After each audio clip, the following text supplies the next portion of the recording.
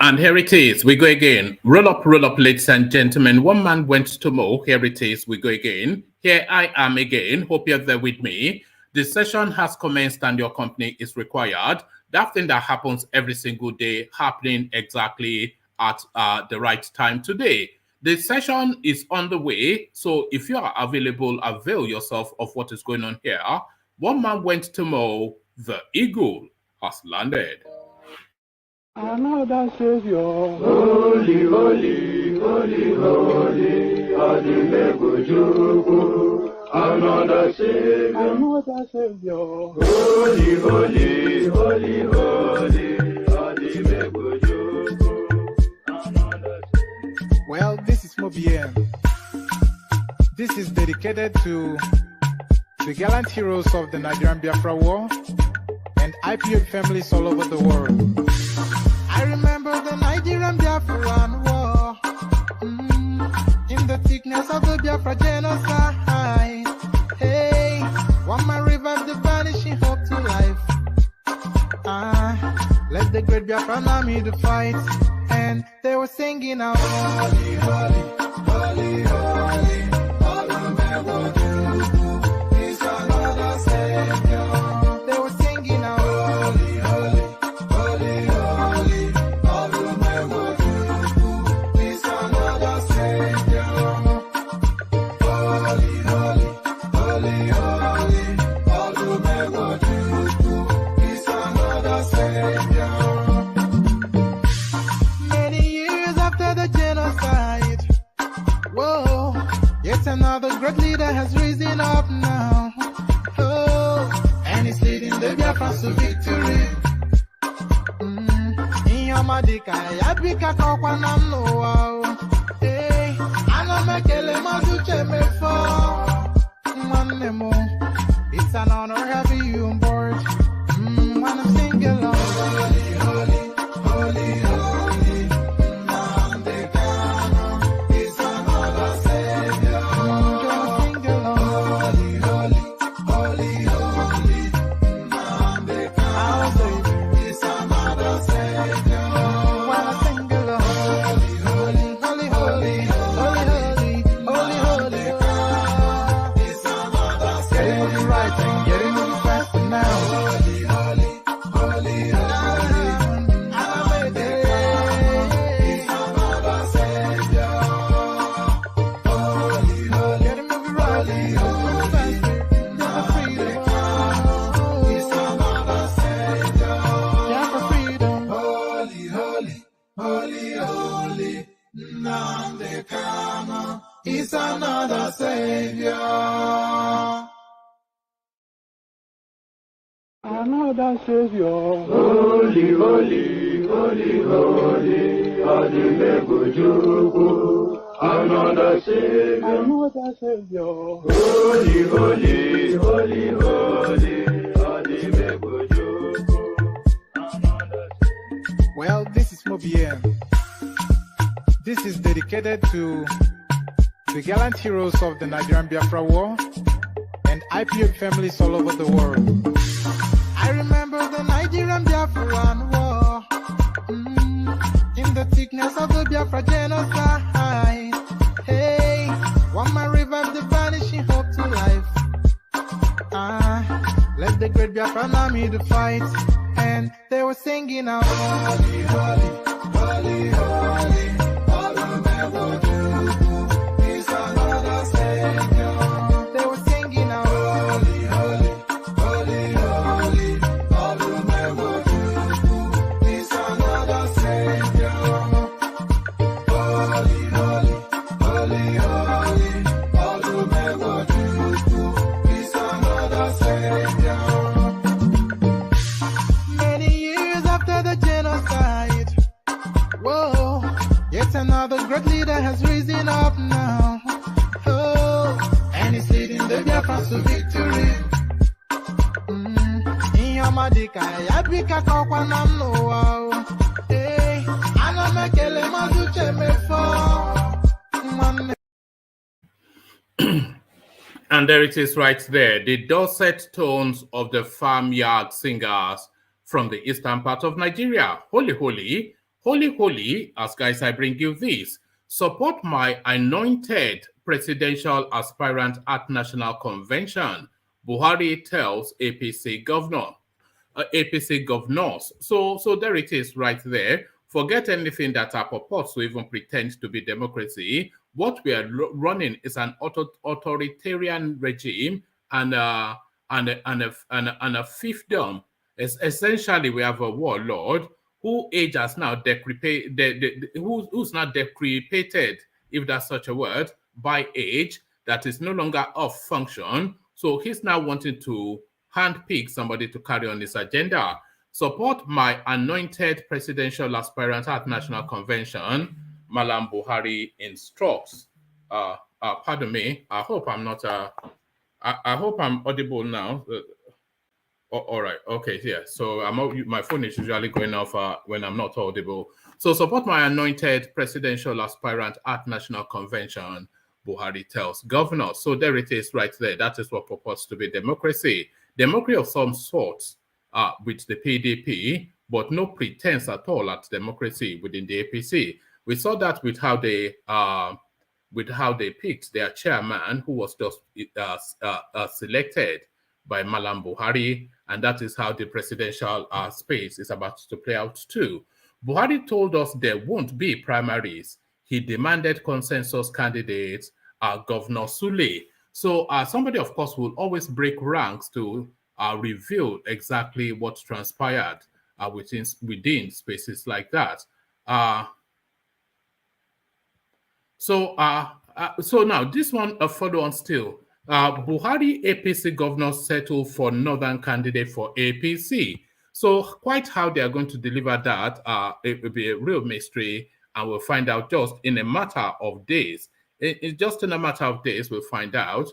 Osinbajo screened upbeat on APC chances. So he's still pretending as though anything is in the offings that indicates that he will ever be president. Buhari's 12-point speech that jolted APC governors. So quite what is in that 12 points, we'll find out shortly. We might well read that first just to set the pace for what is to come. So we may well read that first. Just abandoning APC for a moment, PDP leaders divided over Atiku's running mate. So let them not be divided. Let us find out who the APC are presenting, in order then that Atiku would know where to select his running mate from, because he has to select a running mate that has political cachet and that speaks to the language of ethnicity. So depending on whoever is presented by the APC, that will determine then who Atiku's running mate will be. PDP leaders divided over Atiku's running mate. So there it is right there. What the division is, we'll find out shortly. Staying with PDP primary. Resign now, Clark tells Ayu. But then, of course, whether he resigns now or not, it doesn't really matter. He has achieved his purpose. So whatever it is, you can go whistle. If he resigns now, that doesn't reverse anything. Atiku still holds that ticket, and the good chance, all the permutations now looking towards a northern president to replace a Fulani president. So that is the calibration. So instances we depart from political talks to talk about our human interest storyline. And I saw this headline, and I thought it would be remiss of me not to present it to you. Dean at Canadian University announces that all of their Masters of Law graduates are Nigerians. So not even 90%, the totality of a class that studied Masters in a particular set in Canada, all Nigerians. So quite what that is all about, we find out shortly. And we round off with Buhari. Buhari reveals choice of presidential candidate, urges governor to sustain APC values. So we find out what is in play there as well. So that's the menu. So lean back, kick back, take it easy, relax into it. The usual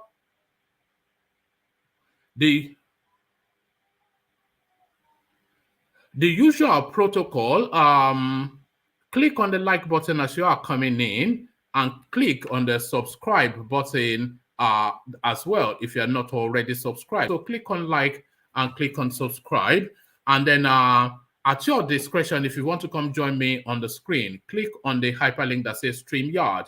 So the like button and the subscribe button, they are mandatory buttons that you must click on. As you can see from your screen, we are trying to hit 100 likes on every stream. This stream no different. So make your contributions towards getting to that mark. So click on the like button immediately. And if you're not subscribed, click on subscribe as well. But at your discretion, then click on the hyperlink that says StreamYard if you want to come join me on the screen. So the like button you must click on. So you should have clicked on it by now. And the subscribe button, correct that as well if you have not clicked on it.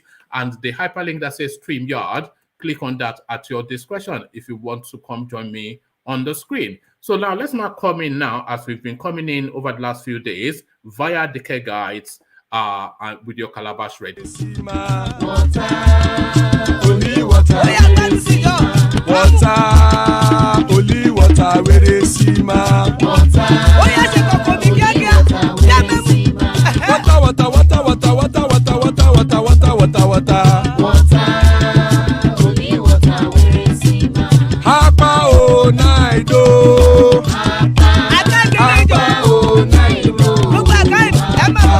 Hapa you don't come o.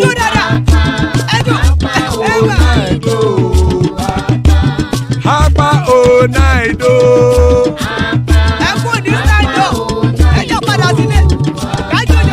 Oro kẹ̀kẹ́ ẹlẹ́mù yé o. Ilé sọ́dí kẹ̀kẹ́ ẹlẹ́mù rẹ o. Hobby master kẹ̀kẹ́ ẹlẹ́mù rẹ o. Chief Wike kẹ̀kẹ́ ẹlẹ́mù rẹ o. Eruku lẹ̀lẹ̀ ẹlẹ́mù dé. Eruku lẹ̀lẹ̀ ẹgbẹ́ ẹlẹ́mù dòde ojàre o. Eruku lẹ̀lẹ̀ Ghana ti dé ẹgbẹ́ bọ́dì o. Ọmọ ẹlẹ́yẹ ẹyẹ o ó dilé o.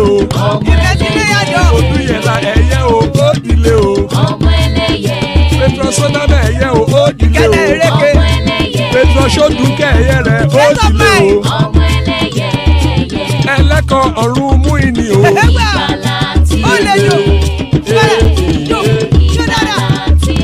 Àkùkọ ọ̀run mẹ́kọ̀.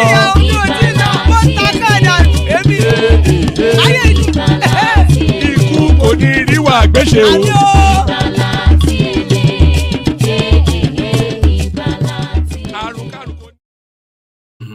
And pardon me, and there it is right there. Iku Koniriwagweche, may death have nothing to do with us. Iku Koniriwagweche, as guys, I bring you this. Support my anointed presidential aspirant at National Convention, Buhari tells APC governors.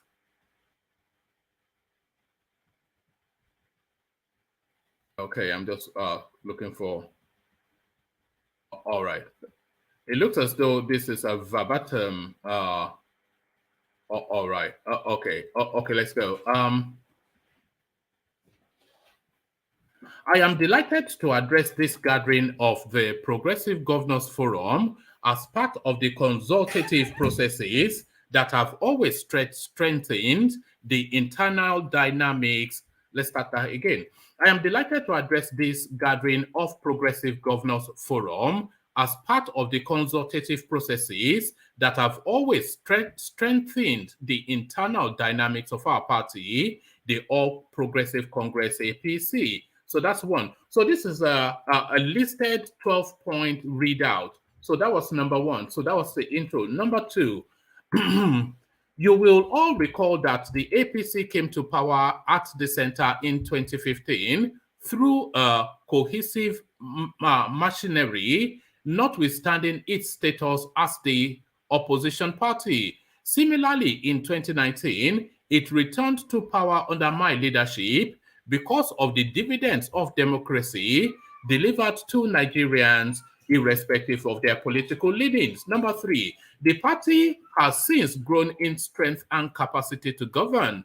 The key to both electoral successes is the ability of the party to hold consultations and for its member to put the nation above other interests. The transition processes for the 2023 general election have commenced in earnest, and I note that the most successful political parties globally have always relied on their internal cohesion and a strong leadership brand to achieve bigger electoral fortunes. Our party, the APC, shall not be any different. More so, as we are still implementing the blueprint for a more prosperous nation. Number 5, as I begin the final year of my second term as President of the Federal Republic of Nigeria and leader of the party, I recognize the compelling need for me to provide stronger leadership to the party under this transition process and to ensure that it happens in an orderly manner. Number 6, such leadership is required so that the party remains strong and united. It is also needed to improve our electoral fortunes by ensuring that it retains power at the center, hold the great majority in various legislative chambers, and also gain additional numbers of states at state levels. Number 7, in pursuit of the foregoing objectives, the party has successfully established internal policies that promote continuity and smooth succession plans, even at the state and local government levels. For example, first-term governors who have served credibly well have been encouraged to stand for re-election. Similarly, second-term governors have been accorded the privilege of promoting successors that are capable of driving their visions as well as the ideals of the party. Number 8, in a few days, the party will be holding its convention during which primaries would take place to pick the presidential flag bearer for the 2023 general election. This is a very significant process, and its outcome should prove to the world the positive quality of the APC regarding democratic principles, culture, as well as leadership. Number 9, as we approach the convention, I appeal to all of you to allow our interests to converge, our focus to remain on the changing dynamics of our environment, the expectations of our citizens and the global community. Our objectives must be the victory of our party, and our choice of candidate must be someone who will give the Nigerian masses a sense of victory and confidence even before the elections. Number 10, in keeping with the established internal policies of the party, and as we approach the number 10, in keeping with the established internal policies of the party, and as we approach the convention in a few days, therefore, I wish to solicit the reciprocity and support of the governors and other stakeholders in picking my successor who would fly the flag of our party for the election into the office of the President of the Federal Republic of Nigeria. So that is the pertinent, that is the one to note right there. So he had built it up to land on this point. He had said that he had given governors the free hand to rerun on their first term and to pick their successors if they are concluding their second term. And he's now asking for reciprocity, which is essentially a payback for them then to afford him that privilege to pick his own successor. So it's all wrapped up. The whole of everything is wrapped up in that point 10. Let's reread that. In keeping with the established internal policies of the party, and as we approach the convention in a few days, therefore, I wish to solicit the reciprocity and support of the governors and other stakeholders in picking my successor who would fly the flag of our party for the election into the office of the President of the Federal Republic of Nigeria in 2023. Number 11, I wish to assure you that the consultation process shall continue to ensure that all aspirants and stakeholders will be brought on board right through the convention. This would also ensure that any anxiety occasioned by different factors are effectively brought under control and that our party emerges stronger. Number 12, I thank you all for listening. God bless you all. God bless our party, the APC, and God bless our nation, Nigeria. So there it is right there. And here are the spellouts. Buhari told us there won't be primaries. He demanded consensus candidates. This is their interpretation of that readout. This is Governor Sule speaking. President Muhammad Buhari has said the ruling All Progressive Congress will not be conducting primaries to elect its presidential candidate next week. Nasarawa Governor Abdullahi Sule said on Thursday, adding that the Nigerian leader insisted on a consensus flag bearer. The president clearly mentioned that our consensus candidate, our candidate to be selected, must be somebody acceptable to Nigerians, Mr. Sule said during an interview with Channels Television. The governor's broadcast came hours after Mr. Buhari summoned governors to Aso Rock to discuss the ruling party's convention slated for June the 6th. Buhari said during the meeting that governors who wielded significant powers within the party hierarchy should allow him a free hand to handpick a successor. It came as tensions gripped the party's opposition. It came as tensions gripped the party's opposing caucuses ahead of the National Convention in Abuja.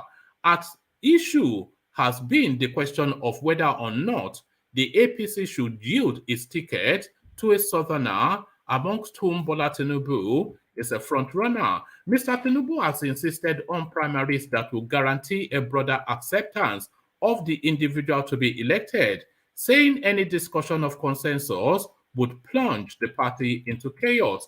A spokesman for Mr. TINUBU did not immediately return a request seeking comments about Mr. Buhari's statement and the additional disclosure by Mr. Sule, who was also present at the meeting. When Mr. Buhari said earlier on Tuesday that he wanted his own successor, it was not immediately clear whether or not he would impose a consensus candidate or back a favorite in a free and fair primary. Mr. Buhari emphasized somebody who understands what the APC is all about, what APC is after, and he mentioned clearly that it is somebody that will go to every part of the country and will be accepted.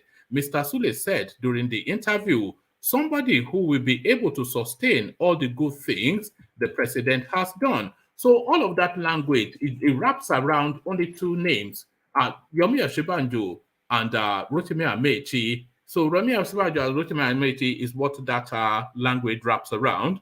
The governor maintained the president did not name the individual he planned on backing for the party's presidential candidature, saying an unveiling will come later. So there it is right there. Just speak already, then we know where you are. So the speculations continue to continue to fester.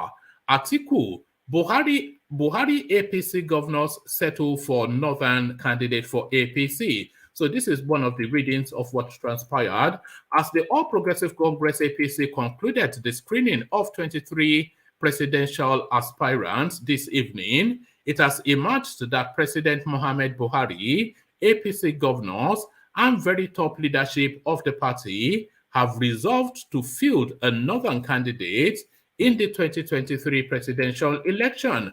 The emergence of former Vice President Atiku Abubakar as the standard bearer of the opposition People's Democratic Party PDP, we reliably gathered, had thrown spanners in the works for earlier consideration of a southern candidate, especially that Asiwaju Bola TINUBU is not in the calculation of the governing or Progressive Congress. The decision to field a northern candidate, our sources disclosed, was reached at a meeting of the governors of the APC held on Tuesday at the Kebbi State Governors Lodge in Asokoro, Abuja.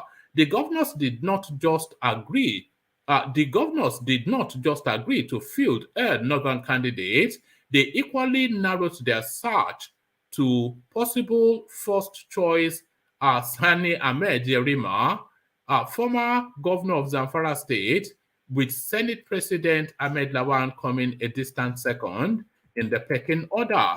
The reasoning we heard is that Atiku Abubakar is a formidable political opponent that it may require only characters like Buhari to halt his ascent to the throne in 2023.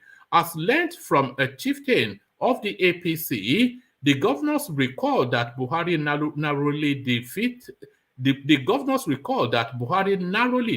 Atiku with a paltry 1.5 million votes in 2019, noting that with the Buhari era fading away, it will be difficult for a southern candidate to square with Atiku without the party receiving bruises. The APC governors, we also gathered,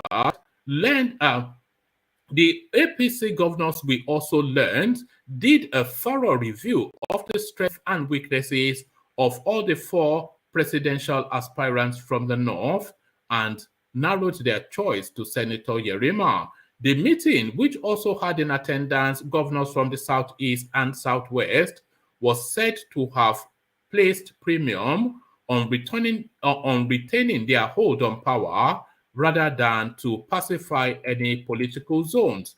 Meanwhile, the final day of the presidential screening exercise witnessed the appearance of Vice President Yemi Osinbajo, Godswill Akpabio, Abubakar Badaru, Senator Ahmed Lawan, Ben Ayade, Kayode Fayemi, Yahaya Bello, Ike Mokelu, Ogbonaya Onu, amongst others. So there it is right there. And there it is right there. So to that screening still, Osinbajo screened upbeat on APC chances. Vice President Yemi Osinbajo has successfully Vice President Yemi Osinbajo has been successfully screened by the All Progressive Congress APC presidential screening panel. Osinbajo spoke with newsmen shortly after emerging from the screening held on Tuesday at the Transcorp Hilton Hotel in Abuja. The vice president said the exercise was fruitful and expressed optimism on the party's chances ahead of the 2023 presidential election. We were able to discuss several issues of national and party concerns, and it went very well indeed. We had a good chat. So there it is. Of course, we are ahead of any party. We are ahead. APC is ahead, he said. The Chief John Oyegun led our panel, which commenced work on Monday, will drill no fewer than 25 APC presidential aspirants who are filing for the party's ticket. So filing, not filling. So there it is right there. Upbeat is what it says. Buhari's 12-point speech that jolted APC governors. So I think we've covered that in the first readout. So let's go on to the next. PDP leaders divided over Atiku's running mate. The battle for who becomes the running mate to Alhaji Atiku Abubakar, the presidential candidate of the People's Democratic Party PDP, in the 2023 presidential election is gathering momentum. Correspondents reliably gathered that the party, in collaboration with the presidential candidate, has instituted the process of arriving at a running mate that will be acceptable to the majority of the party supporters and Nigerians. The sources, however, said the party's National Working Committee, led by Dr. IYORCHIA Ayu, and the Board of Trustees, led by Senator Walid Jibrin, are rooting for different candidates. Amongst those being considered, correspondents gathered are Rivers State Governor Yemson Wike, Delta State Governor Ifeanyi Okowa, and Emmanuel Udom of Akwa Ibom. The Board of Trustees Chairman Walid Jibrin, in a statement, has said the board is ready to assist the presidential candidate of the party to come up with an acceptable running mate from the southern part of the country. The Board of Trustee chairman said, the Board of Trustee will assist the party and surely the Wazirin Adamawa himself to come out with very acceptable vice presidential candidate from the southern part of Nigeria. But the source said that assistants might have pitched. But the source said assistants might have pitched the BOT against the NWC that is trying to control who gets the nod to run with Atiku in 2023. Wike came second behind Atiku in the just concluded party primaries with 237 votes and considered a force in the push. So there it is right there. So Wike takes then Peter Obi's slot. So there it is. Schoolboy error, we keep saying Peter Obi.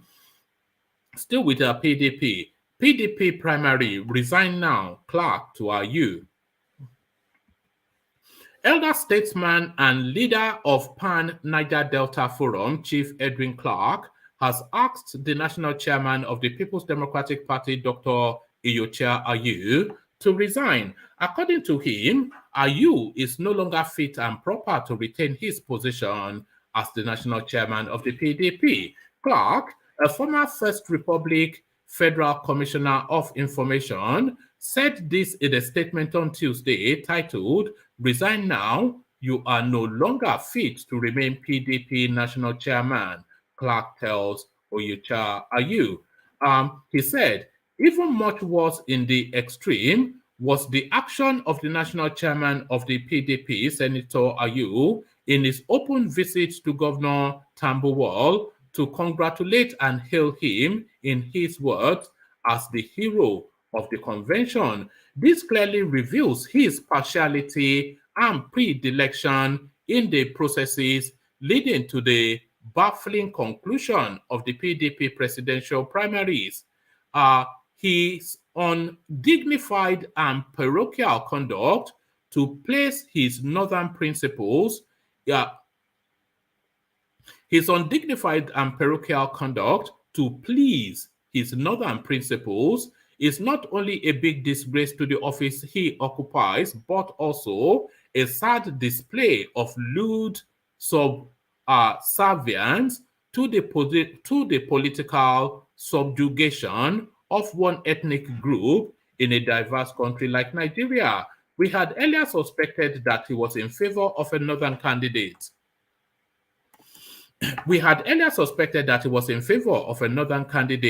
When on the day of his inauguration as the national chairman last year, he needlessly said during his speech that he would resign if a northerner emerged as the presidential candidate of the party. Senator Ayu has failed to realize that what we are fighting for affects all minorities in Nigeria.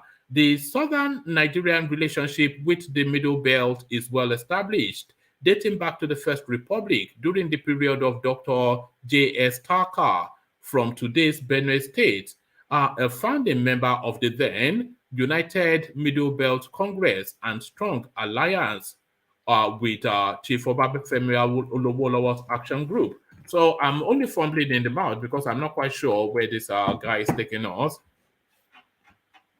Let me just go through that and go to skip a few paragraphs. Senator Ayu's appalling, thoughtless, and unpatriotic public conduct bears grave negative consequences. He should therefore no longer consider himself fit and proper to retain his position as the national chairman of the People's Democratic PDP and should resign now. I decided to issue this press release because of the worrying occurrences in our polity vis-a-vis the dappled party primaries being conducted across the country, the reported outrageous financial inducement of delegates, and the cynical dollarization of the electoral process. These happenings give strong warnings of, more likely, deleterious outcomes of the 2023 general election, mainly the presidential and their aftermath. Most disturbing is what happened at the Special National Convention of the PDP in Abuja on Saturday, May the 28th, 2022. I followed the live broadcast of the proceedings keenly until about 12:30 a.m. on pardon me.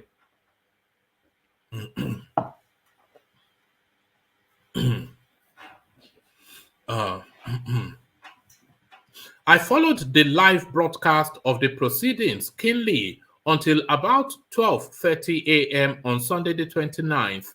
I was quite impressed by the efforts of the convention committee, which was headed by former Senate President Senator David Mark and his assistants, particularly the governor of Bayelsa State, uh, Senator Diri. But sadly, the outcome of the election leaves much to be desired. It was very unjust and rather unwholesome. It will definitely impact severely and adverse, it will definitely impact severe adverse ramifications on the future unity of the country. I was alarmed by the outrageous and Machiavelli manner in which Alhaji Aminu Tambuwal, governor of Sokoto State, was so apparently arranged to announce his withdrawal from the contest at the last minute. His speech changed the mood of the event. That was done in order to foist another northerner as the party's flag bearer. Having regard to the fact that Governor Aminu Tambuwal was the only aspirant from the whole of the Northwest, which had about 192 delegates at the convention. What Tambuwal did was not only dishonorable, but also a serious electoral abnormality and a tragic betrayal of national patriotism for hidebound interest. Another northern aspirant, Hayatuddin, a businessman from Borno, had earlier also suddenly withdrawn from the contest, citing obscene monetization as his reason, but we now know better. It is now widespread understanding that there were pressures mounted on Governor Bala Mohammed of Bauchi and former Senate President Bukola Saraki to also withdraw, whilst Tambuwal deliberately delayed his action till the last minute. By so doing, unduly swept his Northwest votes to Atiku Abubakar. One can now appreciate the reasons given by Peter Obi for his withdrawal from the PDP, both as a member and as an aspirant, few days before the party's primaries. And I would think that what he did was, without doubt, in respect or obedience to the position of the Southern and Middle Belt Leaders Forum. Unfortunately, some aspirants from the South believed that with the resources and facilities at their disposal, their elders no longer matter and disregard with impunity the patriotic advice on the need to be steadfast on the position of the zoning of the presidency to the South. They never minded that what we have been advocating was in their interest. They proved themselves to be selfish and arrogant and thought they could win on their own steam. They failed, and I can only hope that they have now learned their lessons. So there it is right there. Resign now. So departing from politics, this a human interest story. Dean at a Canadian university announces, in fact, I need to share the screen for this because the screen is half the narrative. So let me share the screen for this. As I invite people as you're coming in to please make sure you are clicking on the subscribe button. As you can see in the comment section, we're trying to hit 100 likes. So click on the like and subscribe as you are coming in. Dean at Canadian University announces that all their Masters of Law graduates are Nigerians. So there is the list of names right there. A lot of Oketukus and Olas. So Oketuku and Ola. So of course, no Mukhtar there because Mukhtar doesn't believe in education, just rigging elections. So you can see Yinka, you can see Kunle, you can see Tolulope, etc., and a bit of Uche, etc. So that is the mix, the whole class, Nigerians. A dean at University of Calgary in Alberta, Canada, has announced that all recent Masters of Law graduates from the institution are Nigerians. Ian Holloway shared the news on Twitter and further revealed that the 9 students graduated yesterday, May the 30th. He tweeted, "This is cool. We have 9 students graduation. This is cool. We have 9 students graduation with their LLM today. All are Nigerians." So this is it. So that's essentially it. So that just marks that spot. And that is it. So let's come into the room to see who's there to take it on. Please, let's try and hit that 100 likes today. We really need to do that.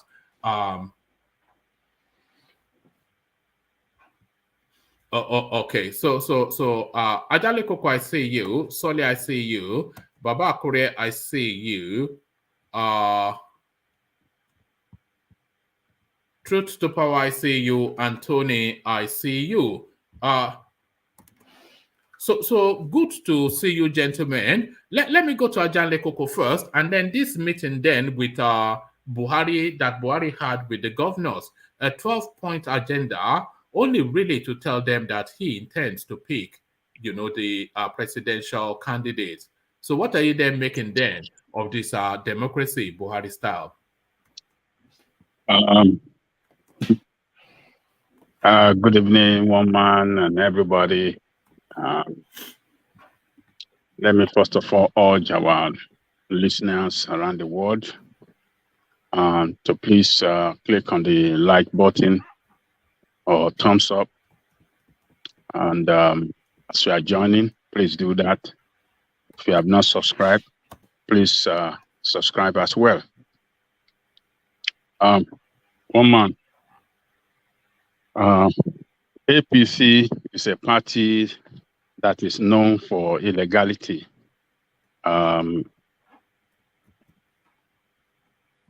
Administratively and operational as well. So,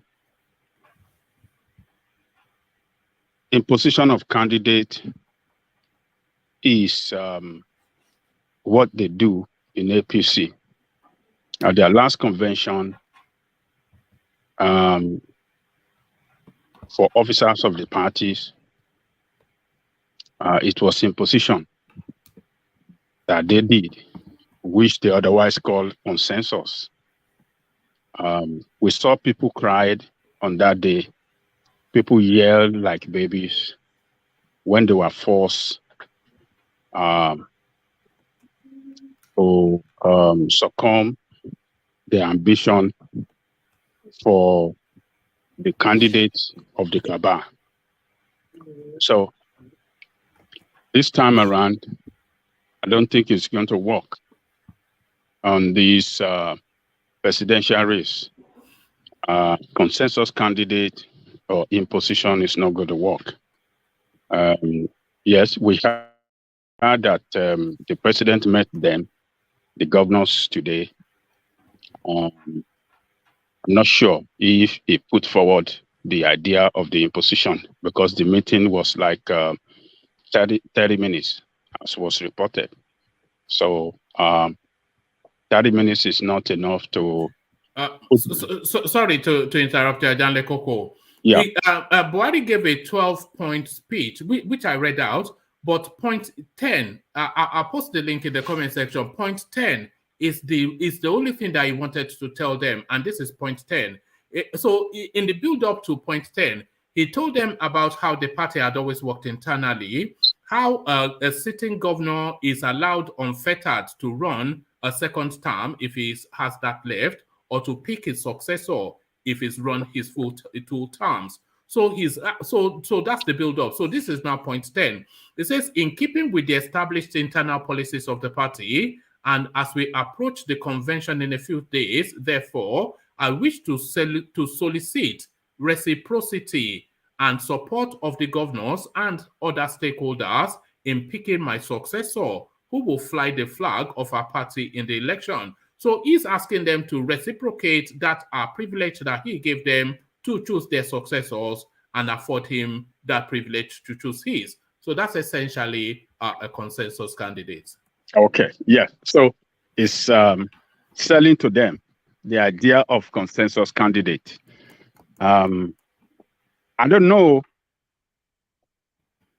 why he's putting it to the governors. The governors are not the one in the race. He should have called the aspirant and put his intention before them.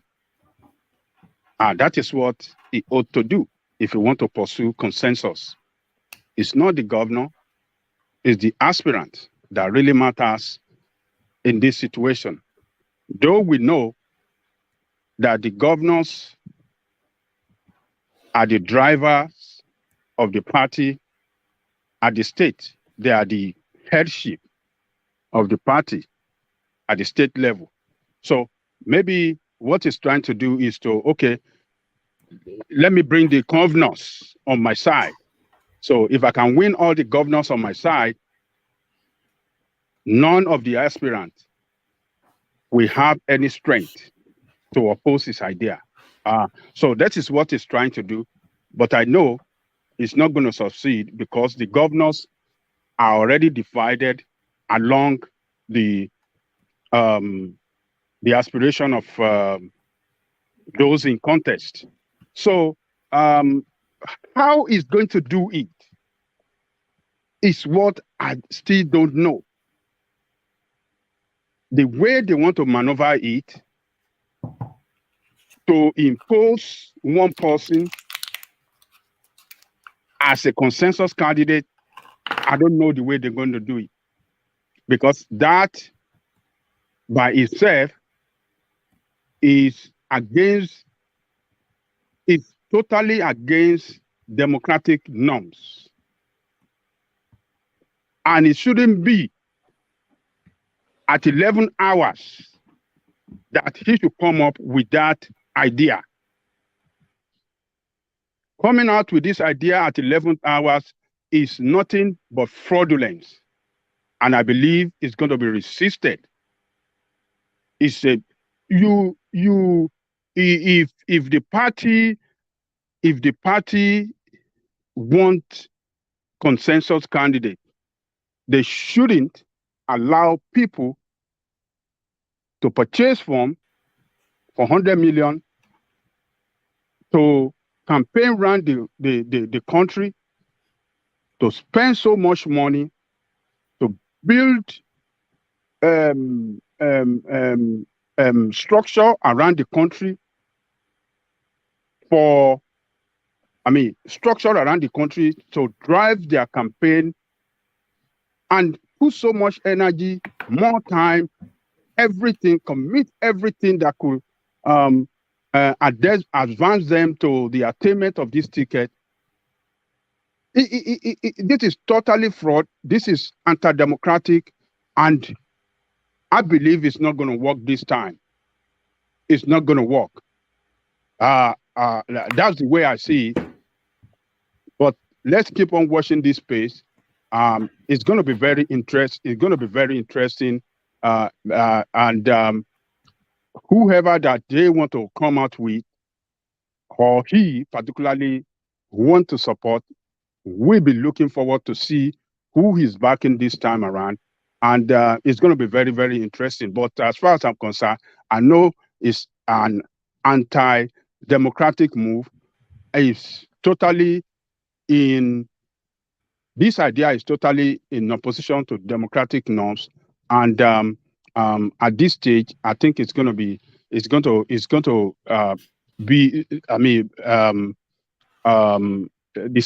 going to bring a very serious setback for their party.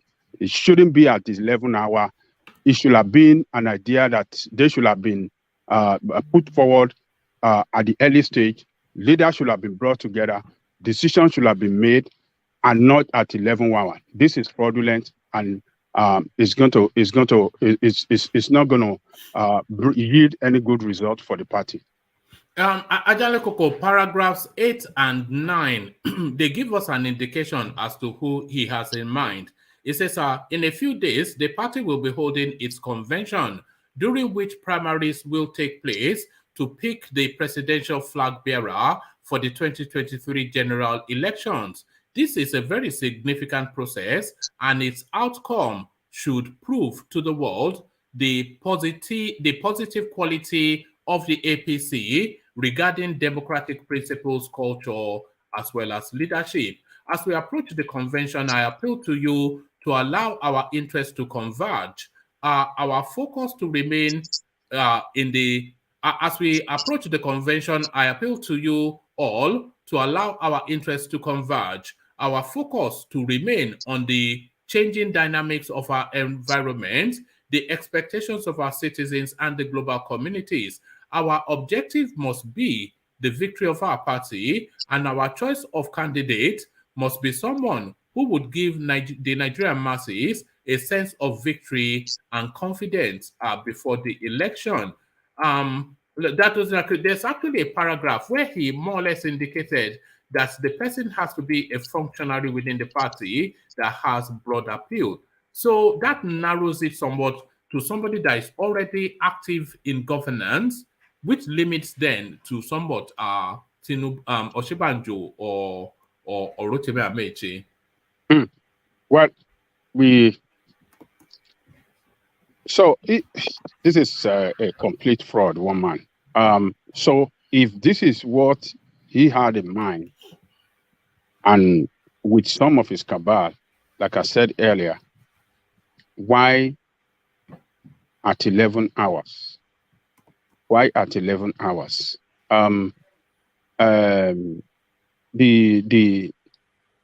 What this signifies to us is that this party APC is nothing but fraud.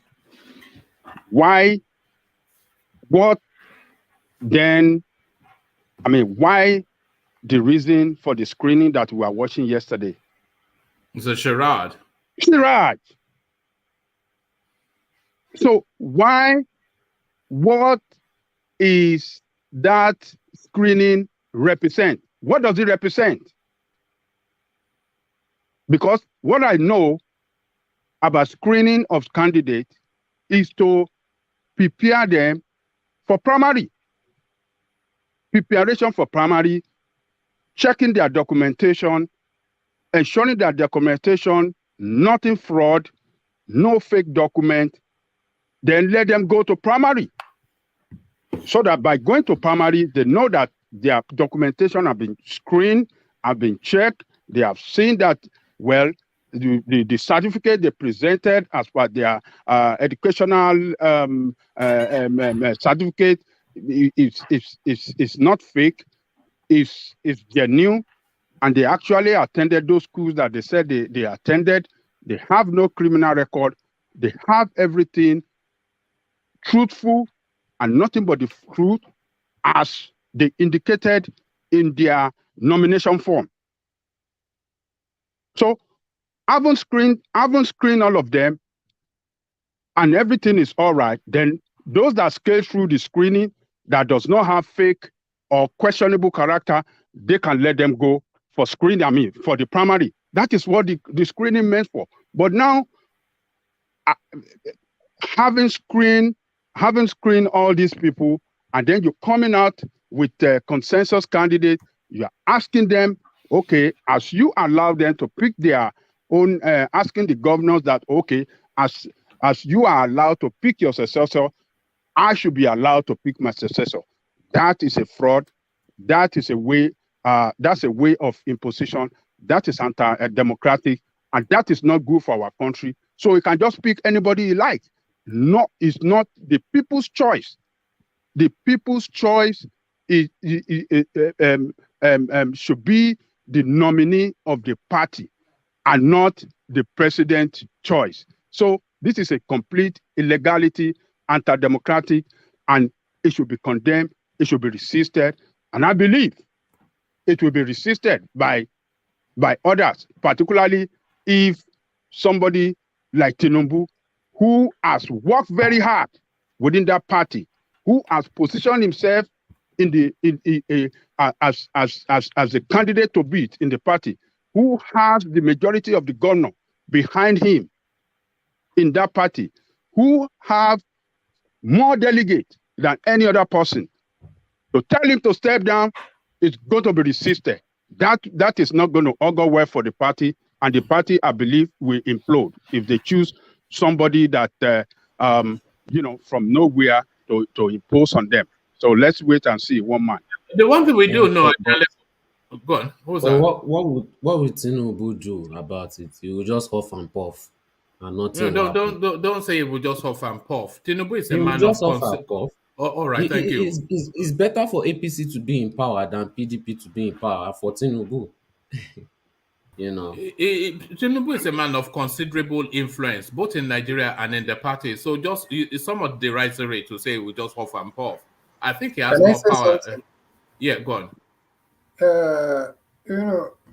What Johnny Coco is saying, I think it's just the same thing, you see. I remember we were saying that if all these people knows that they already know the system, they know how they come to a consensus of Buhari and Osinbajo and all these things.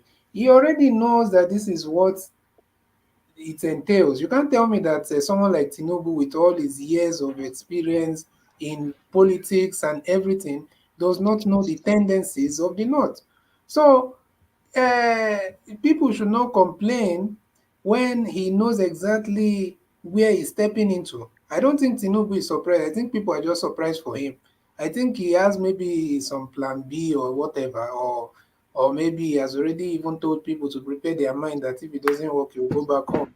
So I think Tinubu knows this thing. This is the game they are playing. He's part of the game. He participated fully in the game in 2015. So he shouldn't be surprised. And I also wanted to just say that, the North, we keep on thinking that these people care about parties. That's the mistake that we usually make in the South.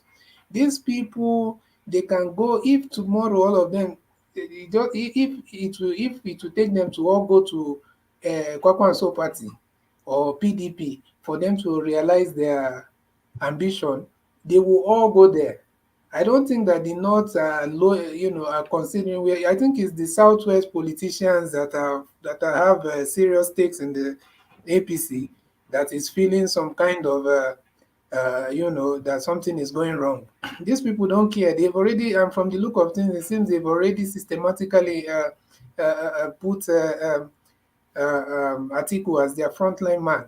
But we are here thinking that we've always said here that all the calibrations is that they are wanting to give it to Atiku. We even played videos of meetings that they've had to plot it. So we know that Atiku is a strategy. The only thing that can stop them is Tinubu, and the battle that is going on in APC is nothing about the primaries. It's essentially between Tinubu and MALLAM Buhari. So MALLAM Buhari controls all the powers, but Tinubu wants to take that party. And if Tinubu takes that primaries, it will take the whole party. And that is where the battle is. Well, if it's unfortunately, maybe to me, this is just my opinion. I think maybe if that's the case, Tinubu have to look for another means, because he cannot say we use. These people have positioned themselves as principalities in both APC and PDP. So they play this politics, unfortunately, far, far, far much better than the South. No, they don't play it much better, because I'm when people say that, I recoil from it somewhat, because they play like a crude, rudimentary politics.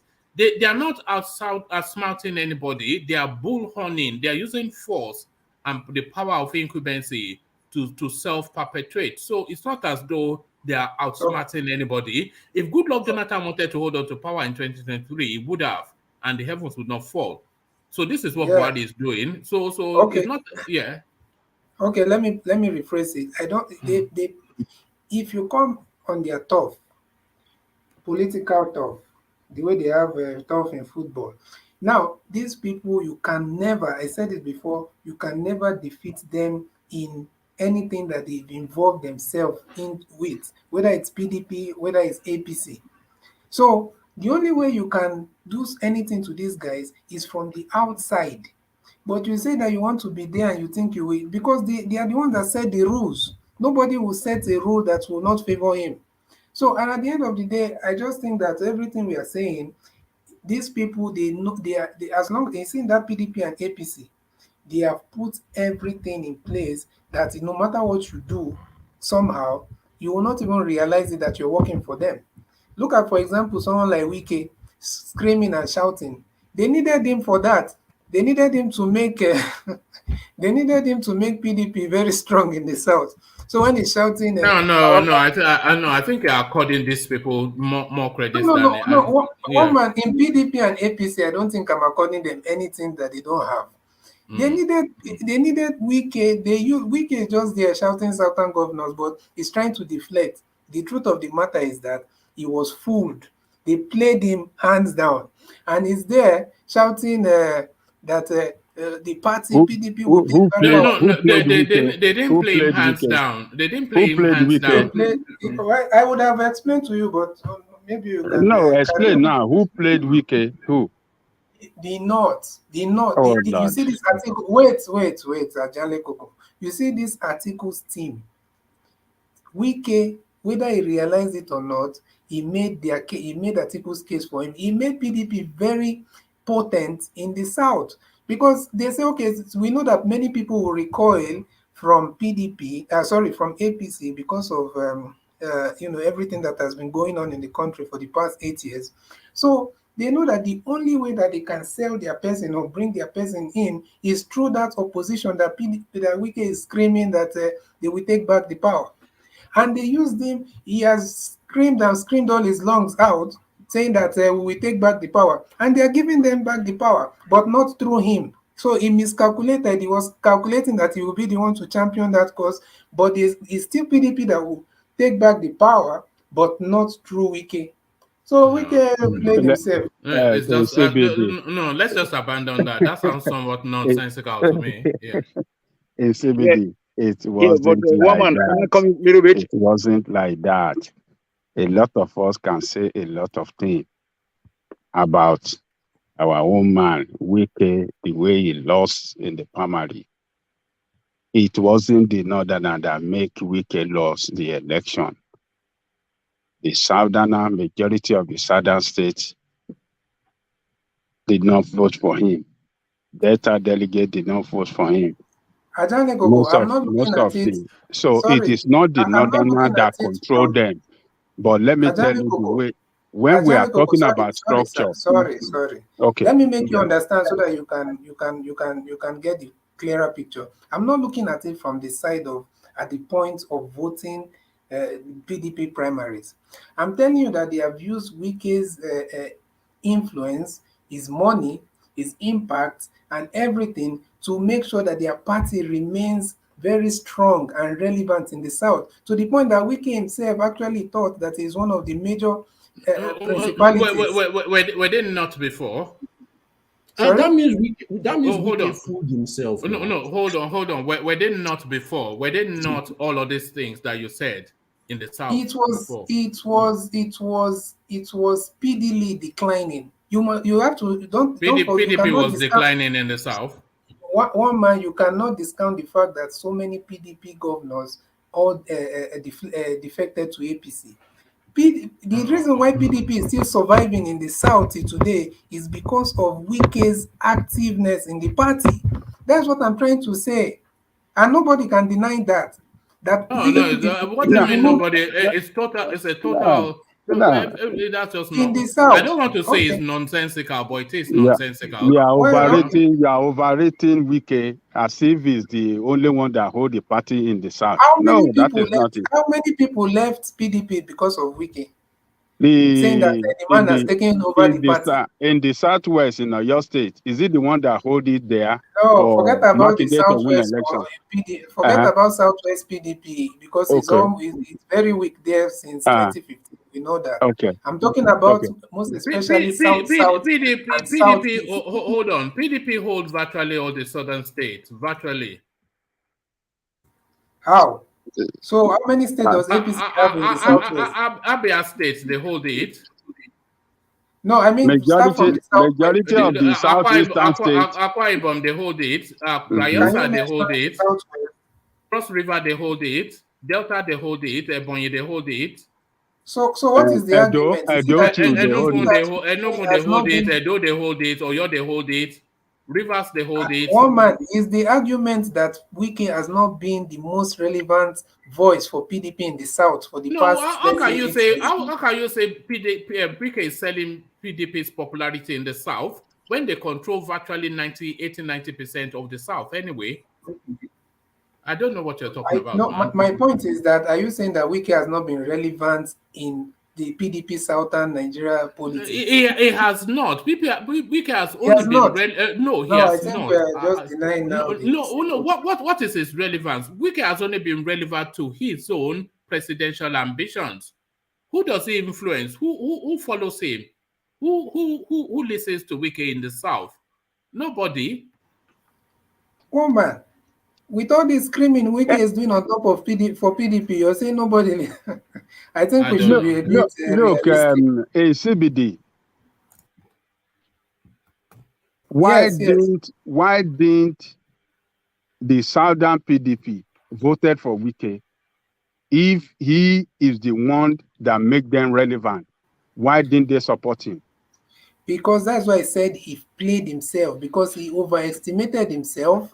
And he never calculated that those other governors will be approached by the real masters of the party, which is TINUBU, Atiku and Co. Let me tell you the truth. Hold on. The numbers do not back up your assertion, your theory. The numbers don't back it up, and how that primaries played.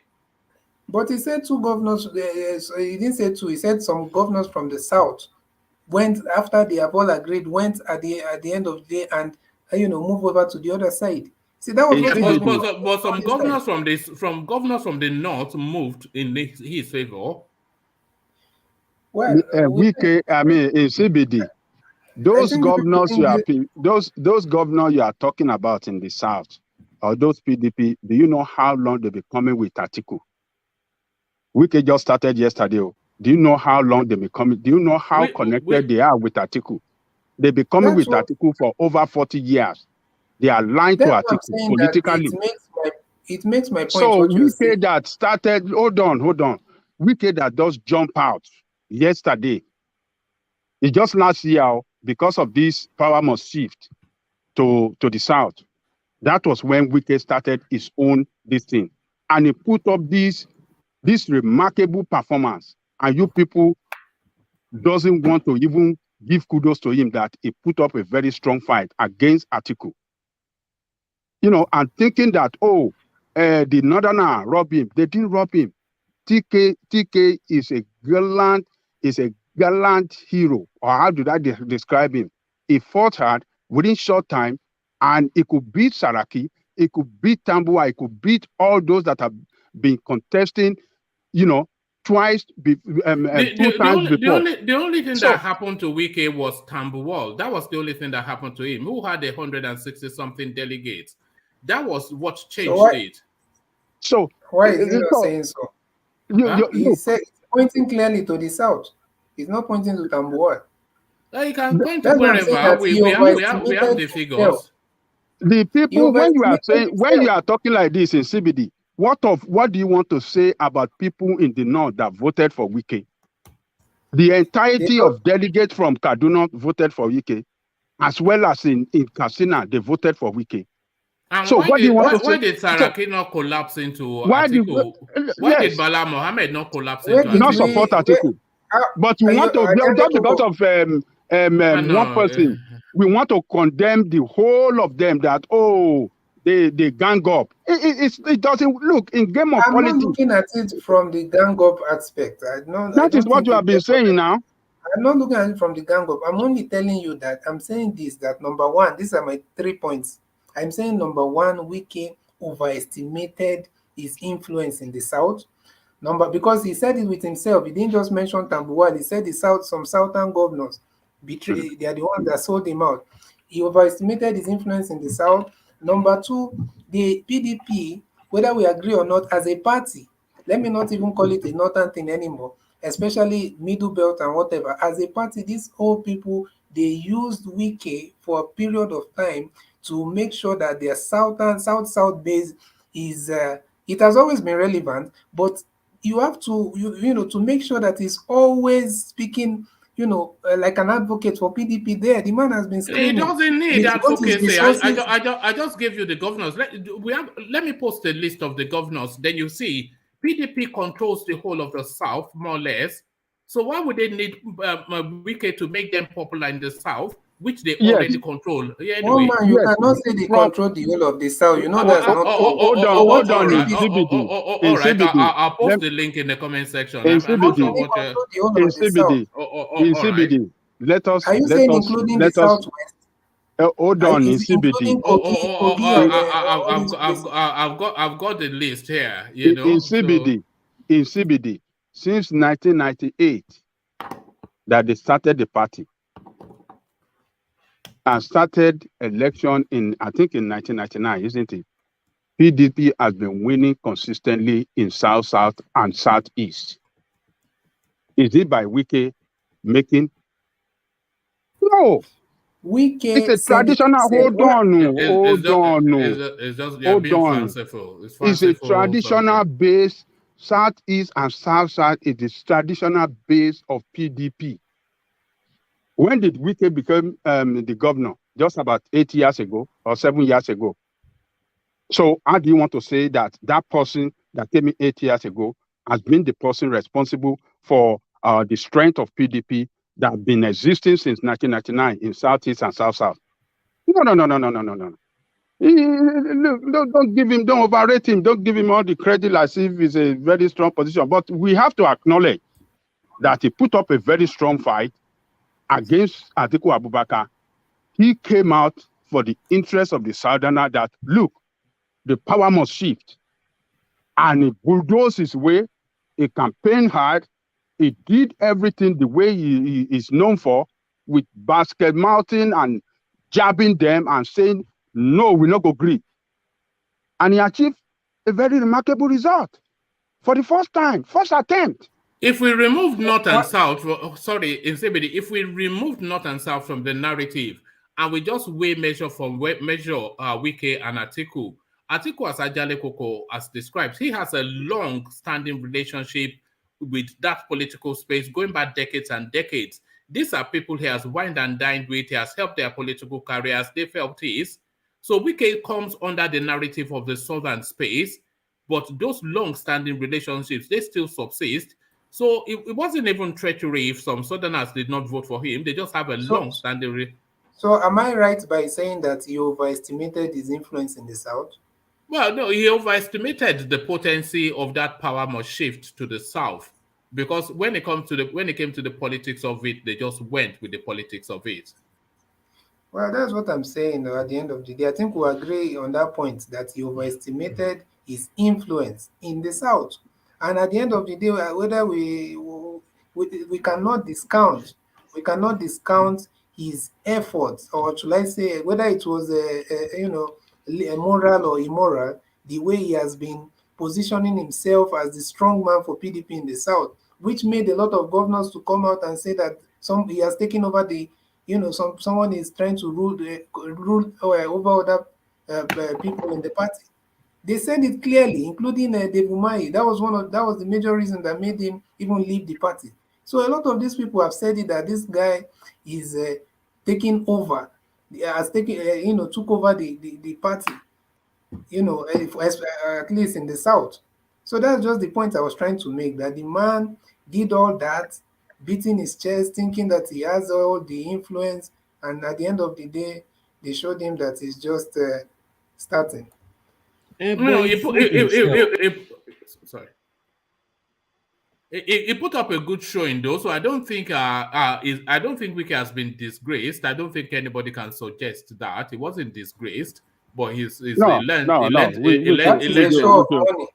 That is just a show of money. There's no other. There's no political, wittiness there. If you ask me, it's just It's just money politics that made him to even get What that do you to mean? 30-something votes. What do you mean show of money? Didn't Wike spend money? What are you talking about? That's what I'm saying now, that without money, even that second, he won't even come second. Oh yeah. That is the rule of the game in But that party. without the money, So, Atiku would not have won without money. without the money too. So both of them spend money, but one among them, which is Atiku, has already been on the ground for a long time. Thank you. Thank you. Yeah, he has been on the ground for a long time. He's connected to every structure of the party across the state. So that is the advantage he had over Wike. It is not that they gang up. So we should just accept it that, okay, Wike Ajale lost. Koko, Yes. I want to ask you something. Even, let's just say, for argument's sake, let's remove money. Atiku will still be Wike. Oh, yes. Let's just say there's no money involved. For argument's sake, yes, Atiku will still defeat Wike. Yes. He will defeat that's a fact Wike. now. Exactly. He has been around for a long time. He has sponsored a lot of people politically to be where they are today. So that is the advantage. But Wike have just started building his own structure because for what he has done, he has been able, he has connected himself to a lot of people across the country. So maybe he can build up on that for his future ambition. That is another thing entirely. But he has positioned himself from the state to a national level and as a very strong force in Nigerian politics now. That is one thing that Wike achieved for himself. And for Southerner within the party, that is what he has achieved. So we don't have to, Koko, I was even amazed that he can defeat Saraki. Saraki is a two-time governor, a Senate president for years, and his popularity in the north, in the south, Wike, let's give it to Wike. He tried. The man really tried. That's what I'm saying for the last day. If all the Southerner could have rallied around this guy, it will be close to Atiku. The numbers will almost be even. Even though we know Atiku will still defeat him, but the number will so close to each other. Let's give him to Wike. I don't even think he can have that kind of number. I was thinking we even think like it will be like fourth or fifth. Okay, woman, can I come in, sir? A little bit. The only reason Wike pulled the number he pulled, from my own understanding, is number one, money politics, and number two, there's that sentiment with a lot of people in the South that is the time of the South. If you take Wike, even if Wike is there in the next maybe 8 years, if it's the time of the North or whatever, I can assure you, if Wike participates, he will not even get half of that number, unless no matter what he does. So we are giving Wike. It's good that the man was. It does not mean that he did not do anything. He did something, But I think most of it is number one, money politics, and the entire South wanting the power to come to the South. So why are we making it look like it was about Wike? They don't even like him personally. They don't like him himself. They just did what they did just because of the ones Who doesn't like him? Who doesn't like Wike? No, Wike is not liked. I think we have to. I don't think it's liked. No. I want you to tell us who doesn't like who. What do you mean? Is it liked by at least let's talk about the political space, the politicians. For example, is it liked by the governor of? Will you say it's liked by the governor of Edo State? Is it liked by? Is it not the one that caused the problem between him and governor of Edo State? Now we are talking about Forget about what. No, forget about like. Forget about like. He's the cause of the problem. Is it liked by Cross River State governor? Is it liked by? Why is it not like? Why is it not like by all of those things?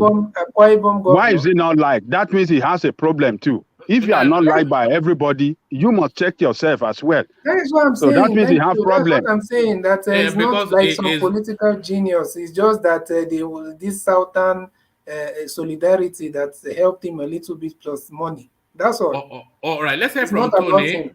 Let's hear from Tony. But Tony, I want to keep the conversation at the level that it is. But let's hear from you. Did you not say you wanted to come in? Am I off the screen? No, yeah, not. We can hear you. We can hear you, one man. All right. Maybe it's off the screen doing something behind. All right, thank you. So let me use the window then to acknowledge the super chats that has been coming in. No other, Alexander Gomez, of course. A glaringly obvious article, President-elect 2023. Bam. So that is what he thinks. That is just a fait accompli, signed and delivered. So there it is. Still continuing, Alexander Gomez.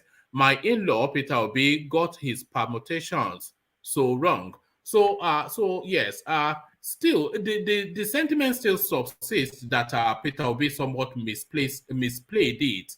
But then as the weeks come on, we'll see just how much he misplaced it or misplayed it rather, or how much he got it right. So all of that is still, the coin is still in the air regarding the decision Peter Obi made.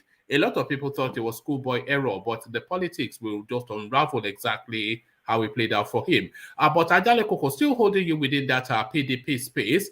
The permutations now is who gets to be Atiku's vice president. And the battle then between the board of trustees of the People's Democratic Party and the National Working Committee. So they are permutating a lot of the names that they are conjuring with. They are all Eastern names. But then, of course, they cannot agree on who should carry that ticket. Do you think they should make that decision now or wait to see the hand that APC would play, Ajane Koko? They have to wait a little bit. And but no matter how long they're going to wait, if you want to play the politics well, his choice must come from the Southeast. Because at this point in time, the Southeasterner vote should matter to him. He should see the Southeasterner as the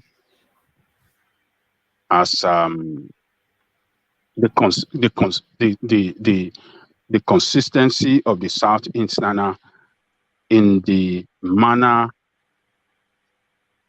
they have been voting for that party since 1999. I think they deserve to be rewarded with that number 2 position. If not that, Buhari played a very divided politics during his reign, 7 years reign. Southwesterner should have been the people to be on the ticket of both parties. But Buhari has divided that country along tribal line. He has strategically positioned the Fulani people and the Northerner. Ajale Gogo, I disagree with you. I disagree with you. Please, I disagree with you. Is the Southeasterner playing the politics as well? Are they? Well, yes, I think. So let me tell you, the way the politics is played are in 2 ways. You have to go by vote, and the participators in politics. So if you look back from 1999 to date, the Easterners have been very, very consistent in giving their vote to PDP. So that qualifies them. That is, you see, that loyalty that they have given to that party matters a lot. So if you don't reward people that are loyal or constituency that are loyal to you, you may end up to lose them when it matters most. So it matters most now, and Atiku Abubakar have no other choice than to pick an Easterner. Easterner must be the person on his ticket as the vice president, as his vice president. So who is that Easterner? It's another thing entirely. I, for one... Ajale Koko, do you know the last election? Sorry for coming in again, please. Do you know the last election? There was rumor and complaining that even Peter Obi didn't had anything to Atiku's camp. That is somewhat a disadvantage to Atiku's ticket. Do you agree with that? Well, yes. Some people, you see, when you come to situation of picking a candidate, people will say a lot of things about that candidate. If that candidate does not satisfy some people, Peter Obi, as we know, is not a politician like other politicians from the East. He's a politician that we can say is not corrupt like others. So other corrupt politicians that have been in the game, that have been in the party before Peter Obi joined that party in 2013. I think it was 2013 he joined. People that have been there expected, or what do you call this guy? Atiku, to choose them. And when he ended up choosing Obi, they flare up. Even the Indigo threatened him, Atiku, for Peter Obi's choice, that they are not going to support him. That why Peter Obi, why not of this old cargo? But Atiku saw something in Peter Obi, why he chose him back then. So that is why you see all those bad things they were saying about Peter Obi. He didn't bring anything, he might not bring anything, but he's qualified for the job. And Atiku believed that it could help him, in packaging a very good economic policy, for Nigerians. And that is why I think he chose him then. So this time around, he have to look for an Igbo man that is an outstanding, a person with outstanding record, a person that does not have it's not a questionable character person. Sorry, Ajale Koko. Sorry, can you hold the conversation together for a moment? I need to come off the screen just for a couple of minutes. All right. Yeah. So, Atiku need an Easterner that is an outstanding person, a person of no questionable character, a distinguished technocrat. I don't want him to choose any one of these politicians. No. Choose an outstanding technocrat that you can market out there to say, look, we are coming with a new team, a new face. That is what he should do this time around. He should choose somebody that is not a noisemaker, a person that does not have issues, a person that people can respect. That is considering Southwest. Are you not considering Southwest this time? Are you not considering Southwest this time? No, Southwest. No, forget about Southwest. See, Southwest. My own take in the whole elections is that I'm Igbo, by the way. I'll be honest and be open. There are certain things PDP would have lost that had no chance of winning the election based on certain factors that played in the years. One was the Nnamdi Kanu saga. That was not even enough. As if that was not enough, the whole unknown gunmen and most importantly, the crisis between the Ohanese and the northern delegates. Those events ensured that there was no way in hell that PDP was going to select a Southeast candidate as the presidential flag bearer. Number two, At this what was even point? shown. At what point, Charles? At what At the- point is it on the from the beginning or after? Not from the beginning. In the past few months, especially when they killed that lady, that this guy Atiku commented on his Twitter, and all his tribesmen were all against him, that he had to remove that tweet. If Atiku had just imagined, if Atiku had now, with all those pressure from his people, had elected Peter Obi as the presidential flag bearer, I can assure you that PDP, the whole North, would just leave PDP and move to APC. But Charles, here's the fact: the Igbo is very important. Why I say Igbo very important in this election? Why I say that? Because Nigeria don't want the country to break. It's very important. Because I bet you, if they don't care about Igbo's need, the rapper activity will get louder and louder. I'm sorry to say this. I see the picture playing. It get louder and louder, and Nigeria can blame themselves. Nigeria must, any president must have Igbo needs in the mosque. What's Nigeria's no? But I see it, because you can't play a sleeping dog. See, let's be honest. Igbo, deserve the presidential slot, but they themselves, the way they went about it was unruly in terms of the whole Biafra agitation and everything. Like one man has always said on his platform, they should have taken the political approach. Yes, they were marginalized in some ways and everything, but they should have consulted and taken the political approach in ensuring that they got this ticket. If they are taking the political approach, sat down with PDP, the governors and everything, with the way things are going, the chances of them having that presidential slot would have been much greater, because a lot of people from the South will have actually come together and related to them in terms of, okay, these people are being marginalized. Let us give it to them. But you know, that Igbo have been there for 20 years. You know that. Let's Thank you, Charles. Thank you, Jake. My brother. Insecurity, sorry. You know, a lot of people have been listening to you in TBD in some instances with increasing irritation. You know, somebody was so irritated that he sent me something via Instagram to throw at you.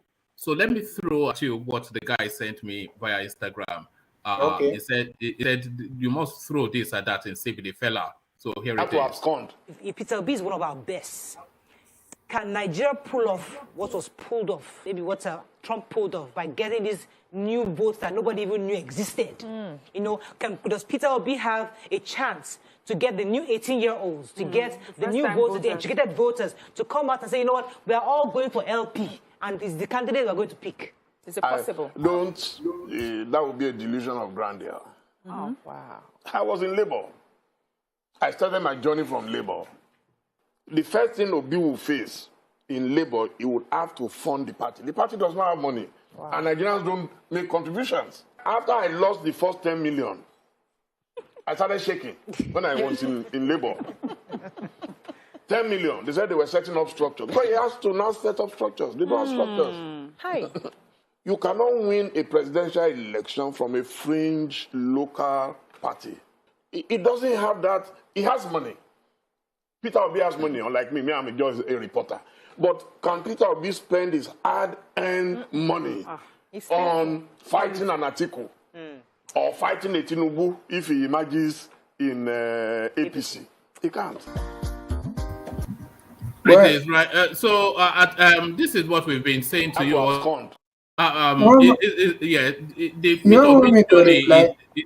on. Well, you see, Daily Momodu. Right. He doesn't know what he's talking about. No.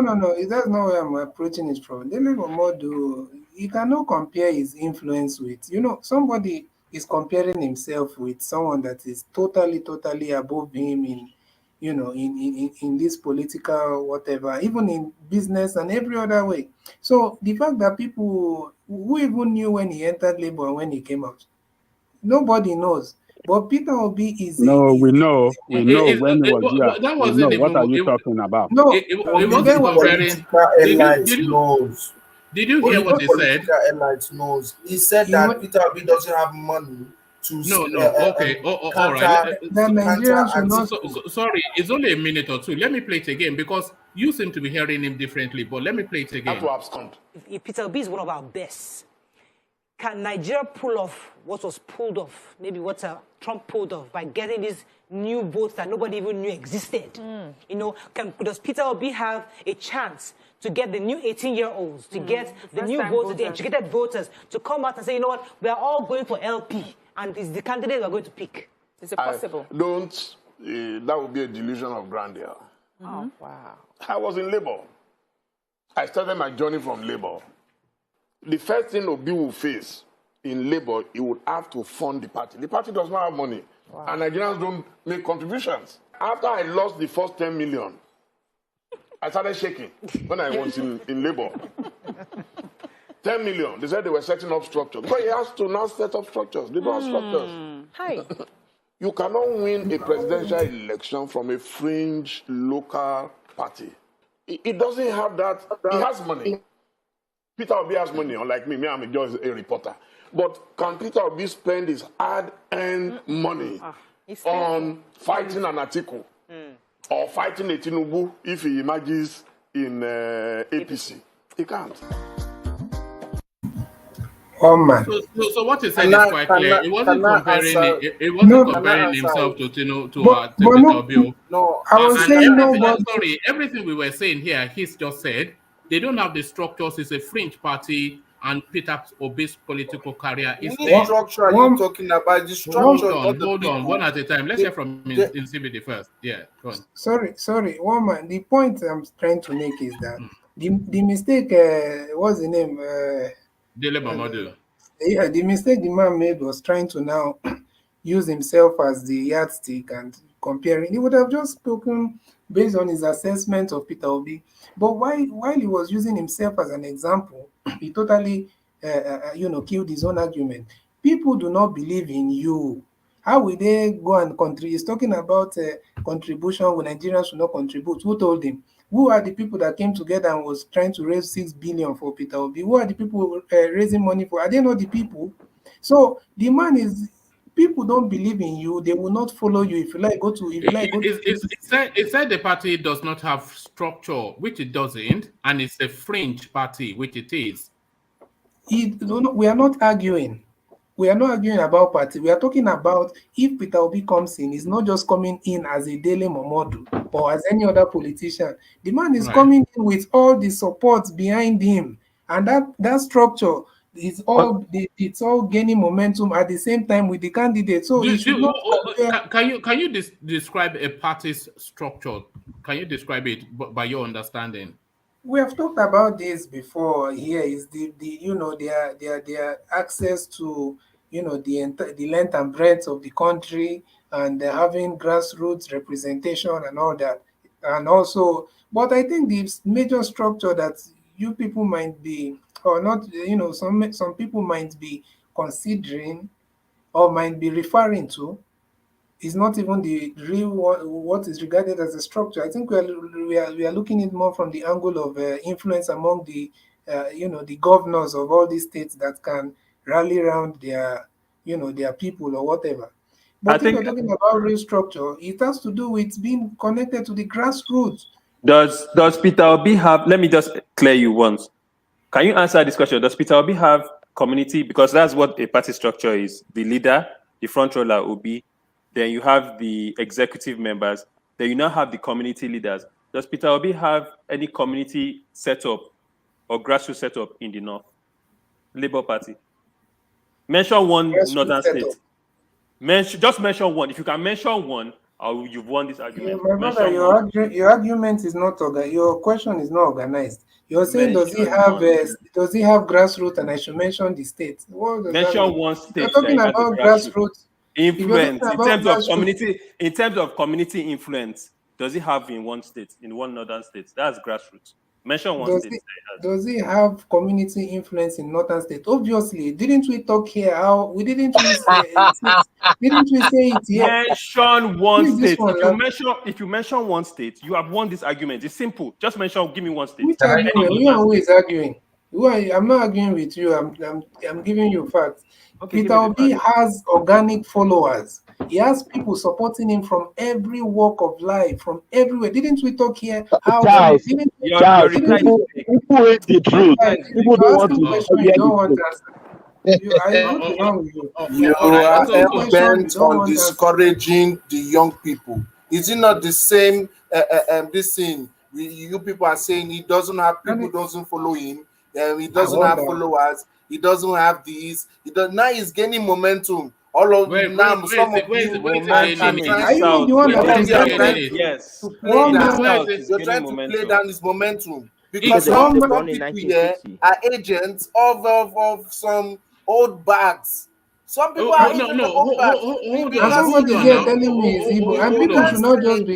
You can't say you're Where is it denying the gaining momentum? Where is it gaining He's momentum? getting the momentum now. You know, it's only somebody Everywhere, like me. everybody's talking about him. It's only me that's Most talking of about us him. here, or most Nobody of us else. here are not in Nigeria. Call people in Nigeria that will He's tell dropped you. off. He's dropped off the landscape. He It's has only not been somebody dropped like me off that any talk about him. landscape. So Is he one not man, the- why are is he not the only person that presenting they are him? challenging now? Why are they interviewing and him in channels and Arise News if he has dropped momentum? When was that? When was Why that? Why did Arise News put it as their headline that Peter Obi emerges for Labour Party It if was he has even dropped headline in momentum? TVC of Tinubu station. It was headline. You Oh, guys are. one man, can I make this statement, please?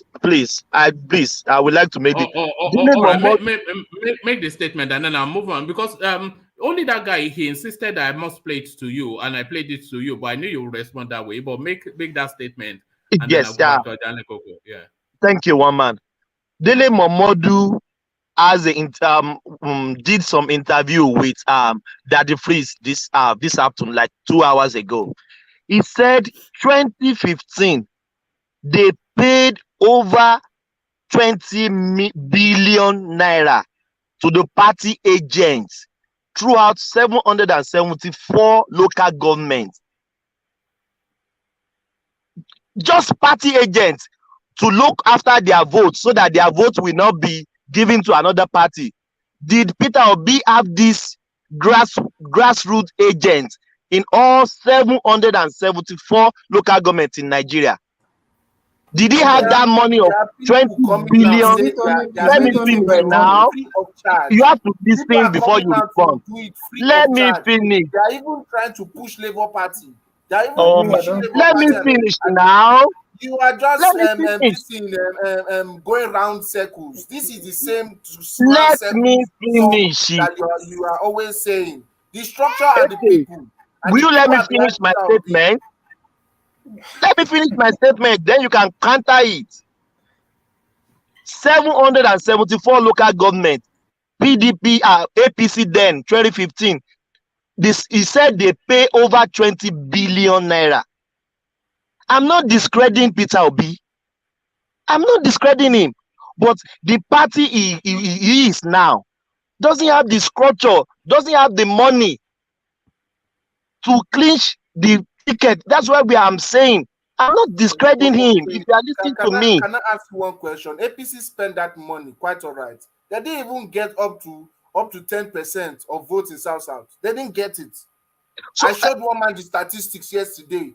The vote was not overwhelming at all. But you people are pushing this false narrative. This is false narrative. What is false about what I said now? What is false about what you said is like APC spend money to get vote around Nigeria. When APC did not even get vote around Nigeria.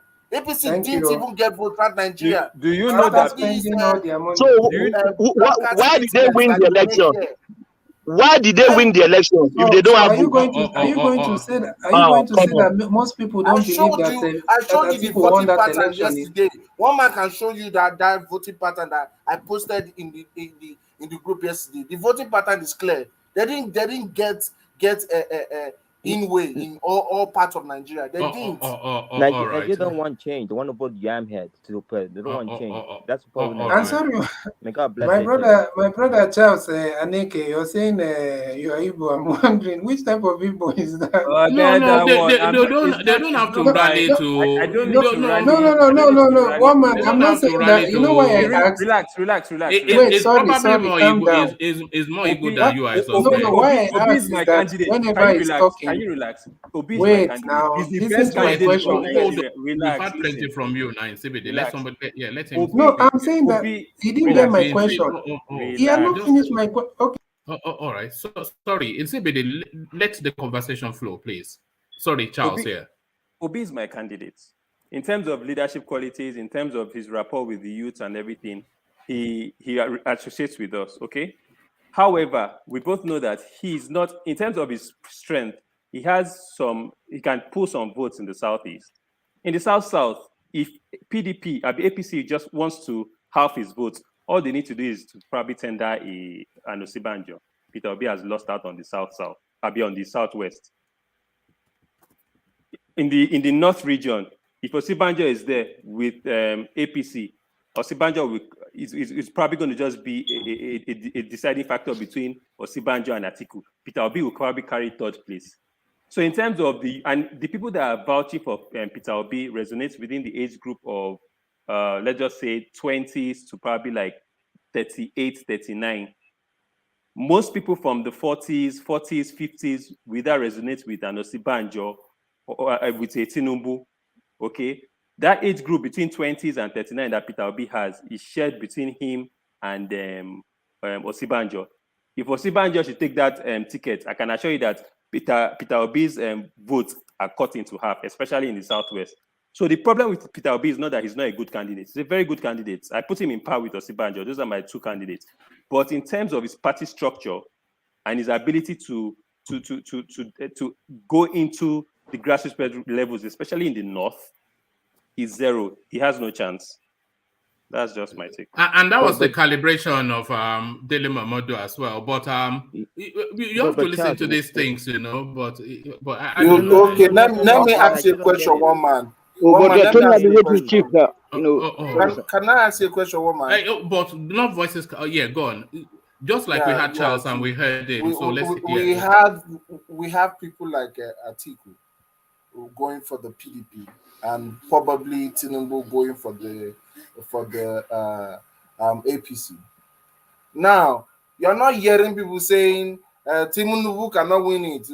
We love TINUBU, but why is it but when it comes to Obi? Why what the bot is coming out from? If you want to cast your because vote it's not for convincing, him, that's why. Because it's if not you don't want convincing. to cast your vote for him, do not.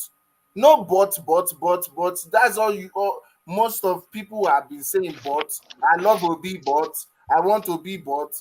Don't vote for him if you don't want to vote for him. Should they not speak to their understanding of the political realities? What you are saying is your understanding. No, there's no understanding. They have no understanding of any political. So if they don't surrender to Obi, they are stupid. If they don't surrender to Obi, they are stupid. If they want then they should be clear about what they want. Not when it comes to Obi, it's always but. If you love TINUBU, push TINUBU. Nobody's going to say you. I wonder. Did you? Sorry, did you hear? Did you hear anything that Charles just said? He told you that.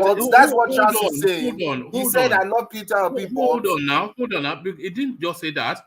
He told us first that his two preferred candidates are Osinbajo and Peter Obi because they rhyme with his outlook on life. And then he went to dissect their politics as it will play out by his understanding within the Nigerian political landscape. And there was logic to what he said. So you can't just ask him to abjectly surrender. This is what we have. This is the canon. This is the canon thing repeating. You push it away. It's not canon anything. No, it's fanatism, isn't it? It's fanatism. It's not fanatism. It's the hate against falsehood. People just like spreading falsehood. How many people came out to vote? Just 29 million people came out to vote the last time. But we're acting like it's the old Nigerians that came out to vote the last time, which is a lie. Then you hear that the North has numbers. Check I showed you the statistics there.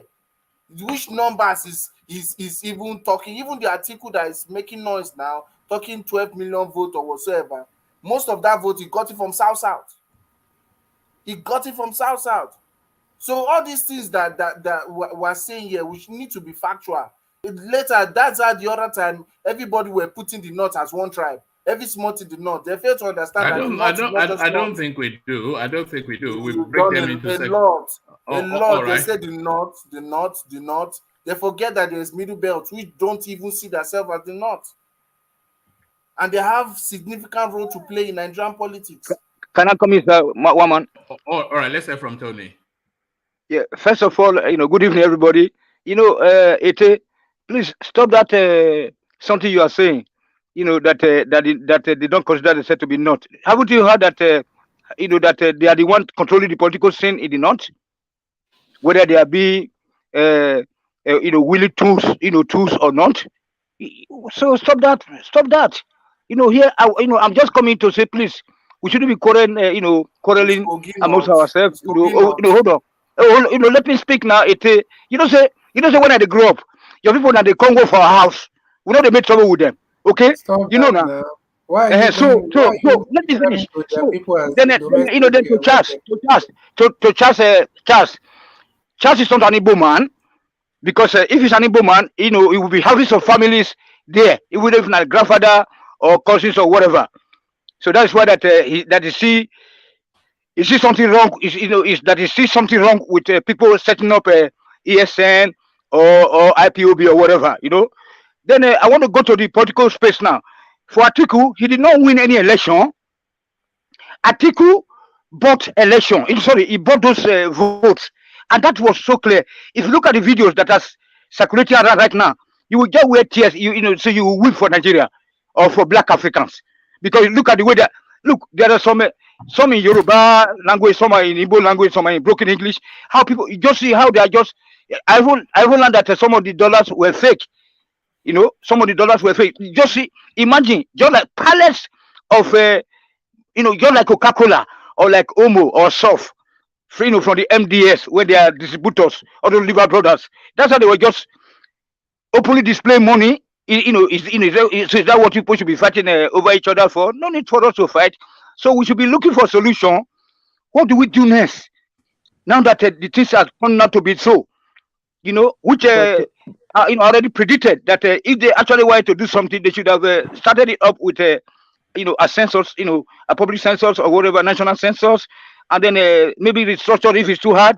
Okay, or that creation of a state police so that to take security, all that is not in, all that is not in play at the moment, is it, Charles? Yes, sir. They are not in place. So as a result, no credible, credible election will come to pass then. So as long those things are not in place, sir. One man, you get me? Because we need security. Like myself now, when I'm moving on the street, when I see a policeman, I will be disciplined, and then I will be very happy. If I'm moving and I see police vehicle here, I will be very happy that at least I'm safe. By just seeing them, just drive past. You know what I'm saying, sir? So, but in our situation, can you just imagine a country with no police station, no police stations? Is that those started? This police college in Ikeja, where I used to go. All right. Thank you, Tony. So that's a topic for a different space, but we're talking about the politics. The politics right now. Yeah, yes, sir. Yes, sir. So they bought it. So they bought this. These guys, they bought this thing. So I hate when we are quarreling over whether somebody have a structure or no structure. You know that I'm just here to say things like as it is. So like Dele Momodu is a very popular guy. You mean as you understand it? But carry on, yeah. No, but it's it's a household, it's a household name, in Nigeria, So, but not that he's the biggest politician, but he was just trying to. He was feeling the pains of how things are being run because he had traveled around, around the world, and he was trying to come over to approach the system to make the change. But we cannot change anything because the structure is bad, the constitution is bad, everything is bad. So let me not take your time right now. Later I will wait for my turn. All right, thank you, Tony. So let's get back to Ajale Koko. So Ajale Koko, the names that the PDP were conjuring with in terms of the Atiku deputy, they says those being considered are River State Governor Yemson Wike, Delta State Governor Ifeanyi Okowa, and Emmanuel Udom of Akwa Ibom. So that's where they are narrowing it to, not a Yoruba name in sight. But really not a real South-South name in sight either. So it looks as though they're not a real Southeast name in sight either. So it looks as though they are looking to make the peak from the South-South. Well, I don't want to believe that yet. I know Atiku is a smart man. He's a strategic politician. And want to tell the woman that his vice will come from the southeast. He know the pains of the southeast politically in this country as of today, and he would like to satisfy them by having one of their sons on the ticket in order to placate their vote. So he's not going to choose from South. He's not going to choose from any one of those names. I know that for sure. But will it not be the Ajande Koko for the PDP to just abandon the Southeast just for political expediency? Because there's nothing for them in the Southeast with Peter Obi holding sway over that space. So should they do politics to the satellite states that surround the Southeast and calibrate their politics either towards that or the Southwest? If they pick an Igbo person, it will just be a baggage. He won't bring anything. In fact, he will be stoned in the Southeast, whoever accedes to taking that post. And anybody that is of note in the Southeast, he will not go deputy because they've already said they don't want vice.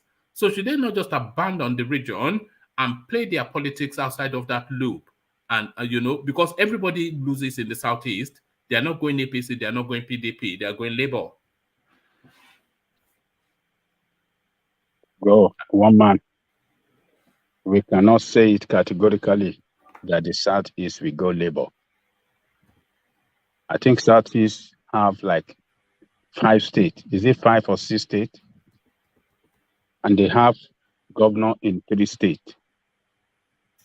Majority of the senators representing Southeast are PDP. He cannot abandon the interests of the Southeast in the party. You have no other choice. You have to choose somebody from the Southeast. And people thinking that maybe Obi can make an inroad or win overwhelmingly in the Southeast, they will all be shocked when the result is out. Already we know we have insecurity problem in the Southeast. And those that they call as, what do we call it? Unknown gunmen, they don't believe in this political process.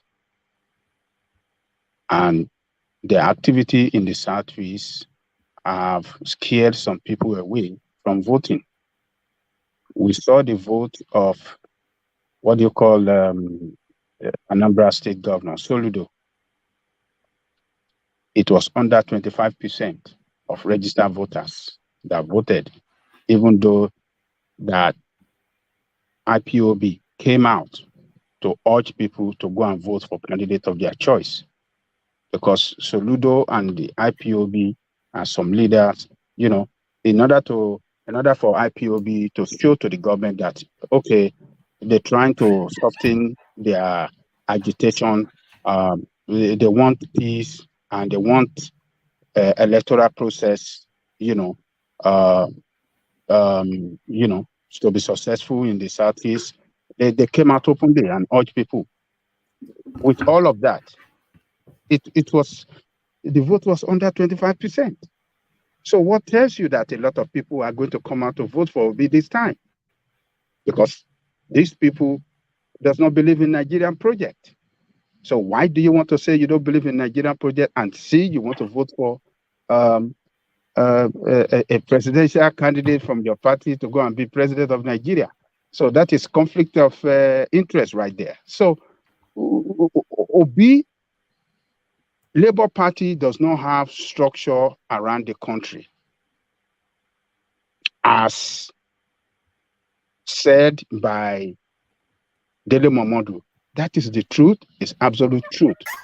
Truth can be bitter if we don't open our mind, if we are not objective. It can be bitter to us, but that is the absolute truth. So Obi coming into this party have to stretch up a structure to work for his ambition. And setting up structure costs money. It's a lot of money. Yes, he could go fund me.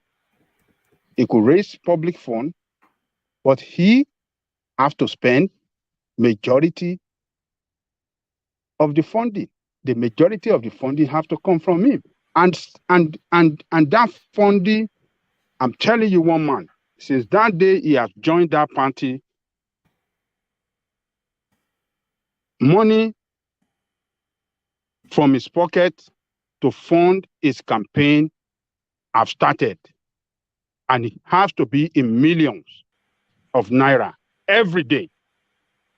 This race is not a joke, because it's all about organization. It's all about organizing people. It's all about, you know, putting them to work. And putting people to work have to be back with money. It's not a joke. In Nigeria, we have about over 150,000 polling booths. And in each polling booth, you must have at least 2 agents to represent you in each polling booth. You got to pay them. And just like Charles Anakwe was saying, that where are the structure, where are the people at the community level across the country that they will wish them, they will wish them into existence. What did you say? I said they will wish them into existence. That seems to be the plan. They will wish them into existence. So this thing is all about money. Money will be rolling out of Peter Obi's pocket. Since that day he joined the party, he have to be spending millions of naira every day. And towards the day of election, it will never stop. So I believe that Atiku will not make that mistake. He will choose somebody from the Southeast. He has been in this game for a long time. He have the experience. He knows what is at stake, and he will want to do everything that will make him win election across the country, and particularly in the Southeast. He know what to do. I know he will pick his vice president from the Southeast. All right, brilliant. Thank you, Ajanle Koko. So thank you, Ajanle Koko. Ajanle Koko, for reasons of time, let me go on to Baba Akure. But before I do that, let me implore the people listening to please help us get to 100 likes. This is what we set as the benchmark for the platform. And often we have 200, 300, 400, we've even had 600, 700 people concurrently. So to get to that 100 likes should not be a task. We often reach it, so let's just reach it quickly so I don't continue to speak about it. So if you've not clicked on like, then please do that right now. So click on like right now. Let me acknowledge this super chat, which is from, of course, Alexander Gomez, and pointing in the direction of Tony. And this one is not in a joking manner.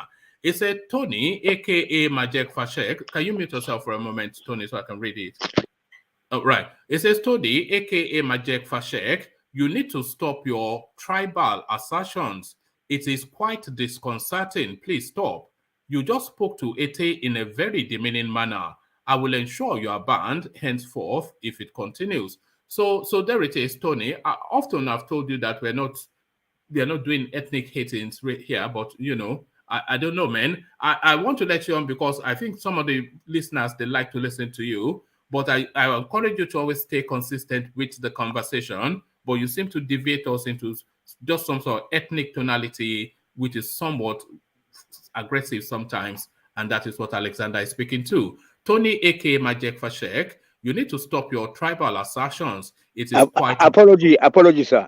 To Ete. Okay, Oga Ete, sorry. Okay, Oga Ete, are you hearing me? No wala.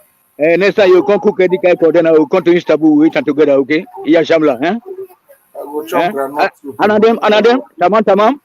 Anadem. Okay, iya Shamla. All right, so that's that. So that settles that. So thank you for doing that, Tony. So let's go on then from Ajanle Koko, and let's go to Baba Akure if he's still with us. Baba Akure, are you still there? I'm right here.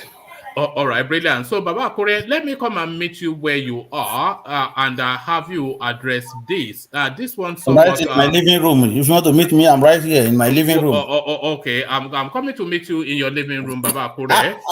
It says Dean at Canadian University announces that all their masters of law graduates are all Nigerians. So this is in Calgary University. You, of course, you live in Canada. It says a dean at the University of Calgary in Alberta, Canada, has announced that all the recent Masters of Law graduates from the institution are Nigerians. So what are you making of that then? Just that headline. What are you making of that? Well, good evening, good afternoon, good morning, wherever you are anyway. Thank you very much, Omar, for having me. Anyway, it is not something that is so new, right? When you're talking about how brilliant are Nigerians. Anywhere you go, they always take the lead. So, well, it is showing you that the level of our education in Nigeria and how we are committed to study. If you look at Nigeria now, even though our school is not really nothing much to write home about it, but you can see a lot of young people that they are just doing. They just continue from masters to see doctor. As a matter of fact, right now in Nigeria, if you look at some small, you will see some small guys. They got their doctorate degree already. So for one university in Alberta stating that okay, well, all the law students in that school, they are all, that graduated at this time, they are all Nigerians. It is showing you how strong we are, how committed we are when we really want to do things. It is very barbaric how we have how we are so educated and we have this punk as our leaders.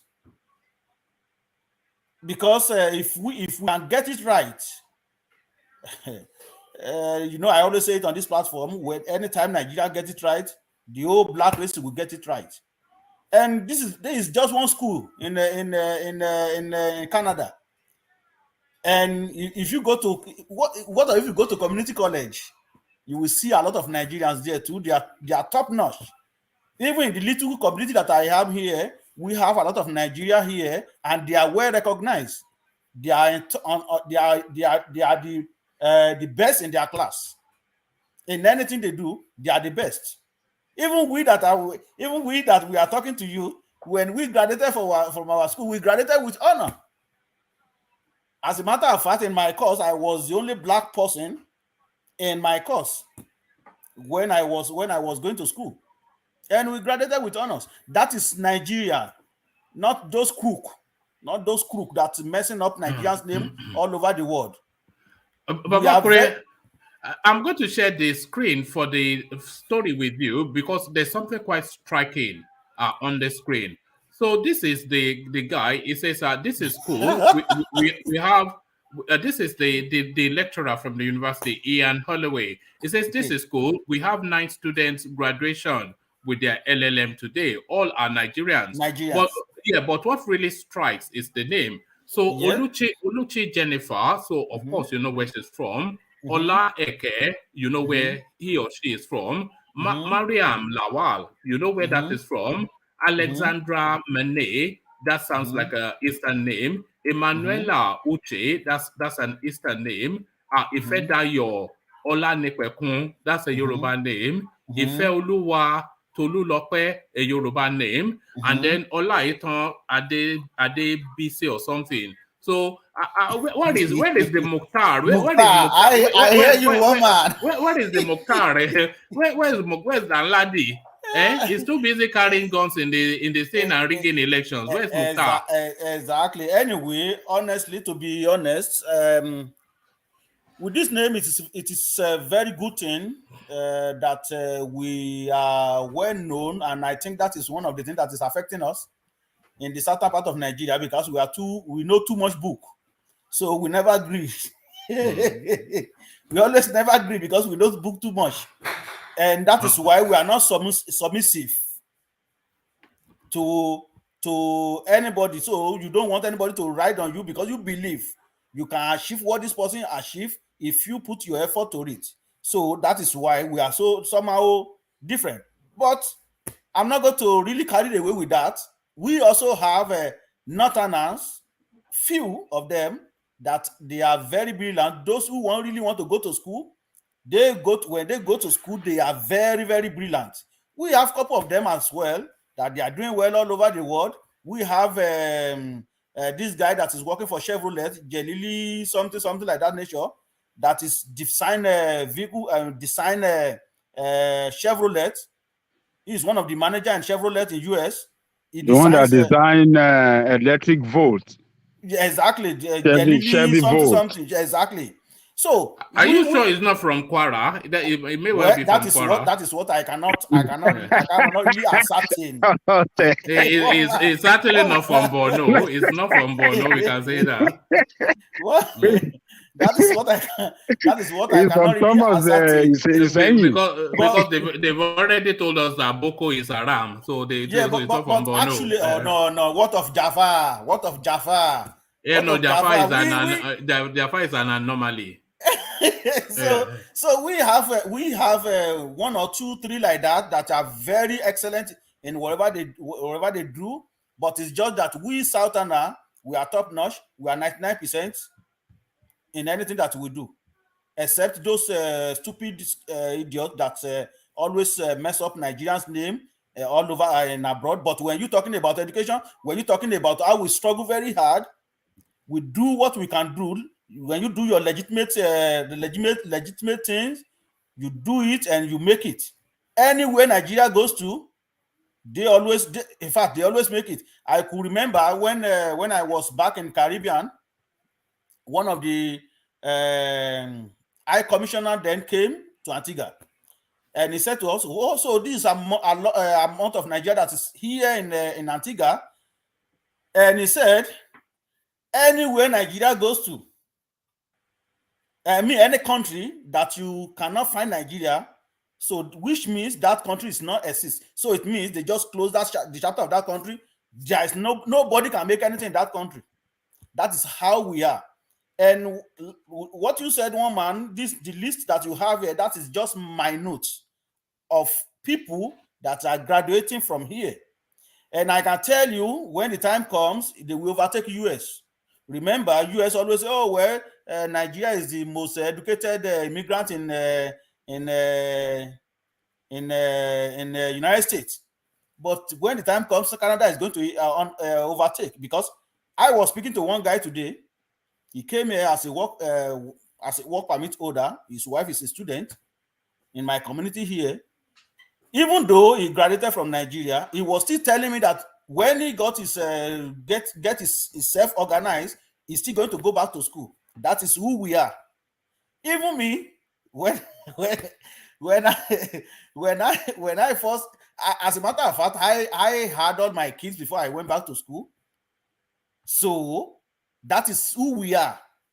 That is who we are. We always emulate ourselves. We always emulate those who are in front of us. We always emulate that. Okay, Baba Akure, yes, Professor Janegoko.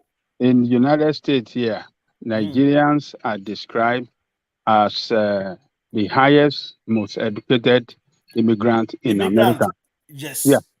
But the highest, most we beat Chinese, we beat Indian, we beat all of them.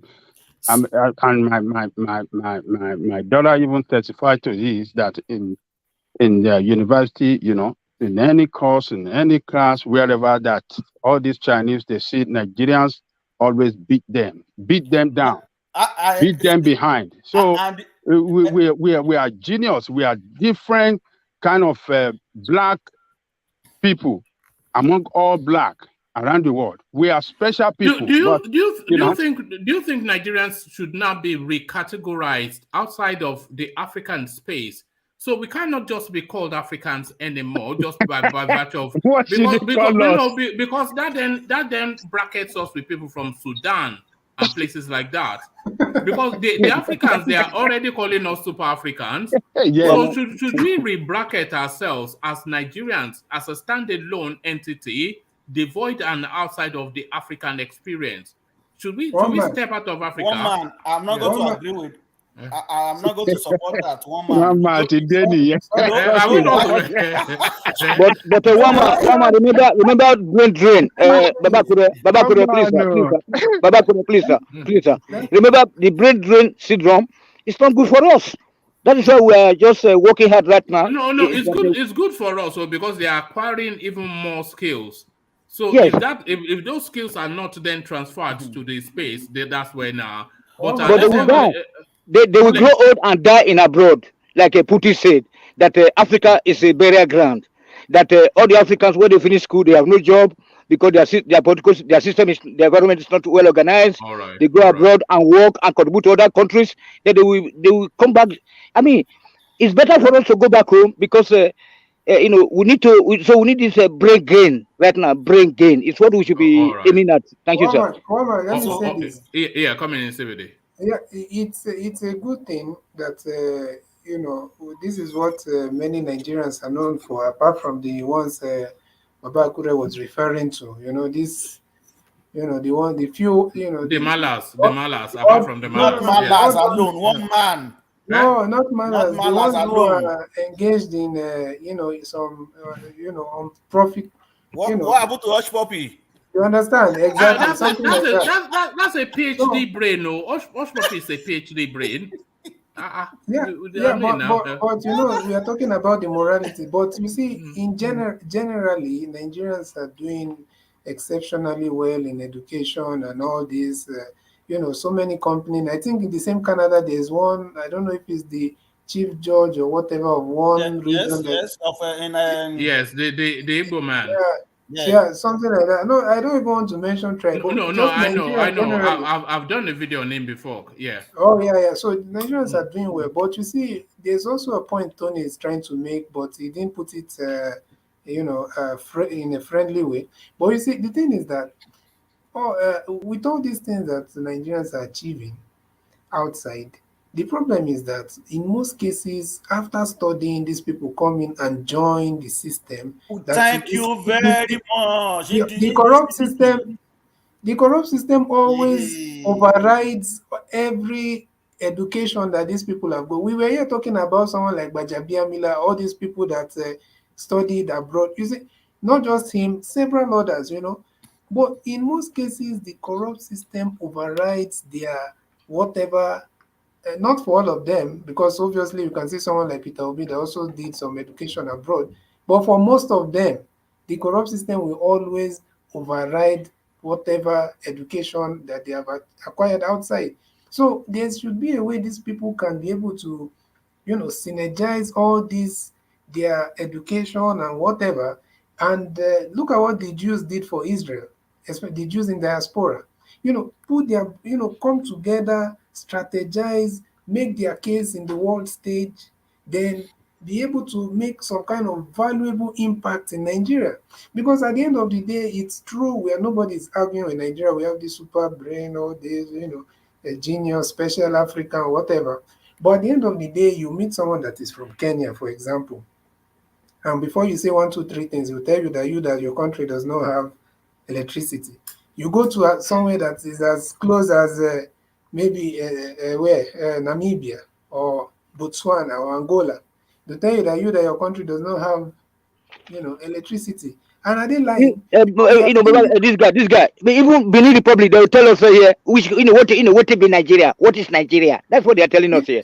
So they try to use that to humble you when you try to show them that you are more, clever and more. Even they concede that we're superior to them. The Africans, there's no African that does not concede that the Nigerian is superior to him or her. This is why they're killing us in South Africa. We take all their money and all their women. They agree. They know that, and it is true. I'm not going to deny that because I'm someone that have been to several places in Africa. I've spent more time.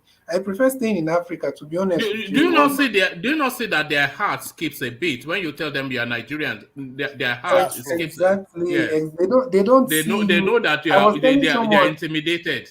I was telling, I don't know which it was X0. These people don't see you as in most cases as a fellow black person. There's a way they look at you, the same way They that look they are going like you to, like an American superstar.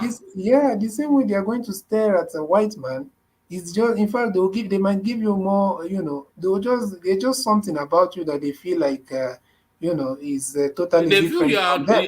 they feel you are going to outsmart them and make them look silly. Exactly, and this thing of women is always an issue for the younger guys. These guys, they feel Their like they are women love not. us. Their women love us. Every African woman loves a Nigerian.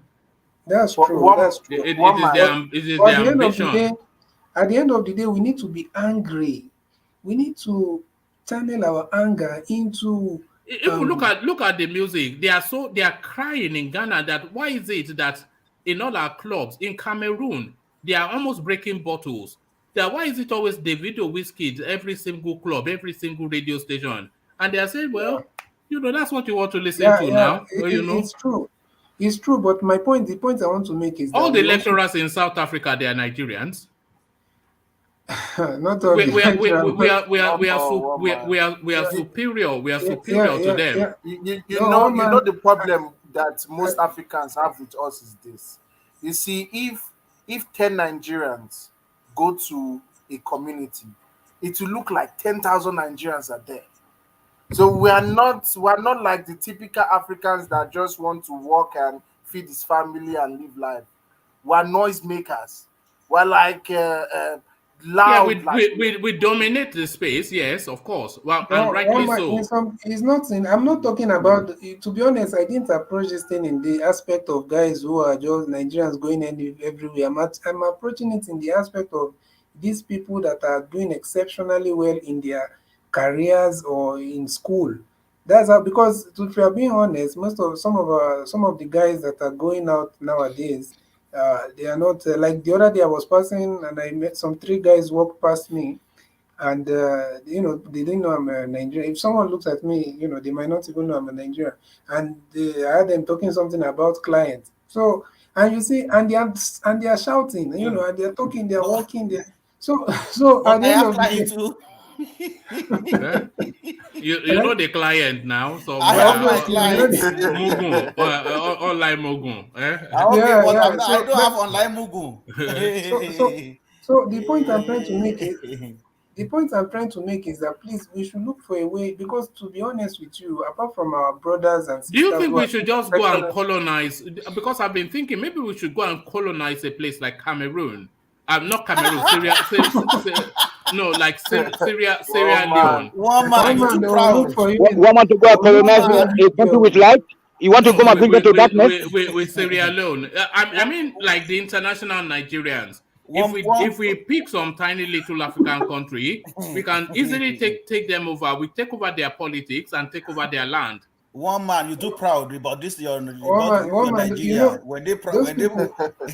Those people are not like Southern. Those people are not like Southern Nigerians. So once they decide that every single person foreigner will leave their country, that day everybody will leave. So let us not compare ourselves. In DBC, it is just that when Nigeria was Nigeria, we rule everywhere in Africa. It's not joke. Even as at when Osinbajo was there, if you know a very tiny country in East Africa, Sao Tome and Principe, it was Obasanjo government, like the way Chinese is doing to us now. We went there, we tarred their road, we give them electricity. You can check it out. That is how we are. Yeah, but that's a small country. That was what I was trying to tell you. If somebody like me goes, go on, Ethnicity. Oh, no, sorry. I was saying, have you ever been to like somewhere like Windhoek, or Nairobi, or even this capital of in Namibia? Windhoek is in Namibia. Okay. Yes, those are places. Nairobi. I'm telling you, Namibia is a German country anyway. I'm talking about African countries. No, just go to Nairobi then. Go to Nairobi. Go to Nairobi in Kenya. These people. We can talk about talent and all that, and let's just put that aside for now. But look at how these people that are sharing the same African space with us have been able to modernize You see, thank you, Stevie, for saying their that. One more systems. thing, I'm joking when I say that. Their system. So, and sometimes it gets me very angry when I walk around these fellow African countries. I'm not talking of Europe now. African countries, and these people have modernized so many things in their society, and electricity is not an issue for these guys. Electricity is stable. So that's why sometimes I feel like we are really playing with our when we're supporting if somebody like me with my size and authority, if I land in a place like Liberia, what will stop me from being the president of that country? One man. I will bring them down. I will bring them You down. go there with Dele Momodu. You go there with Dele Momodu. Anyway, let's go. Just rule West Africa out. Let's just One go man. back to our point anyway. All right, West Africa is a very blessed. You cannot differentiate yourself so much from someone from Ghana or Liberia. Me? So No. I think you can. You can. But yeah, let's get back to Babakure. Okay, let's go back to the main point. So anywhere, like NDBC said, NCBD said, anywhere we go, we dominate it. Even in the little small community that we are right now, we have a lot of Nigeria here, and people are doing well, either in their studies or in their professions. In fact, even a lot of people, something that you cannot even dream of in maybe in the next 10 years, people achieve it. It is just a matter of you have good job, you have good credit, and then you live your life. What you think you cannot achieve, and you're so happy and you contented. So that is who Nigeria is. Not those people that siphon people's money and steal people's credit card and stuff like that. But those who are really working legitimately, and they are doing well.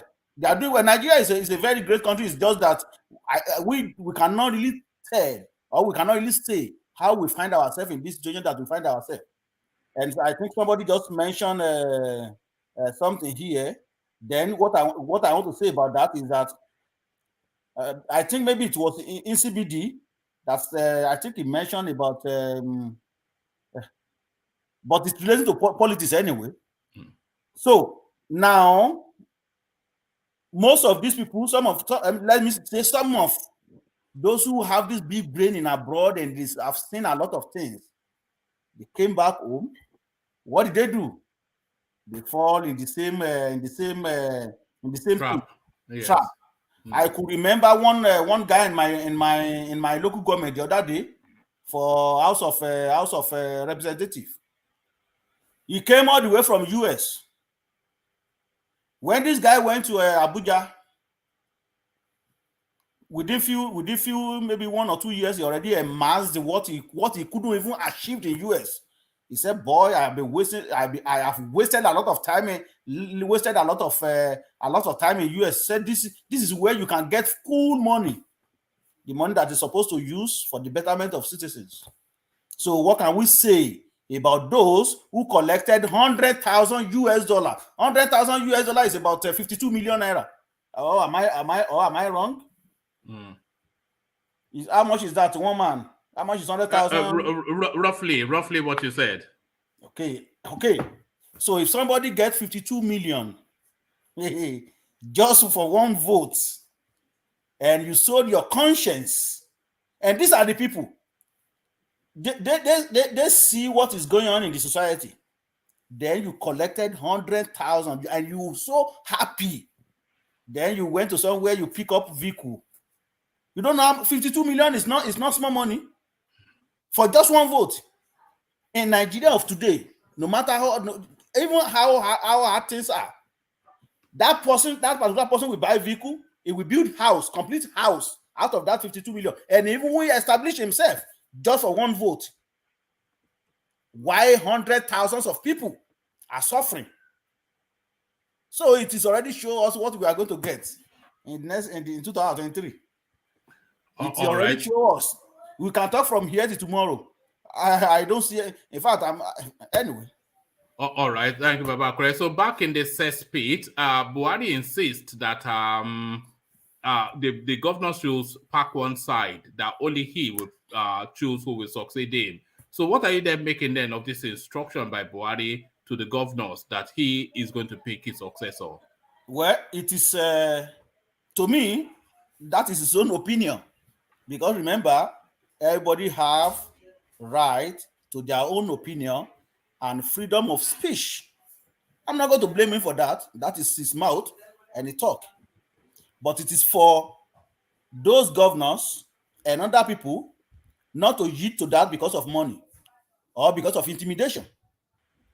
So if they want us to get it right, they should not listen to that and do the needful and believing that they are serving people, not themselves, though we know that they are serving themselves, because by the time they give them how much? Maybe $1 million too, they shut their mouth up. Because in as much they can give 100,000 to delegate, and delegates shut their mouth up. So if they give them $1 million, you see these people, it doesn't really matter how much money they have.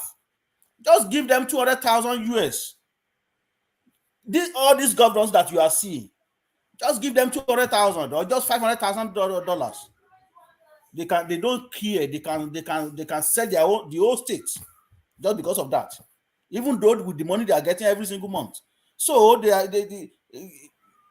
Buhari has his own opinion, and that is his own opinion. But like my own stand is that the governors also has right to decide, okay, to dismantle the whole thing, that we are not going to agree with this. This is what we really want. He cannot do anything if they also say, well, we are not going to go with your candidate. This is what we want, and we stand by it. So that is my take on that.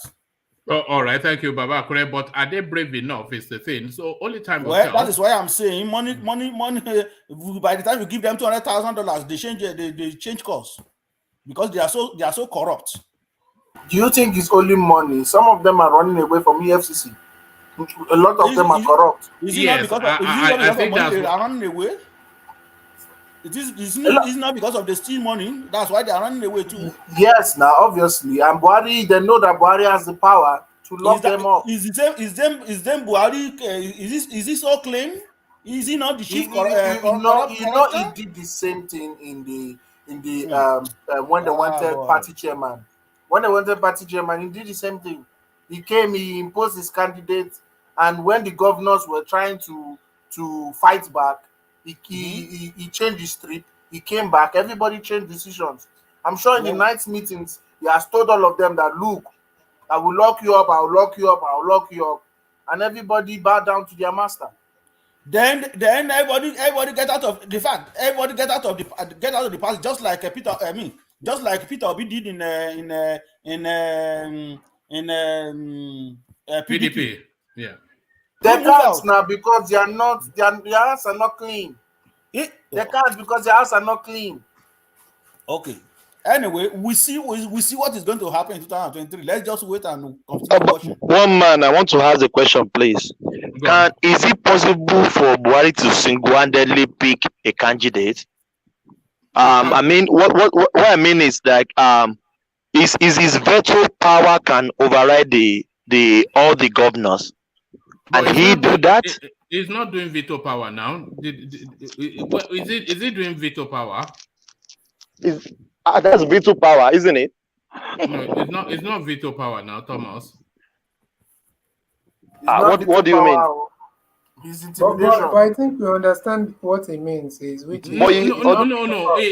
I think perhaps you don't understand. I think he thinks that Buhari can, by fiat, pick he can't do that. He doesn't have veto power. Oh, true. He doesn't have that. But one man, can I come in? Yeah, go on. Thank you, sir. You know that, briefly. You know that, okay, I forgot to say briefly. So, you know that what this guy is asking is that, but let me just tell you who is controlling. It is this man, this Gambari. What is his name? Gambari is the leader of the so-called Kaba. So these people, they don't go, they lack the principle, of a rule of law. They can do it with, it's with impunity. The actual fact is that they own us, so they can do and undo. So we cannot just challenge because there's no checks and balances. The parliamentary system is not, is not active, not is active in Nigeria. That's why today I support to CBD when he said that what he was trying to aim at is that it is a one-party country. So the non-controlled both sorry, PDP and APC, they are one party. So those money that Atiku spent were also donated by these northerners. You know what I'm saying? So not only Atiku, because it is one party. So the judge want to, because otherwise why should Atiku refuse the system? That's why I have problem. Tomorrow, we have to get Yeah, dropped off. yes, let me finish. So that is why yesterday I was almost shed tears when I heard that when Ajani Koko was analyzing everything like the structure and etc. etc. So actually, it is a one-party country. These people, they owe the party, they owe the both parties. So and then the NNPP party, whatever party, even the Labour Party also, they will be penetrated now. They will be trying to penetrate it. That's it, sir. All right, thank you. So yeah, but back to you, Babakure. You were talking about Buhari asking the governors to step aside so that he gets the pick of the. To me, like I said, he has his right to say anything he wants, but it's for governor to refuse that, because he cannot do whatever is going on in the party alone. He cannot only do that. So because everybody brings their own supporter to the party, at least to vote for the candidate. So if you say, okay, well, this is the candidate you want, then automatically it's trying to blow up the party. Because if you force somebody on them, this governor may not talk right now, but they work against that candidate when the time comes. So to me, he just mentioned that. I don't think he's really going to do that, because he know the consequence of that. All right. But Baba, so the speculations as to then who I was going to say Ajane Koko because I wanted to show him something, but who Atiku should present as his presidential running mate. So the speculations as to that, a lot of people, both the region and the person, that seems to be hotly contended. But the names coming up are South names. So where do you then think Atiku will be best served picking his vice presidential candidate from? Can you repeat that, please? Sorry. No, I was asking where you would suggest that Atiku picks his vice presidential candidate from. He should pick everything from the north. He should pick everything from the north. So he should pick running mate from the north. Then we should pick running mate from the south, because I don't care how we turn it, how we turn this in, whatever I want to say here.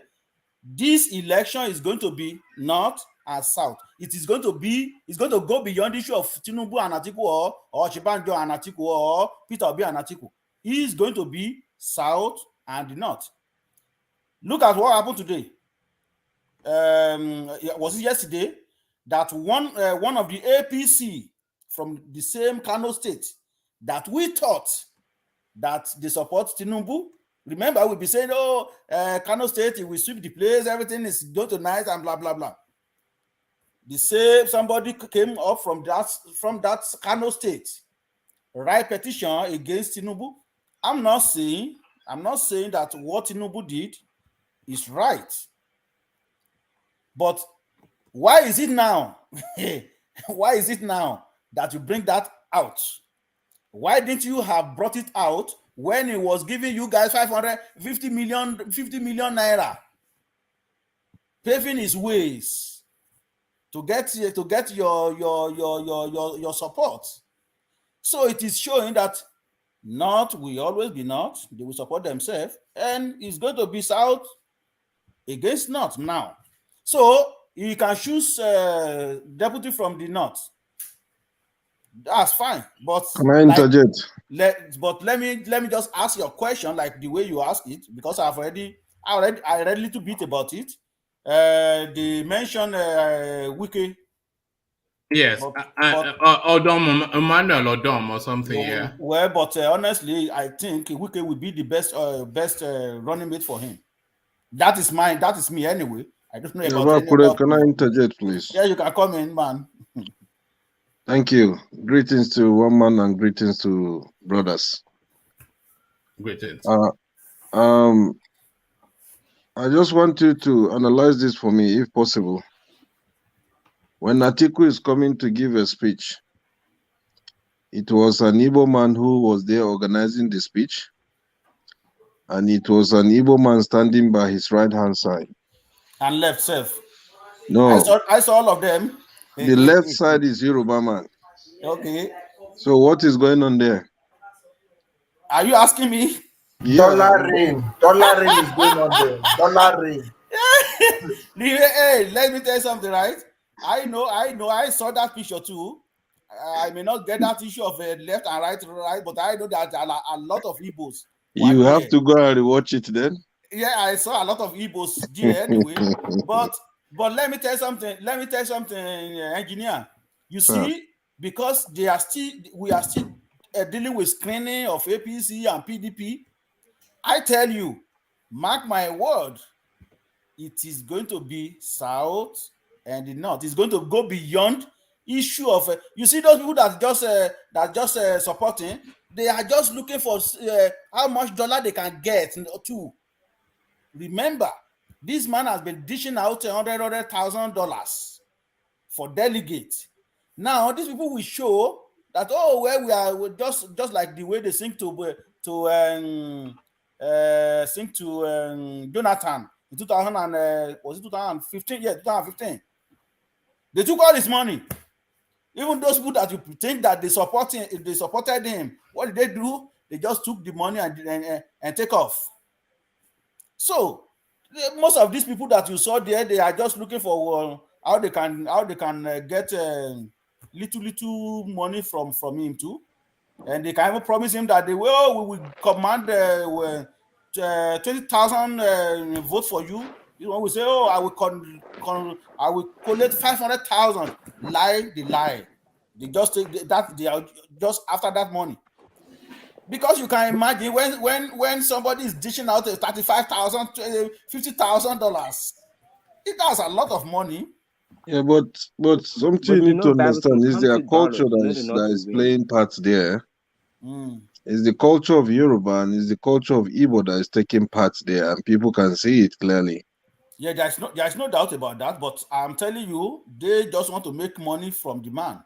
So that means you're telling me they are betrayers of the tribes. The same thing happened. The same thing happened to Baba Ahmed. The same thing happened between Baba Ahmed and Jonathan in 2015. Gentlemen, everything is not about money or bribing them. The long-term relationship matters as well in politics. All right, Professor long time friend between Tambuwai and Wike. Wike deserves to be out of that seat because he don't know what they call politics. I'm referring to that picture you are talking about. Igbo man on one right, Yoruba man on this thing. Exactly. That one is irrelevant. Why I say it's irrelevant is because all of them are the same family in the same party. Good. And Atiku has been in that party since the inception, is one of the founding fathers of that party. He has sponsored a lot of people to various elective positions in the party since the beginning of the party. So he have a long-time relationship with a lot of these people. What happened to Tambuwai and Wike? Because Wike was one of the pioneers that put Tambuwai to the government house in Sokoto State. What happened? How can you say that? How can you say that? Do you have evidence to that effect? You have evidence to that effect. Okay. I may have evidence to that effect now. So do you have? He didn't put him. He didn't put him. They are colleagues. Do you know Tambuwai has been? Do you know Tambuwai has been the Speaker of the House for several years before he went for the government? So Tambuwai has been in the game for a long time too. So the fact that Wike supported him in 2018 primary does not mean that he has to surrender. He has to surrender his support or give back to Wike. It doesn't work like that in politics, my men. It doesn't work like that in Thank you, politics. Ajale Koko. Oga, Yeah. Professor Ajani Koko, Professor Yeah. Ajani Koko. Yeah. Hold on a bit, Sibidi. Professor Ajani Koko, please, sir. You know, with due respect, because you know your voice is so important, you know, on this platform, because they say that you are number one, and then so, but now something is coming to cross us all over from the north. Why can't we just? It's just like a tornado. I'm happy that you are living, you know, in the USA. You are seeing, you know, a tornado is coming. You are not running away. It's time for you to bit in a little bit help us that not you know not to be giving right to these northerners every time. Go and Please, sir. warn your governor to stop Tony, taking money from please, can you stop this northerner thing? Please, let's move on, please. No, Please. we are talking about the I no, we are beg talking you, in about the the name of cabal. God, please. Go About and the warn your No. governors. Go Let's and stop warn your it, please. traditional leaders. They should stop taking money from the northerners. Yes, Let's engineer stop is this talking. Yeah. northerner thing. Stop it, No, please. Let's stop but it. engineer have been telling us. Hold on, engineers have been telling us to unite with the Satan. We should unite so that they don't crush us. Engineer have been, you know, is a very nice guy, even though that is partly not, but he's trying to help us out here. That we should. Even this guy also came that day. This Magnus Oraka. He said that we should unite. Why can't we get unite on this platform? Look, let me tell you, in politics, particularly in this kind of contest, people align and realign. There are a lot of people that are, they are traditional supporter of Atiku that gave their support to Wike as well in this contest. Yes, sir. Yeah. So let me tell you, the way it works in a contest like this, particularly when it gets to a stage of primary, people align and realign. So it doesn't mean people should not see it as betrayal and all this. So all this comment of betrayal is just out of we are just driving sentiment in that respect. Okay, can we, you know, hold on, Jenny, can you just reconcile? Can you reconcile a situation whereby Southeast as a whole have only 95, and then South Northwest they have 195. Can you reconcile that for me, sir? Even though we know that Saudi Arabia, you know, could have been the most populated country if actually they produce more people, more human beings in the desert. Why is it that only in Nigeria that more people are being purportedly to be produced in a desert instead of our you know our Only Northwest that has population. Northeast Are you doesn't have trying to say that the North have not been doing any form of they are not being biased anyway, their politicians or the system? No, but let Ajani answer my question first. Why is it that 195 delegates have to come from Northwest, and then the Southeast only 95? Why? Yeah, because they have more local government than you. Why? Why should we allow them to do that? They have more local government. Yeah, they created that. They created by themselves. Do we agree to even shift our federal capital to anywhere? Did we agree?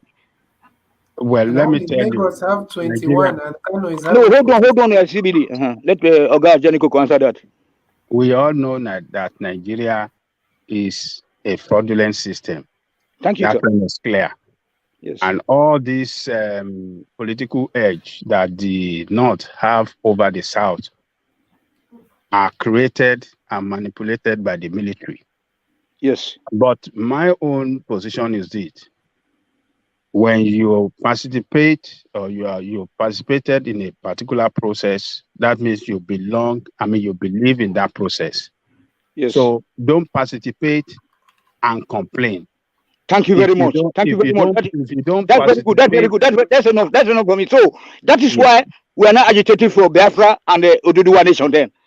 Or a certain my goodness. Oh my goodness. When you are, when you are participating in a particular process, yes, you are supporting you it. Cannot, you are supporting. You can't complain about that process. Thank you. Thank you very much.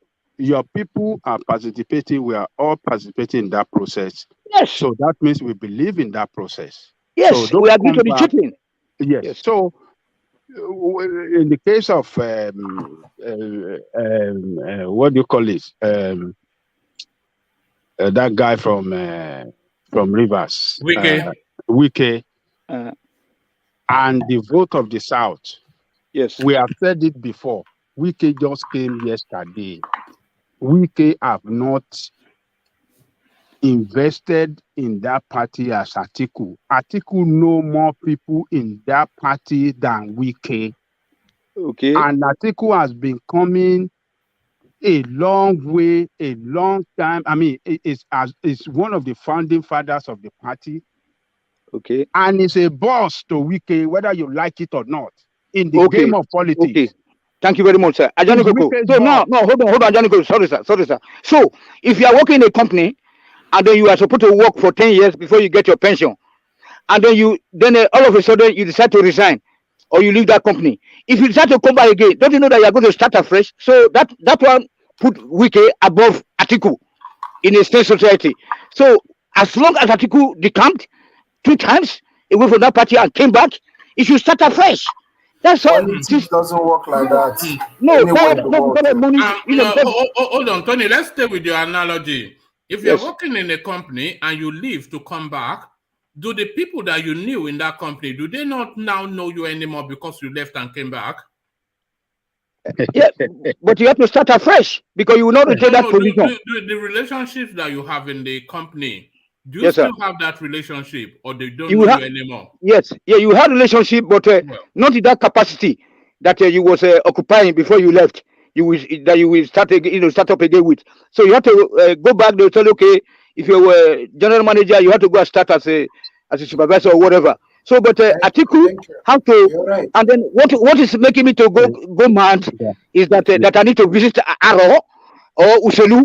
Is that this guy? He was the one that truncated this this zoning system, because when they agreed that we are going to zone this to the south, but it was the guy who came about this, that no, it had to be, I mean, we you also treated this on this platform, how this guy tried to truncate that exercise. Look, So, but now that he Tony, has used money, so now that he has used money to buy our people over, our hungry people over, so we should be sad. We should be sad. Tony, hold Yes, sir. on. Don't let us drive this thing with emotion. Okay, sir. Politics is dynamic. Sometimes we have to be in your political game, you have to be strategic. Politics is not one-way traffic.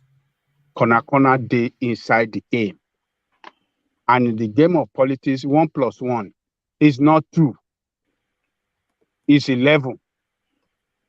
Sometimes it can be 20. As at today, in the current Nigeria we have today, the way Buhari have divided that country along tribal line, the way he has positioned the northerners in strategic position around that country, the way he has shown that he has divided us, whether like it, we are divided. We in the South we are not united politically in the first place. Yes. That is a fact. That is one of those factors working against us. So we should accept that. Yes. We don't play, we are not in one group. Mm. So we are divided. These guys, we know the politics that play in the North. Feudal system, religious politicking, tribal politicking, you can't take it out. Particularly religion and tribal is what drive their politics. And he has satisfied them. He has given them so much power now that it make it look as if, oh, look, we are on top. We cannot leave it. Okay. So strategically,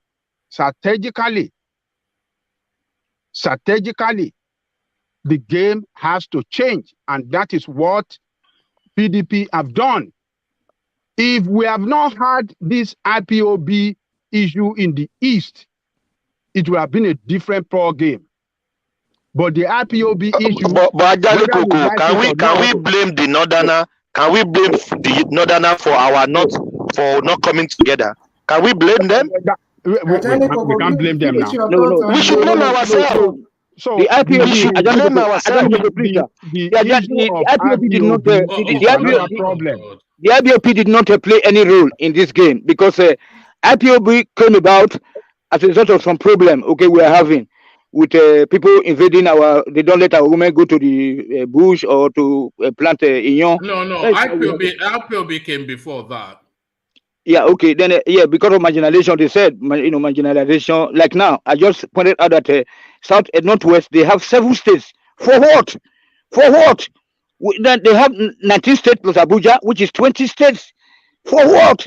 And the resources are coming from all right. from the South. We're not really doing this narrative that you are. No, I know. I just added it to it, a little bit. That is why people like us are going nuts. But all I'm just saying is that look, we should look at ourselves. We should look at you give 5 states ourselves. a zone, you give 7 states to another zone. They're supposed to take that one state away and put it in Southeast. Tony, calm down. You can't win an election. Tony, please, can you settle down, please? Please. Without the South or the North. All these people saying the North. You can't win any election in Nigeria without the South or the North. As Buhari tried and failed. You understand? So I don't know So what all Tony these talks about. permutations are false. All right. So let's get back to Baba Akure, who had the floor. So Baba Akure, I'm not sure if you remember where you were, but back there. Unmute.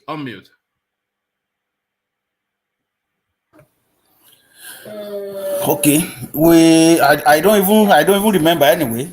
But I think we are talking about. You were talking about Atiku's possible vice president. Okay, yeah. Thank you very much. To me, I think the best person, based on the number of the delegate they had during though we know that they spent a lot of money, but to me, it is still come to the issue of popularity and the likeness and people that has weight that command crowd. So I would suggest, I would think Atiku pair with Wike. Those two are to me, that is my own opinion. That seems the obvious choice because Wike, as we have seen now, is quite an impressive political maneuver. And you cannot just say it's money. Everybody spent money. Spend money, exactly. But he got almost what he wanted at his first attempt. So you cannot just dismiss him as he fought hard and he fought through. Very, very hard. And that was his first time all the way from governor and then compete up to that. And if not because of, and I can tell you, if not because of Tambo Wile, just put that, I would put that. He would have even beaten Abubakar based on that number that he had. So to me, he's the best person because of his weight right now and his popularity. I think he's the best person for Atiku to be chosen as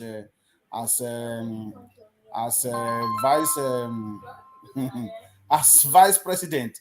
And you're very popular today, Baba Akure. Not me. I think that was Professor Ajanleko, I guess. All right. So now somebody mentioned on this platform the other day that Wike should be given Niger Delta or petroleum something. To me, if he becomes vice president, they can still add that portfolio to his duty anyway. So, but Wike said he doesn't want to become vice president. He said it. They all say that. That is exactly what I want to say. He can easily change his mind. It's just that he doesn't know what is going on there. Do you think Wike will not like to fly with Nigeria presidential jets? Yes. What are you talking about? He doesn't want that. That he can fly. He can fly to US and meet president or vice president. You are telling me he doesn't want that. That's how politicians always behave. That's how they always talk. You know that in Nigeria, and somebody can correct me if I'm wrong, but I think it's only the president and the vice president that are protected by the army. Every other person is protected by the police. Police, but yes. they have an army. They have a special complement within the army that is dedicated to the protection of that presidential space. So all of that. Well, like you said, one man. You are right, but I didn't really look at the governors. I think governors. I think they are police. I can't really understand their security details anyway. But before, it used to be police. For what I know for sure, during Adachi and Co, it used to be police because it's civilian government, so police have to. When we used to have a very good police, it is not as so good anyway, but better police than what we have right now. So, so Wike is just saying that I don't think we deny we ignore it when the time comes or reject it when that time comes. It's just that it's still fresh in his head, and his body still trying to recuperate what he had already lost. It is not easy for you to be defeated. The man is just trying to get himself together. You know that's the worst feeling. You know that's the worst feeling for a man, Baba Akure. Defeat. Defeat Exactly. is not something that men take to very well. So the man is just pretending. It's not that easy. Just congratulate. He just want to be mature, play mature. That he is a political man. He's political matured, right? He's just playing that. It's not easy to be defeated. So the man is still trying to get himself together before he will say, okay, what is my next line of action? Okay, where should I take the vice president, or okay, where should I vie for maybe minister for petroleum or whatever? Okay, or maybe I will just minister for foreign affairs, or okay, a chief of staff, or okay, where I will be ambassador. So, but to me, vice president is the best for him. What all right. Just before I come to you, so Adanle Koko has now come up with an ambitious idea. So you've all been hearing me labor hard to get the likes to 100.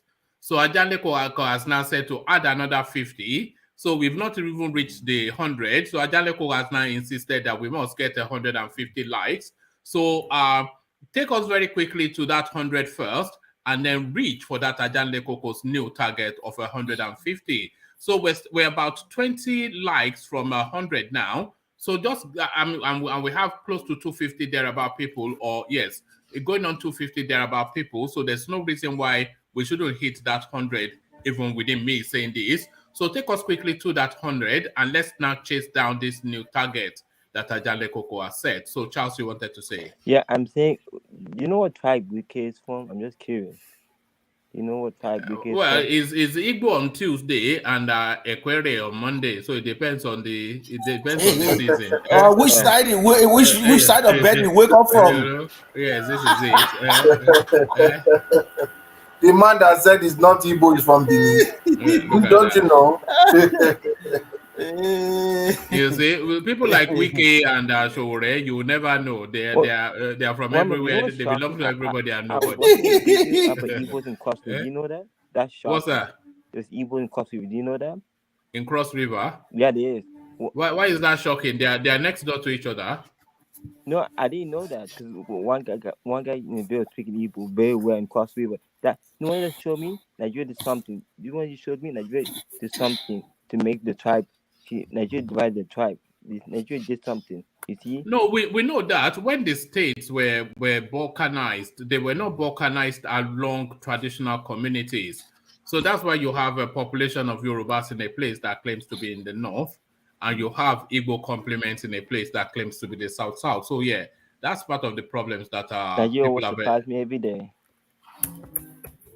You mean you learn more about Nigeria every day? You see, no, Nigeria surprised me. Charles, you don't need to claim Wike. Wike is not from the east; he's from the south, or Uche is from the south.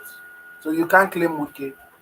Forget about the What are you talking, Ete? Isibidi told us here that he's an Igbo man.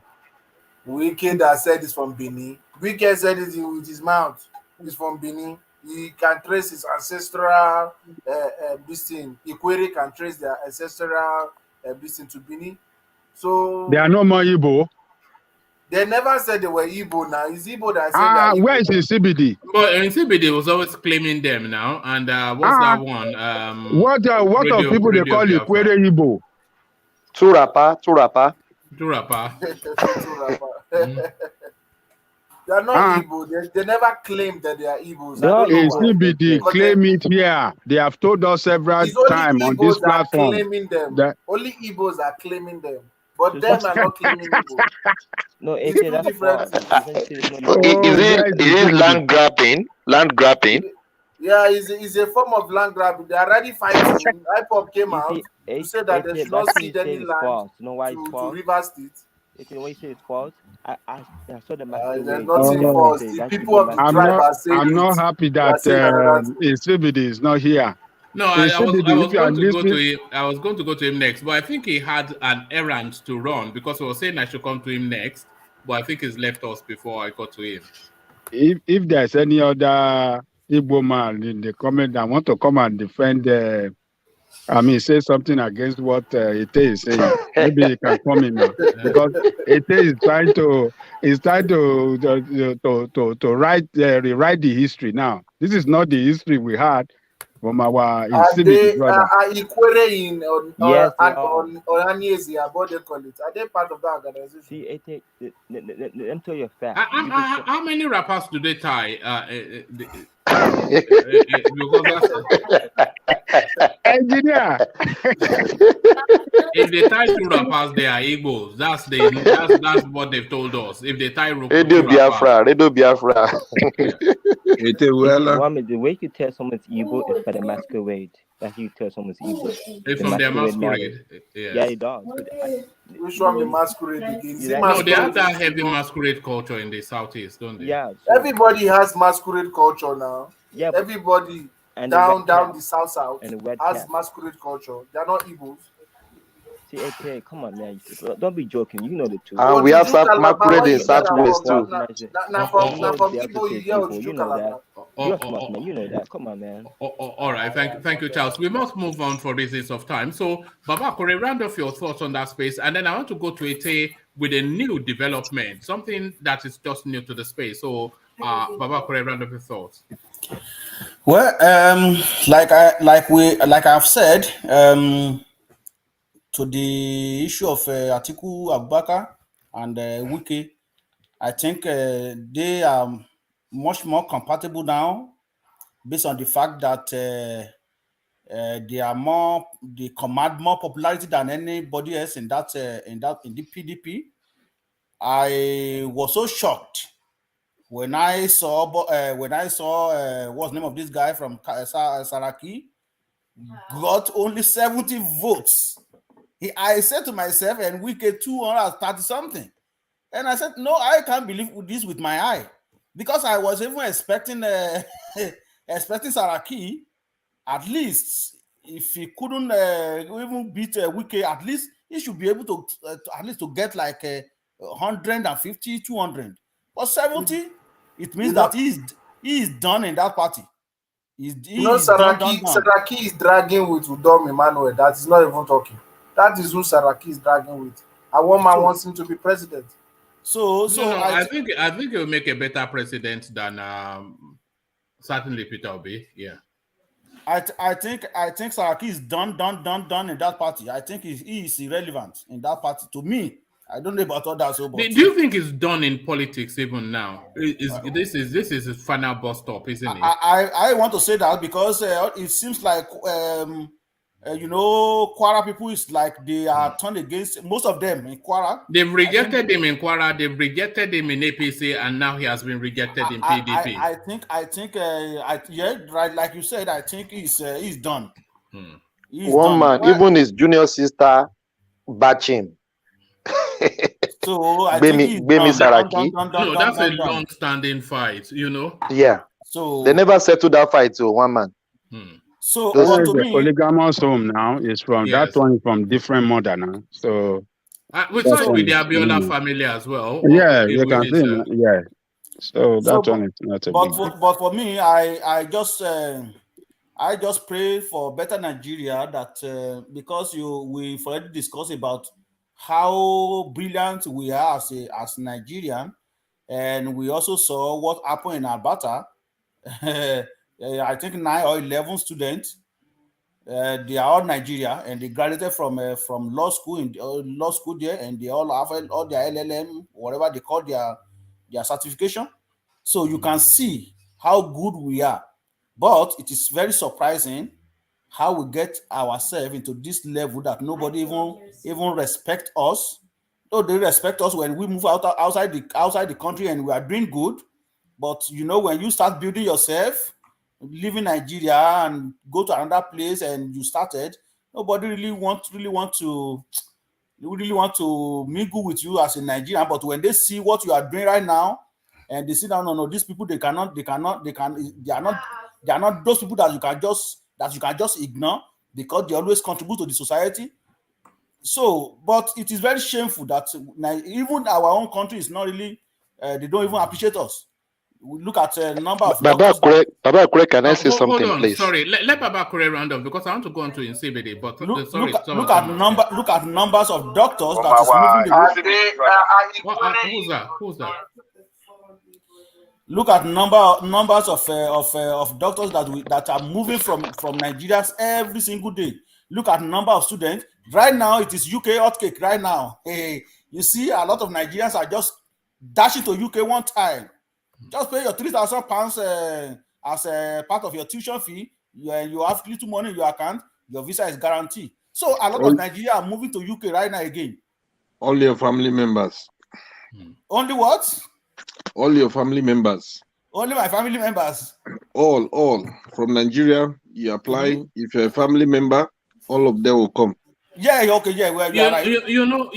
Baba Kure, I noticed that in my church just the other day. Suddenly, the whole church was about 20-30%, or even going on 35%. New arrivals from Nigeria. Nigeria, yeah. Yes. Hallelujah. So suddenly, They didn't come in through. They didn't come in through students. There is this program they are running, so they are employing. They are employing a lot of people in healthcare. Yeah, in the industry. HCA and all that. Yeah. BUHARI'S is doing well. Well, I can tell you. I don't know who's talking there. I don't know the name of that person. DOG. Okay, DOG. Not that alone. I understand the program you're talking about, but right now, once you get your admission, just pay your £3,000 as down payment. Have money in your account. All your family is gone. That is not possible. That is not possible. The only way you could bring your family to the UK, I'm telling you, you don't know. You live in Canada, Baba Kure. I live in the UK, and I'm telling you, I'm hold on now. Hold on now. I have more than five friends. I have more than 5 friends. You can be living in UK. That doesn't mean that you understand what is going on there. I'm not going to argue with you. What do you mean? I don't understand what I can't argue something. Hold on. You can both be right. Yes. Yeah, I have 5 friends now that they already migrated to UK with the husband got work permit because his wife is a student. They pay £3,500 as part of their tuition fee, and they have money that take care of those family. They want you to show that you have money that will take care of your husband, your tuition fee, and that baby that you have. Exactly. Then you get your visa. That's what I'm telling you. You're right. Let me tell you. They have different programs anyway. So let me tell you. I'm not disputing that. The only program. Hold on now. People have been coming to the UK with students, so it's nothing new about that. The only program that is getting a lot of Africans, and it's not only Nigerians, and it's been happening. Even Nigerians just jump on it. A lot of Zimbabwe have come into this country since last year with this same program. Each AC, I can share the link anybody that wants to come. Even somebody just messaged me today from Nigeria. The person is a teacher saying, please, I just realized in the past 2 weeks, like over 10 parents has relocated to the UK, that what is going on. And I told the person is already jumping on it. So I know a lot of people that have come in on that. Send me And if that you are link. I coming want to to move the to UK, hold on. If you are coming to the UK if you are coming to the UK as a student, you don't have any reason to bring your family to come with you. The only people that can bring their family to the UK is somebody that has work permit, and the person will have the same number of years you have for your work permit. And there are a lot of people living in the UK like that for over years, because the person, one of the couple, keep renewing their work permit. So if they give the wife 2 years, or is the man that have work permit, they give you 2 years, the wife the wife too will have 2 years visa. So that's how it works. But you can't tell me as a student you can bring your family. That's not possible. Well, no, It's no, a you lie. You are can. telling me. You are telling me what I know. It's possible. Can I You interject, can. please? I think we all know that it is possible. But Bakura has started your personal examples. I know people who have done it, and I think engineer wants to give us another example. Engineer, and then after you, I must move on. Because yeah. Right now, I have a tenant who just came with his wife and his children. There are about 6 of them. They gave them visa. I went to the airport. I picked them in Birmingham Airport. So as I'm telling you now, if you're coming to UK from Nigeria, it depends on this university again that you need to know, that you need to apply. But they have changed everything now. If you come as you do your masters, they will give all your family, they will give them all the visa. If you come after your 1 year program, they will give you 2 years work permit. Everything has Exactly. changed.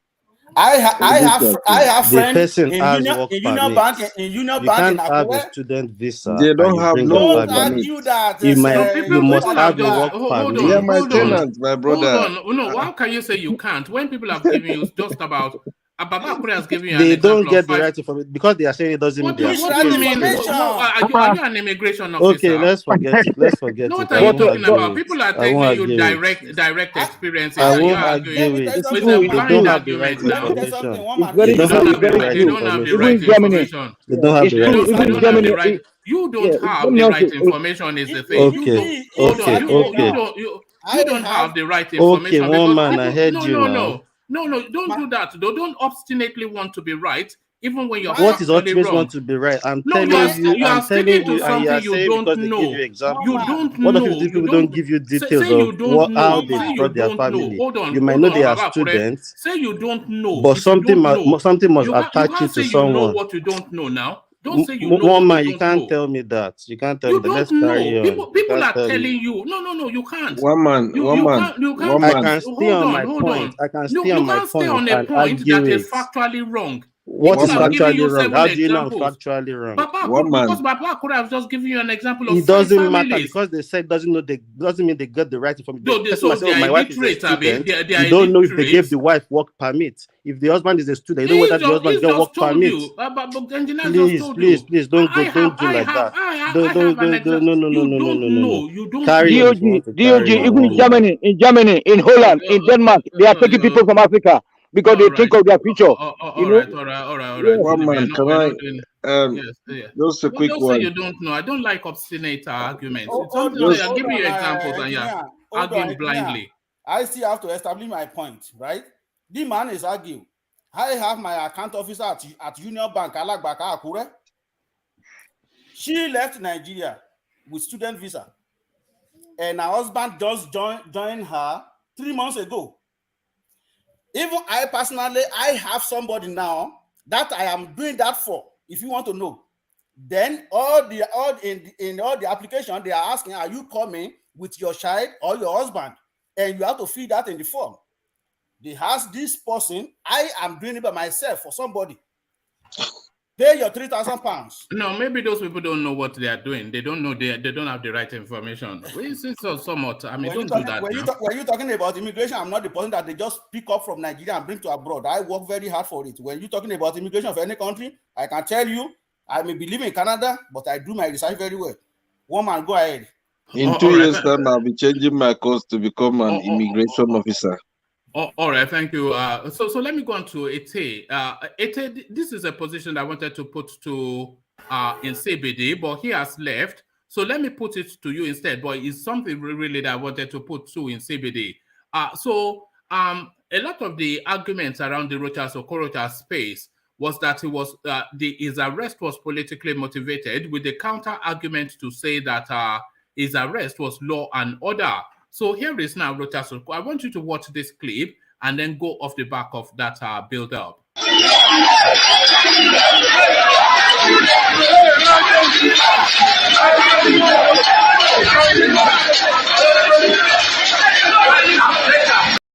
No, that noise is a lot deafening. But essentially, that is Rochas Okorocha arriving for a screening for the APC presidential primaries.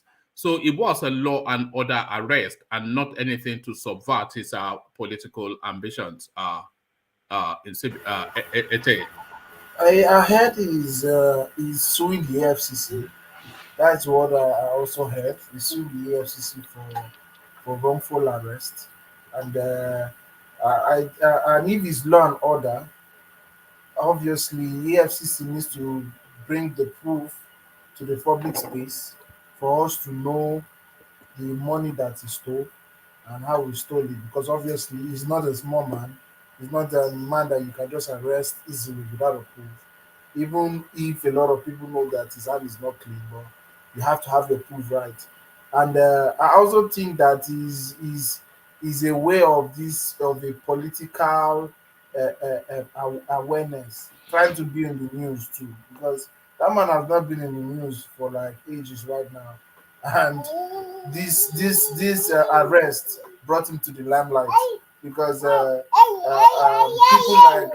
people like TINUBU, Amechi, and Osinbajo overshadowed him in that primary, in those in the APC primaries. His name has not been mentioned anywhere. It's like he's not even being taken by as a serious candidate. And what this EFCC rant has did for him is he has brought him back to the limelight. All of a sudden now, people remember that Okorocha is in APC. So he's using it. You can see the supporters, which we know that are paid, obviously. The supporters shouting his name over there. So it's purely political. All right, I see your daughter is keeping you honest there. There's another story, if I can find it, which lends itself to the narrative that you paint. I did have it lined up just now. Just bear with me.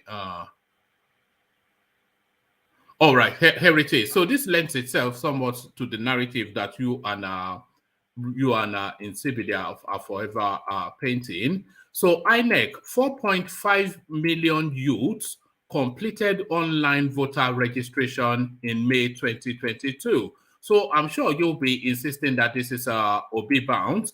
The Independent National Electoral Commission, INEC, has said 4.5 million Nigerian youths completed the online registration for fresh voter cards as of May the 30th, 2022. The youths, who are between the ages of 18 to 34, according to INEC's data, accounted for 62.5% of the total registration completed online since the beginning of the continuous voter registration process.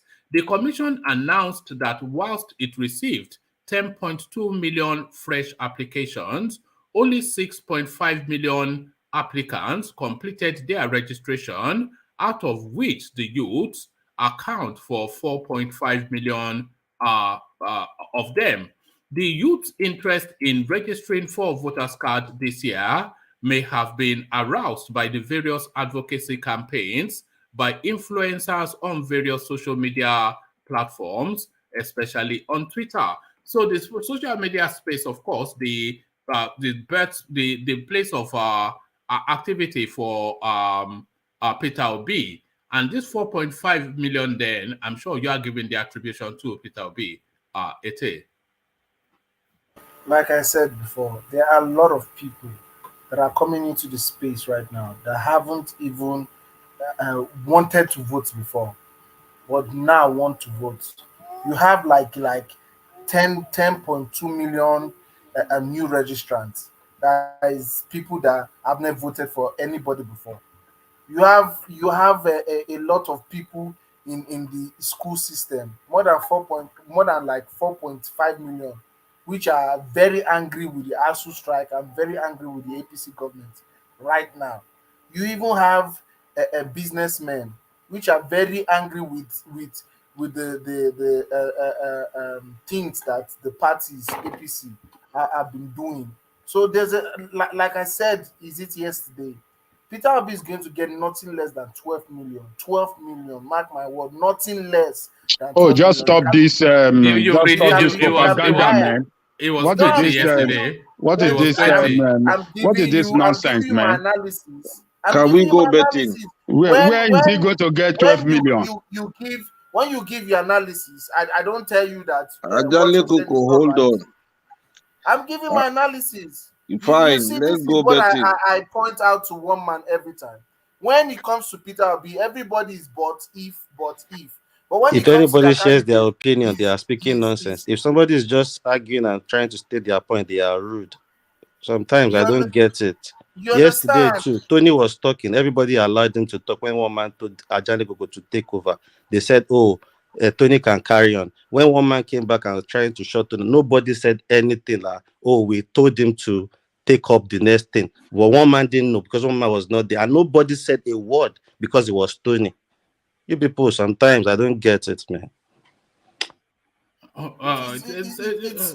Are you It's like the one in charge of the we're trying to platform now? guide. Okay. I'm just. We are all in the platform. I can share my opinion. So, what are you saying? All right, settle down. Let's not get it too atrocious.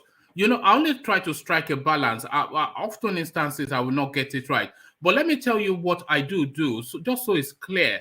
It's not that any voice comes over another. I want to stay with the conversation where it is at its strongest for reasons of audience retention. So if I feel that that is where the conversation is at its strong, you have to understand that we're in an I'm not attention. blaming you, Hold one on man. now. Hold on. I'm not blaming you. You This were is not not. here. This You is not just left. for You you. This is. left. But I Hold was on. surprised because I was listening in the behind, and you left. And when you came back, Tony was the one talking. But it was turned by turn. I think it was when you threw out the question. But everybody told Tony to talk at that time. But when you came and you were thinking, "Oh, why is Tony talking?" No, That it was Ajani Koko let let me it go speak turn by because turn. Ajani Koko was to take Nobody over. said I asked anything. Ajani That, oh, Koko, we are then he the asked me one to that said he speak. should take his turn. Nobody said anything. All No, right. I but was Ajani just Koko going to let me make speak. yeah. Yes. I was going to make a point, and if you listen, then you may not agree, but you understand how I try to work it. You have to understand that we are in an attention space. So every time we are running these sessions, everybody that is watching us, they are watching us by choice, as opposed to being somewhere else doing something else. So for them to continue to watch us, we have to keep them engaged. So I stay with the conversation where I feel it is at the strongest. It may not be where you think it's at the strongest, but obviously it's my call to determine where I think it is at the strongest. So that is really primarily what I do. If I feel that the conversation is petering off to some pedantic something that it doesn't cohere, I pull it back and redirect it.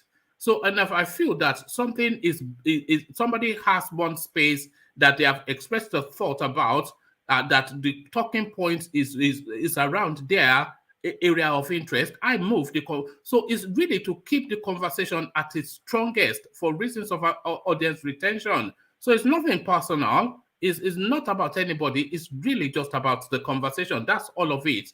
So it's not that I'm shutting somebody down, or if somebody is just asking some pedantic question that doesn't cohere, I want to move it away from there quickly. Or if I feel that a conversation is laboring too hard, then I want to move it away from there quickly. So it's really, it just hold that as a concept of how I'm trying to work it, to have the conversation where it is at its most strongest, so that the audience is engaged. That is all I'm doing, nothing else. So that's it. So yeah, back to you with the 4.5 million that you would no doubt want to claim for Peter Obi.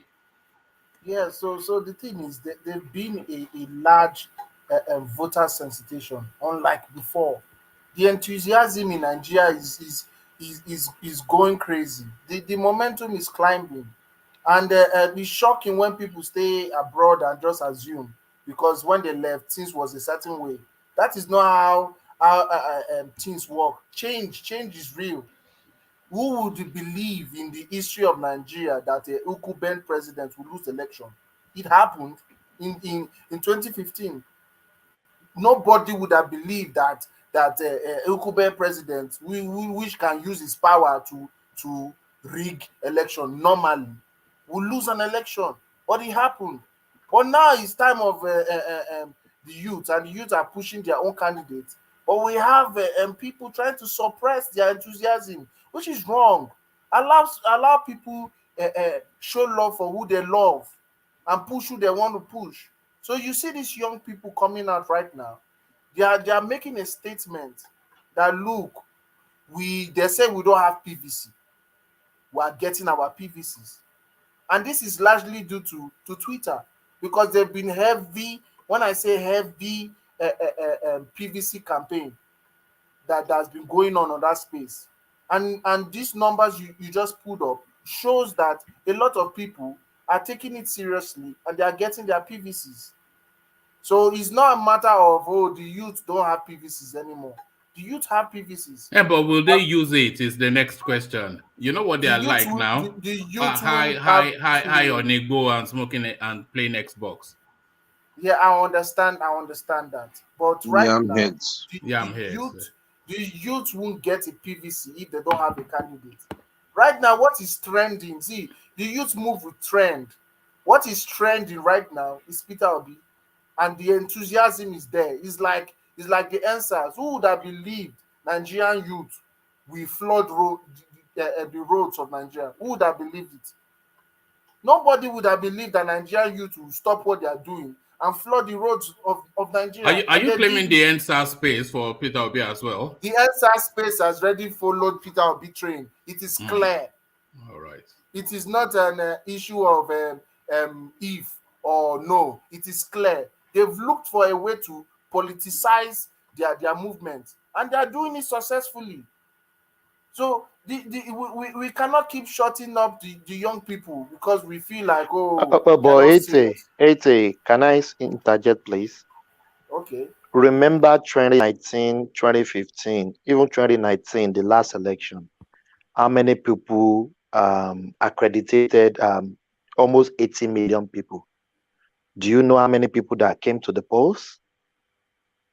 So you can't really, I'm not disputing Thomas, what that's you say. 2019. This is 2023. Let me finish. Things are different. Even the way primary runs in 2019 was different from the way it's happening now. So let's put all facts in. You don't be going back to let me telling finish. You finish now. What else do you want to say? No. Let me finish. How do you know my mind? Let me finish. Okay, finish now. All right. D, Okay. are you here to fight today? No, I'm going to remove DOG for the rest of the day. I'm not sure what's going on with him, but enough of that. Carry on, Thomas. Yes, what I'm saying, I don't dispute those people that you register. People collect PVC for many reasons in Nigeria. Some people want it for just ID. These same youth you are talking about, they will be on the street that day playing football. I can guarantee you that. But I'm not disputing the turnout of the PVC. But will they use the PVC? Will they vote in a good direction? That is just what I want to say. Can I Yes, please. Yes, please. You can't guarantee that the youth is going to be playing football on that day. That is a fallacy. See, right now, there was no movement in 2019. There was no movement. Now, what you're not understanding right now, there is a movement, a youthful movement. And we are joking with the most populated demography of Nigeria, because they are the most populated demography of Nigeria. We are joking with them. The youth that you said that will never protest, will play ball, and will not do anything, came out, blocked roads, turned it to a concert, and stopped the movement of cars and did a protest for a week plus. Would you have predicted that? Would you have predicted that these lazy football playing, Naira bet youth would do that. You wouldn't. But it happened. So you can't say for sure that the youth are not going to use their PVCs and they are going to be playing ball on the day of election. No, because 2019 there was no movement. Now 2023 there's a movement. There's no candidate right now that is trending. They have been trending for almost 2 weeks now, constantly. And you know that the youth moves with trend. When they love something, they show enthusiasm for it. You saw everything that the federal government did to bring down the answers then, but the enthusiasm was strong. Now what they are doing, they are channeling it to a candidate that they feel that can serve their interests, and they feel that can give them a better life. They've politicized answers. In case you don't know, it has been politicized. The same youth are coming out free of charge, calling their wards, calling their local government that they want to be the party representative of Labour Party, free of Can charge. I ask you a question, Ete? Yeah, you can ask. Before the youth will go for the voting, will they eat yam? They can eat fufu for all I care, but they won't go. Ete, let me tell you, there was youth movement in 2019 behind Omoyele Sowore. There was no Then you understand. movement. I was in Nigeria 2019. Which youth movement are you talking about? People gather, 50 people gather in Abuja is youth movement. You understand. It wasn't even in Abuja.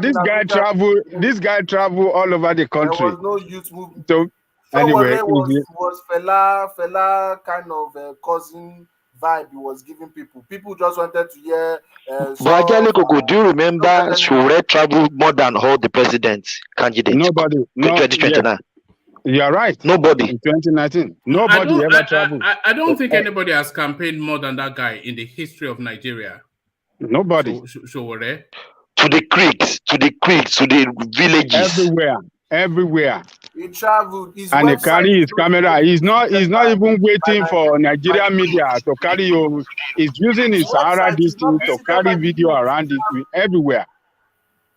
Is his website visited by the youth? How many youth have you heard talked about Sowore? Very few you talk about Sowore in the social media space. Maybe you are not. Only God knows where you are in 2019.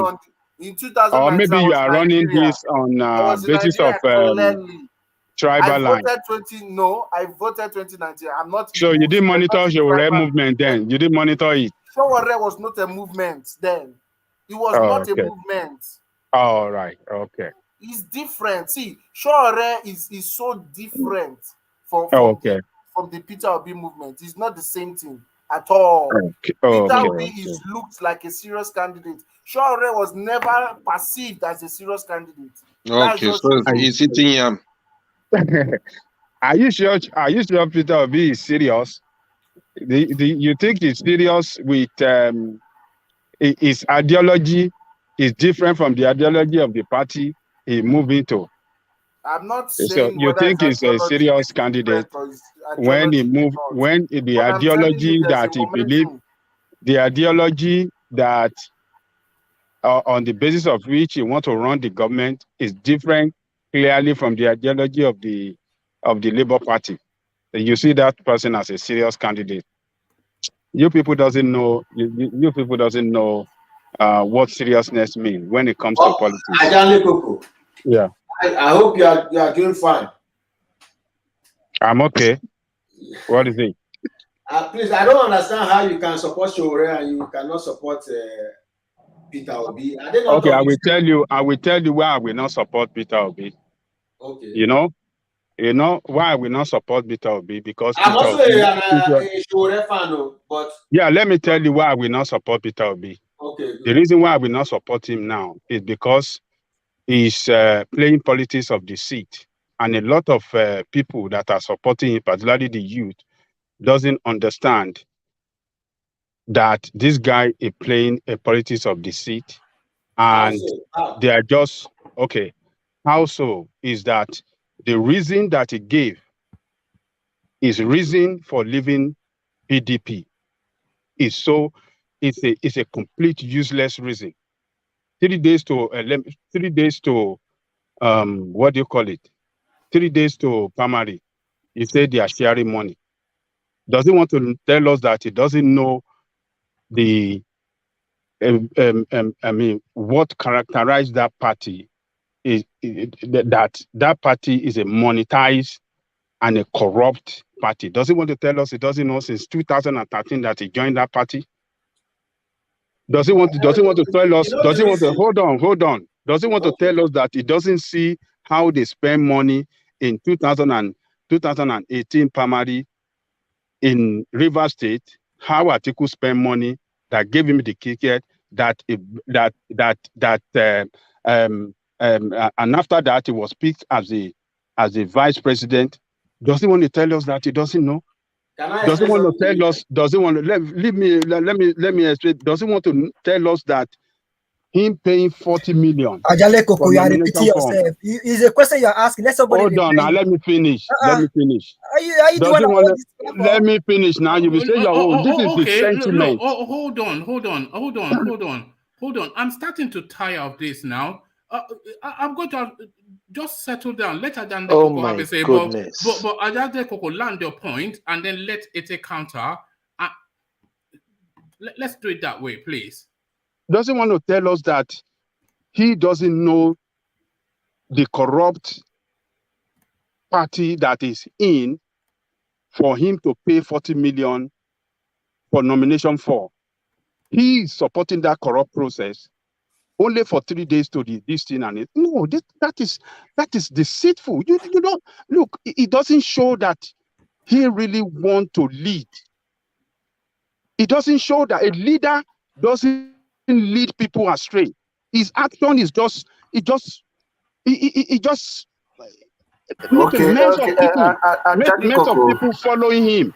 It just make a mess of the chances of the Igbo.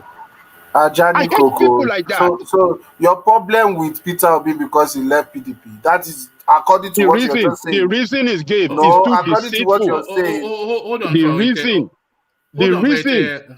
The reason is gave is too childish. Don't talk to people as if we have brain. We know why you left. He knew he's going to lose that primary in a very bad way that we ridicule his image, and that is why he ran out. Him to sit down till he lost. And can I say something? No. Let it speak first, and then we'll come to you. Yeah. You want the man to sit down in the party that he knows that he was going to lose, then lost the momentum. Didn't you see that momentum was with him? He's the only person in the entire PDP that they did a 1 million match for. Then after that, he's the only person. He's the only person that the youth has been championing. Then you expected him to sit down, lose momentum, then come and sit down and say, okay. Where do you see this 1 million? Engineer is not championing him. Sol is not championing him. I don't think Thomas is championing him. No. Who are these youths? Engineer is championing him now. Engineer has never said that. Soli has never said that. Engineer thinks it's a joke. So if he was in PDP, I could have been championing him. So he campaigned. So you're a party man. Because you're a party man doesn't mean anything. Let me say this. Peter Obi is a fraud. He campaigned on PDP's platform on 35 states, as he claimed. And the third day, he jumped to another party. Is that not a fraud? How is that a fraud? Fraud now. How is that a fraud? Then Atiku is what? Atiku, if Peter Obi is a fraud, Atiku is what? So who are you supporting? Is Jesus Christ Junior brother. TINUBU is Joseph in the Bible. Why are we acting like this? And why are we making statements like this? Can I come in? Hold on. Let's hear from Teobala. Let's hear from Teobala. Yeah, Wama, thank you so much. I have so many comments I would have loved to, complain about, but I think I'll reserve that one for the later day.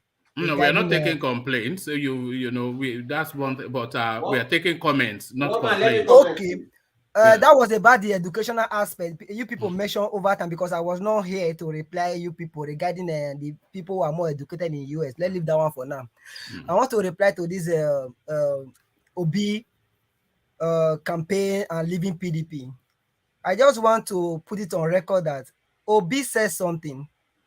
The process of getting into getting the presidency, is still the same even when you are still there. So all this money sharing hand, that is what happened right now.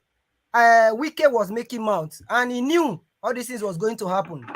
So if Obi would have still been in PDP, by now anything about Peter Obi would have just be buried. But thank God he made a very smart. Is it not buried now? No. Who is talking about? Apart from you, and it's only this platform that talks about Peter Obi. Okay, fine. I want to recommend a platform for you. One man. This evening, I was in a platform, Niger Watch. Over I was there too. Okay, they were talking about TINUBU. Over 600 was there too. They were talking about Peter Obi. I'm coming there too. Within a short minute, they recorded 350 something like because of people were commending Peter Obi. Yeah, we know the fanatism, but the pragmatism is what we don't know. We are the only one. But sorry, it's TINUBU more powerful in Niger Watch because there's some normal bloggers that are coming there to showcase their reason. Right on. It's Tony speaking. I'm also a member of the Niger Watch family. From where? Where is it from? So sorry, back to the talking points. Yeah, let's hear your. Then we go to X0 or Pansa. Yeah. Okay, fine. And on various social media platform right now, both on ground and everywhere, people are using the Peter Obi as their screen. What's it called?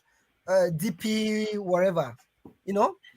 Going to on ground, all those comedians, they are not doing a PVC challenge. People will now come outside, they will speak with their PVC. So the comedians are the Peter Obi's supporters. Is that because from musicians to comedians to celebrities, these are people that have followers, to business. These are people that want to shy away from those old mentality like TINUBU and Atiku. Can I interject, please? Hold on, let him land. Yeah, sorry. So those set of people want a change for their children, not to be subservient to those old politicians whose hands is shaking, who have stolen Nigeria's money. They don't want to do that. All right. You know what I say with Peter Obi is the Nnamdi Kanu bounce. We saw it with Nnamdi Kanu. Is the Nnamdi Kanu bounce that we're saying again, isn't it? They are. Even from this platform, we see. I'm not Igbo. You are somewhat. I'm not Igbo. I've never lived in Igbo land. I've lived in Yoruba land all my life. I'm not an Igbo man. So what are we saying? Why are we pushing this false narrative? This is what I'm saying. False narrative. That is what they are trying to use to counter the Peter Obi movement, which is going to fail woefully. All right, let's hear from engineer. Engineer, to you. Yeah, happy new month. Anyway. Yes. Are you serious? The bank holiday. When's the bank holiday? Is it Monday? I think should be Monday. Yeah. Something we need to understand here with our uncle Peter Obi. I really want us to just think very well. He went to a new party. All the best. Good luck. But remember, he's going to spend enough money. So something we need to think. Is he willing to spend that money in that party? Those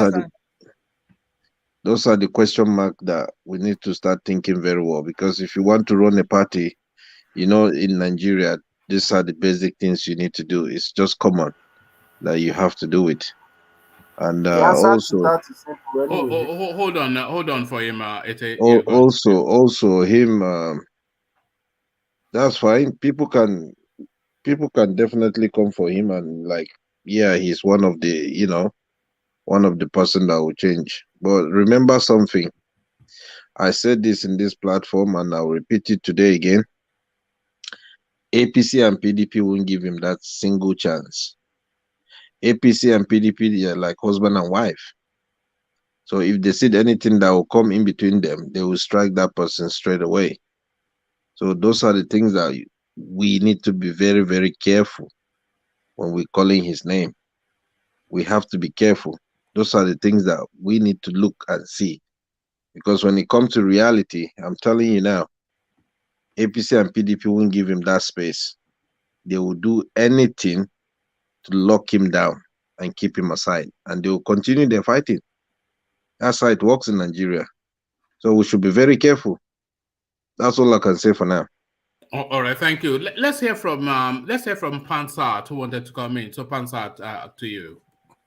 Everybody, hello, wherever you are. Happy New Year, hello, brother. Hello. Happy New Month. Yeah. I've been watching the shows over the days, and a lot of hot topic, and obviously politics in Nigeria is very exciting right now. Let me just get to a few points. Number one, Peter Obi should not be looked at as Southerner, Southeasterner, Igbo, Biafran, or any of those things.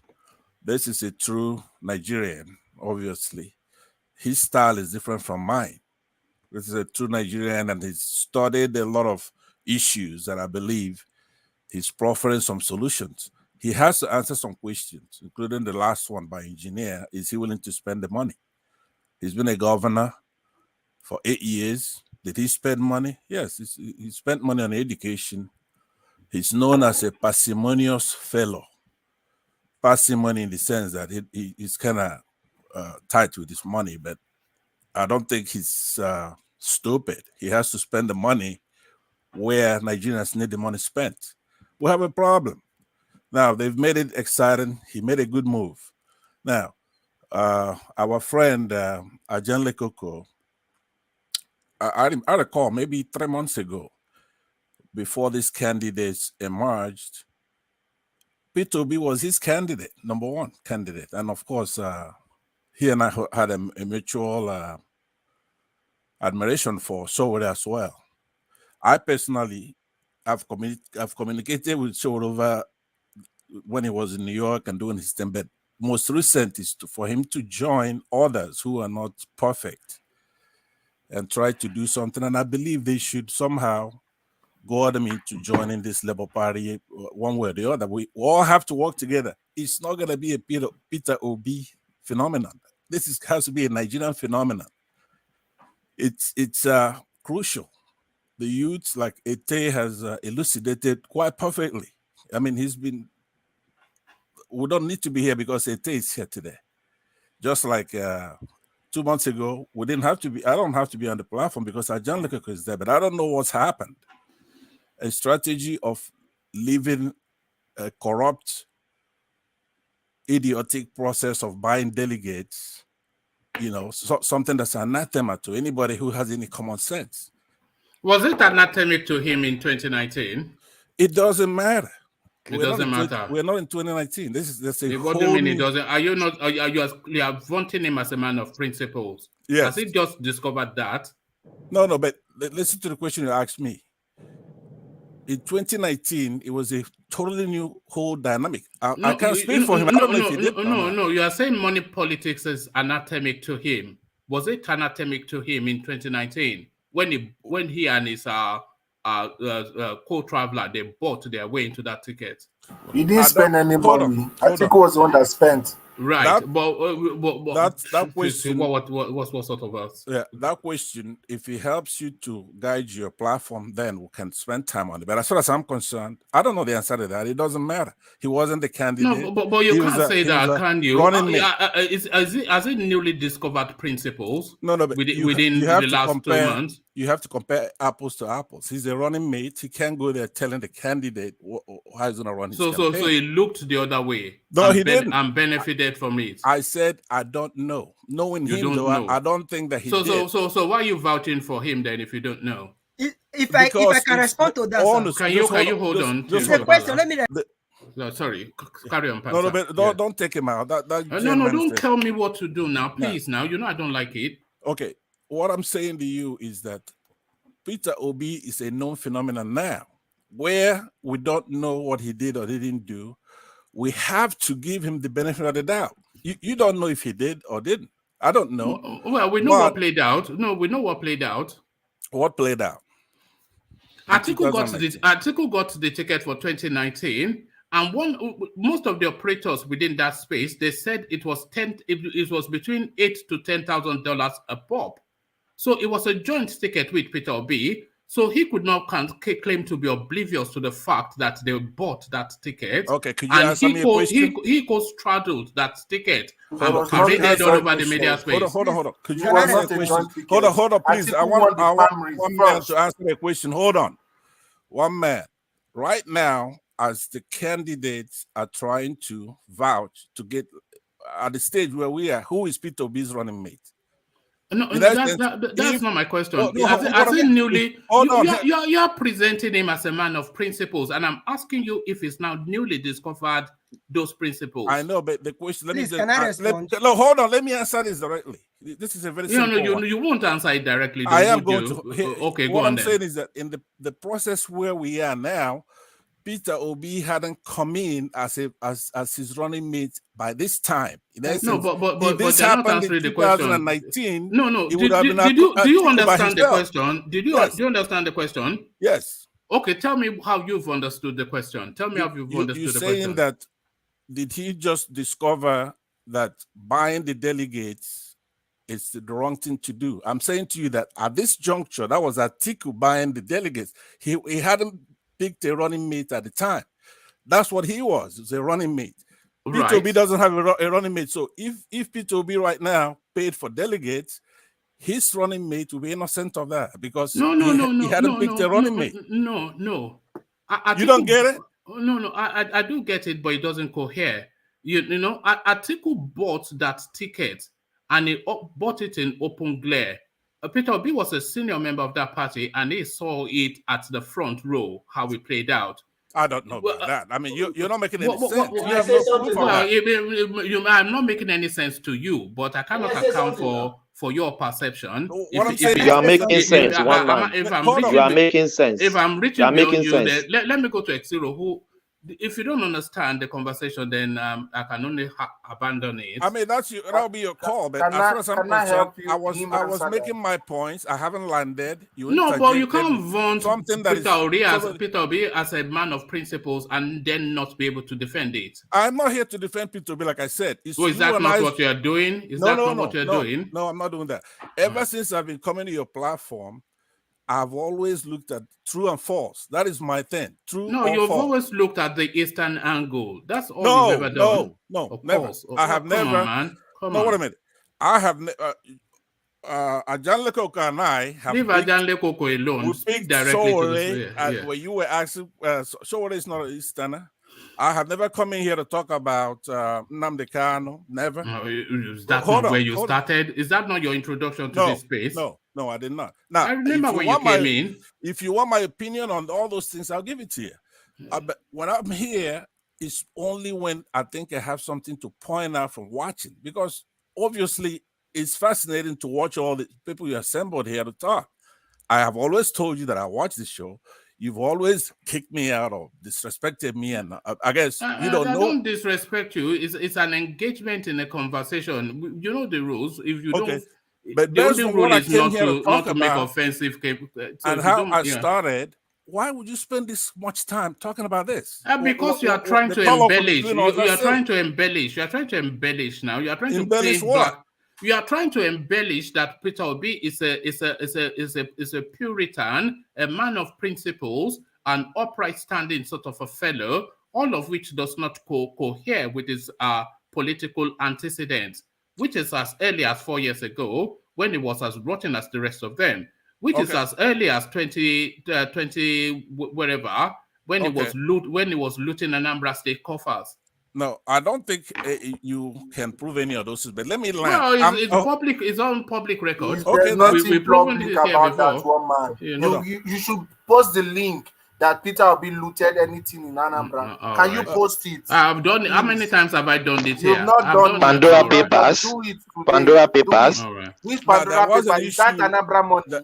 There was an see, issue Thomas, you see, yeah, this is the not you. problem. Your own is Yoruba Nation thing. This Don't is the come and be problem we making are this having. tribal. No, This is the You're problem making we it are tribal. having. but the When distraction, trying to hide the truth is not gonna work. So let me Can I talk. interject, Let please? me talk, because you can't hide the truth, right? I'm only gonna speak about the truth. We all have Woman, to. can you just tell people we are not here to fight? Okay. The tonality is No. too Can you hold aggressive. on now? Hold on. It's not been aggressive. It's a civil tone, but carry on, Pansad. Thank you very much. Yeah. So, like I said, this is our opportunity, all of us, an educating platform like this, to then start working towards having Peter Obi answer some questions.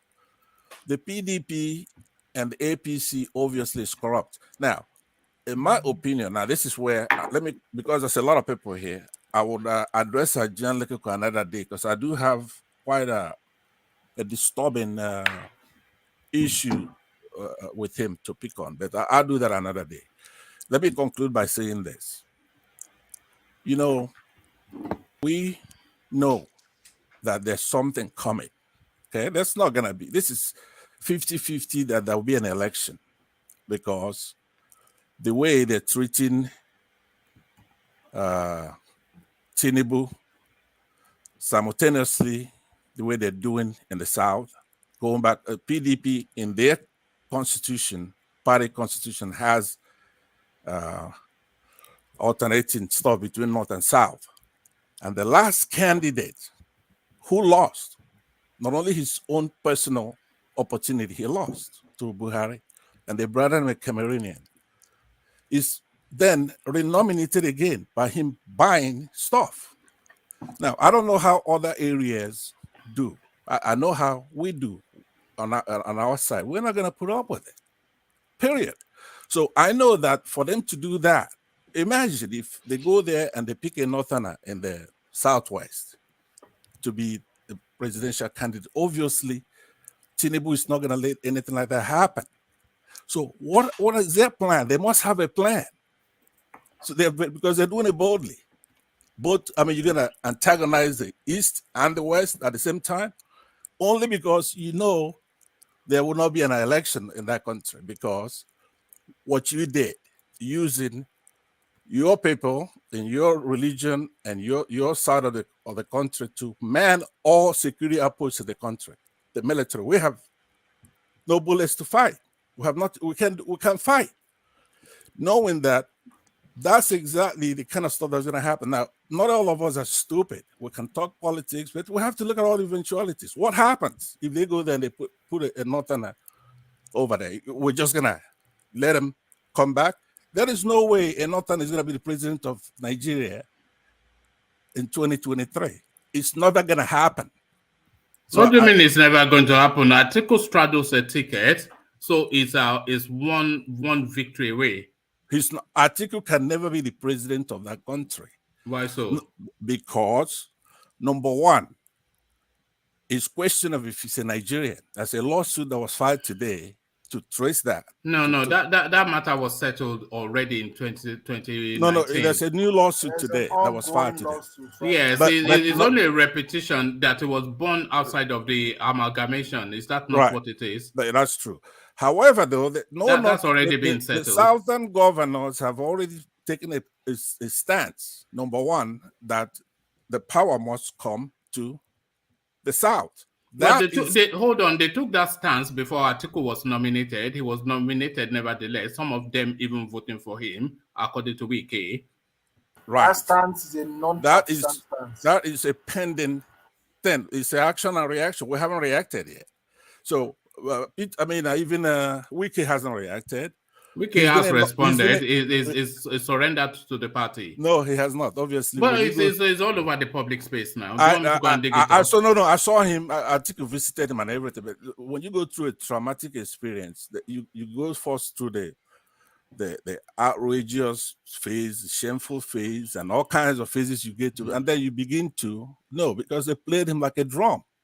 He's the one that supported Tambuwal, who was the speaker before. That's true, but he considered Tambuwal his friend. He considered him the new emerging Northerners and Southerners working together. He killed a lot of our people in his state, trying to please these people. They played him and TINUBU simultaneously. No, we're not stupid. How are you going to go nominating a Northerner when the Southern governors, our elected governors, and pretty much anybody else who's fair has said, okay, the power has to rotate. Now, in the case of the PDP, they have it in their constitution. That is a declaration of war, really. You can't do that. The same candidate who was given a chance, he lost, although he may have been rigged out, he didn't fight for the mandate that was given to him. So, no, let me tell you something. There are a lot of Nigerians, there are a lot of youngsters in that country, and it's never going to happen. You could take that to the bank. All the permutations are that there's a 1 in 2 chance that the next president of Nigeria will be a Northerner, because the next president of Nigeria is either going to be the APC candidate or the PDP candidate. I'm sure you are not under the labored criminal strain of thinking Peter Obi is anything. So the next president is going to be either whoever the PDP presents or whoever the APC presents. So the PDP has presented a Northerner now. So he is just one battle away from the presidency. And depending on who the PDP presents, even if they present a weak Southerner, they were guaranteed a Northern president. No. So all roads are Atiku at the moment, and I don't see, you know. Let me tell you. Can I ask a question? Can I? Yeah. Just 1 minute, then you go ahead and ask. Okay. I was gonna say to you, don't dumb us down. We're not dumb. Nobody's dumb. We're having a conversation. I'm talking about all of us in the South, Christians, Southerners, all kinds of people. And by the way, reasonable Hausas and Fulanis. Yeah, I mean, we have them all over the place. But let me tell you, if there will be no Northerner that's going to be president this time, first of all, if an election is held without rigging, right? None of those people are going to win an election. Why do you say that? Okay, because let's look at Buhari in his prime. I'm talking about after the Third Republic they were in. He ran many times. There's nobody more popular than Buhari at any time from the north after Yaradua and people like that. He's run many times and he has always lost. He never won an election until TINUBU put together a very smart overtake of the polity in the country, and then he won. And then Buhari loses to the incumbent, which we saw what that meant in 2019. True, I vaguely think that's true. I don't know if there's any one of them that Obasanjo beat him. So many people have beat him. He's always lost. But not only that, without rigging an election, for example, in 2015. Imagine, do you think Buhari would have won an election? He didn't debate. He didn't perform very well. In all the metrics. And he was obnoxious and aloof.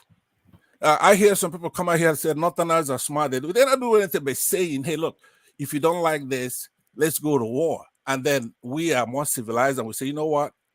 We're going to do everything to prevent trouble. That's all they be doing. A lot of the things they have been doing should arouse people to get on the streets, just from breaking our constitution, the doctrine of what do you call that? Federal character. Right. That alone, where you have the army, all the heads of the security agencies in one section of the country. Do you know what federal character means? Yes, I do. What does it mean? It means a cohesive, you have to pick a cabinet in a manner that makes all parts of the country feel like we're one country.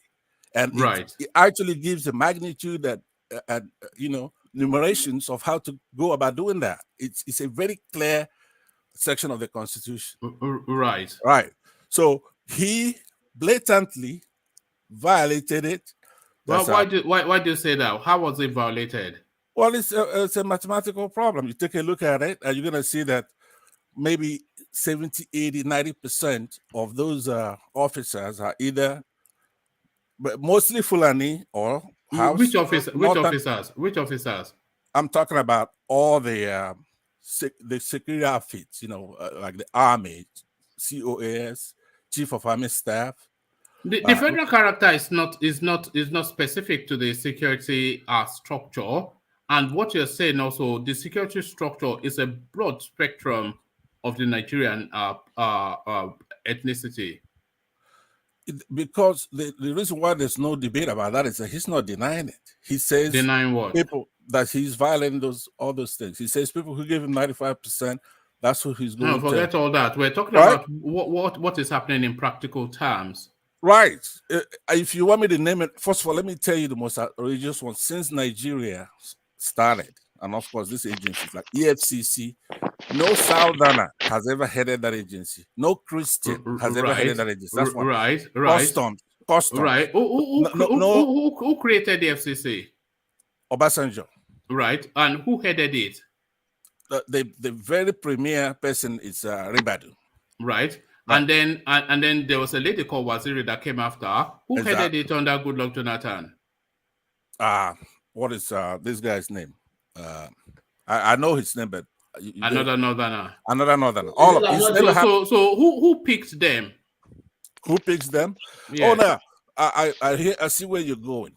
Just because our no, hold on. Can I come here a little bit? One man. No, don't. Yeah. Okay. Just because our southern presidents go there and put blinders on and do the right thing, and it's not reciprocated from the north, the onus is not on our people. They're supposed to do the right thing.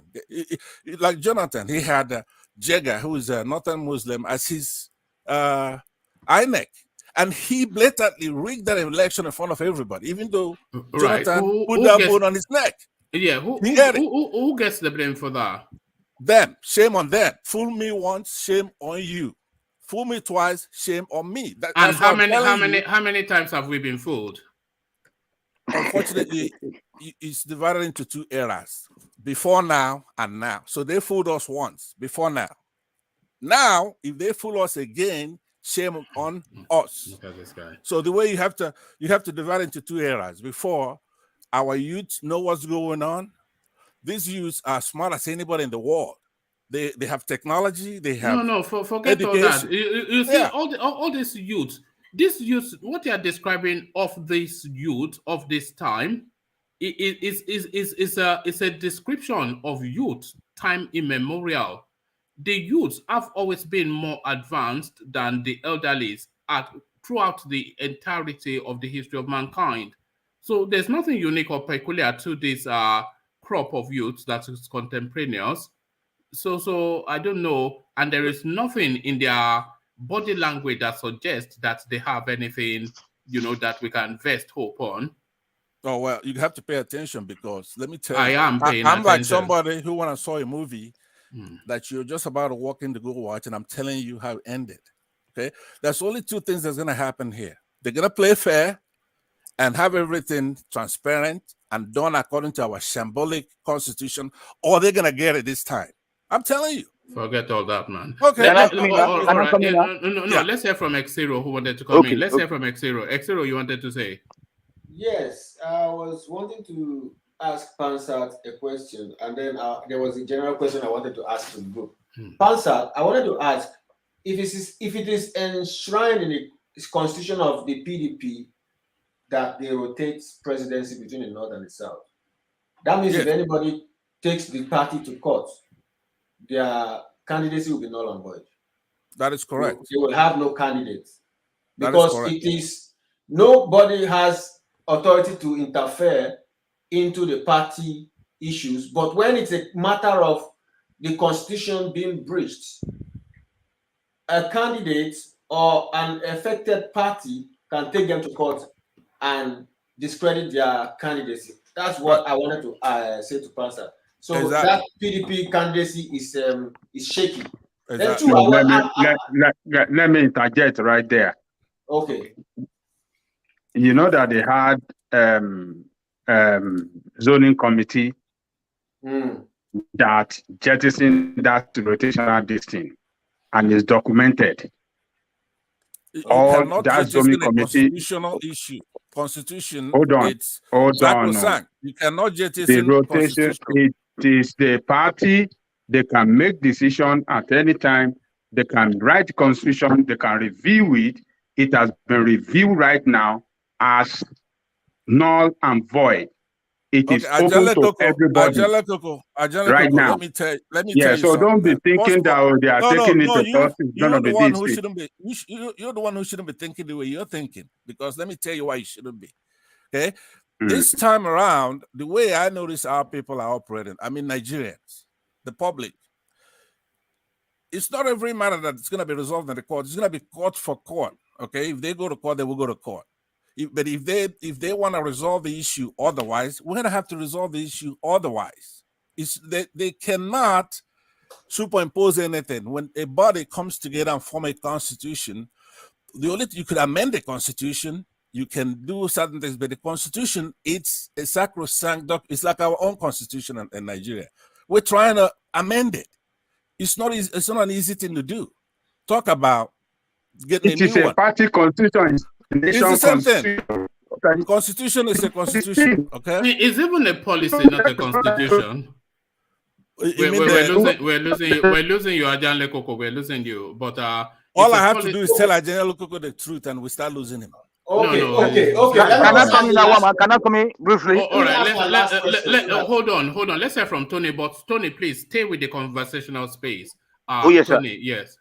Yes, sir. So I just want to tell Pansa. Good evening, Pansa. Good evening. How are you? I'm all right. Yeah. So I just want to tell that we are in a very serious situation, very hopeless situation, because even though what you are suggesting, that probably they might go to the court or whatever, we're not going to win, because the people are still going to bring there are still the owners of the country. Right on. Thank you, sir. Right. That's what I was telling Ajan. Look, is there No. Don't let us look. Let them sue. This Pansa, give me 1 minute. Sure. You see, this our mentality of claiming victim all the time. We have to stop it. Every time we want to claim victim, oh, they did this to us, they did that to us. We don't even want to look at ourselves. What have we done wrong? That one is number one. Then number two, I've just told you, the party constituted a zoning committee, member from every state of the country, and they all decided that rotational of presidency in the party is not a good thing for the party anymore. And hold on right now. Let me finish. I've not finished. Hold on now. I mean, you have your own time. Let me finish. You will say something. Hold on. Let Ajan Lekoko land, and then you counter him. Yeah, Ajan Lekoko. Just condense it, Ajan Lekoko. Yeah, back to you. So the zoning committee recommended that to the neck of the party, to the National Working Committee of the party, which is the highest organ of the party, and they adopted that. And that was why they threw it open for everybody to contest. Okay. And everybody voted for it. They had a process, primary process, free and fair, and a candidate emerged, and you are saying that they are going to court. Who is going to court for what? But Ajan Lekoko, let me just say to you, okay, first of all, I'm not even going to debate those kind of little issues with these people, because there are a lot of things they're doing so far. One of those big ones is that our governors in the South have made it very, very clear for a while now that the next president of Nigeria is going to come from the South, and that's what's going to happen. Okay, so what are we waiting for right now? When APC do their thing here, and they pick a Northerner to be their candidate, then we'll talk after that. Okay? Because right now, I mean, what did they take us for? How are you going to antagonize both the East and the West at the same time? It's okay for them to play the Mickey Mouse politics of pitting the West against the East and all that. A lot of us go about our business, but if they do that, then it means they didn't plan to have an election. First of all, I haven't said it because I don't have any proof, but I'll be surprised. Let's put it that way. If I'm going to put percentage, I'll put 5% chance there'll be an election. And that's their own choosing, because how do you, they're not stupid. They go out there and they put all the militaries in the hands of their people and their religion and their section of the country. Okay, after what Buhari did, do you really think he's just going to hand over power to anybody else but the cabal of what they're doing? No, because it's something that somebody will come in, even if it's Jonathan, he will just undo those things.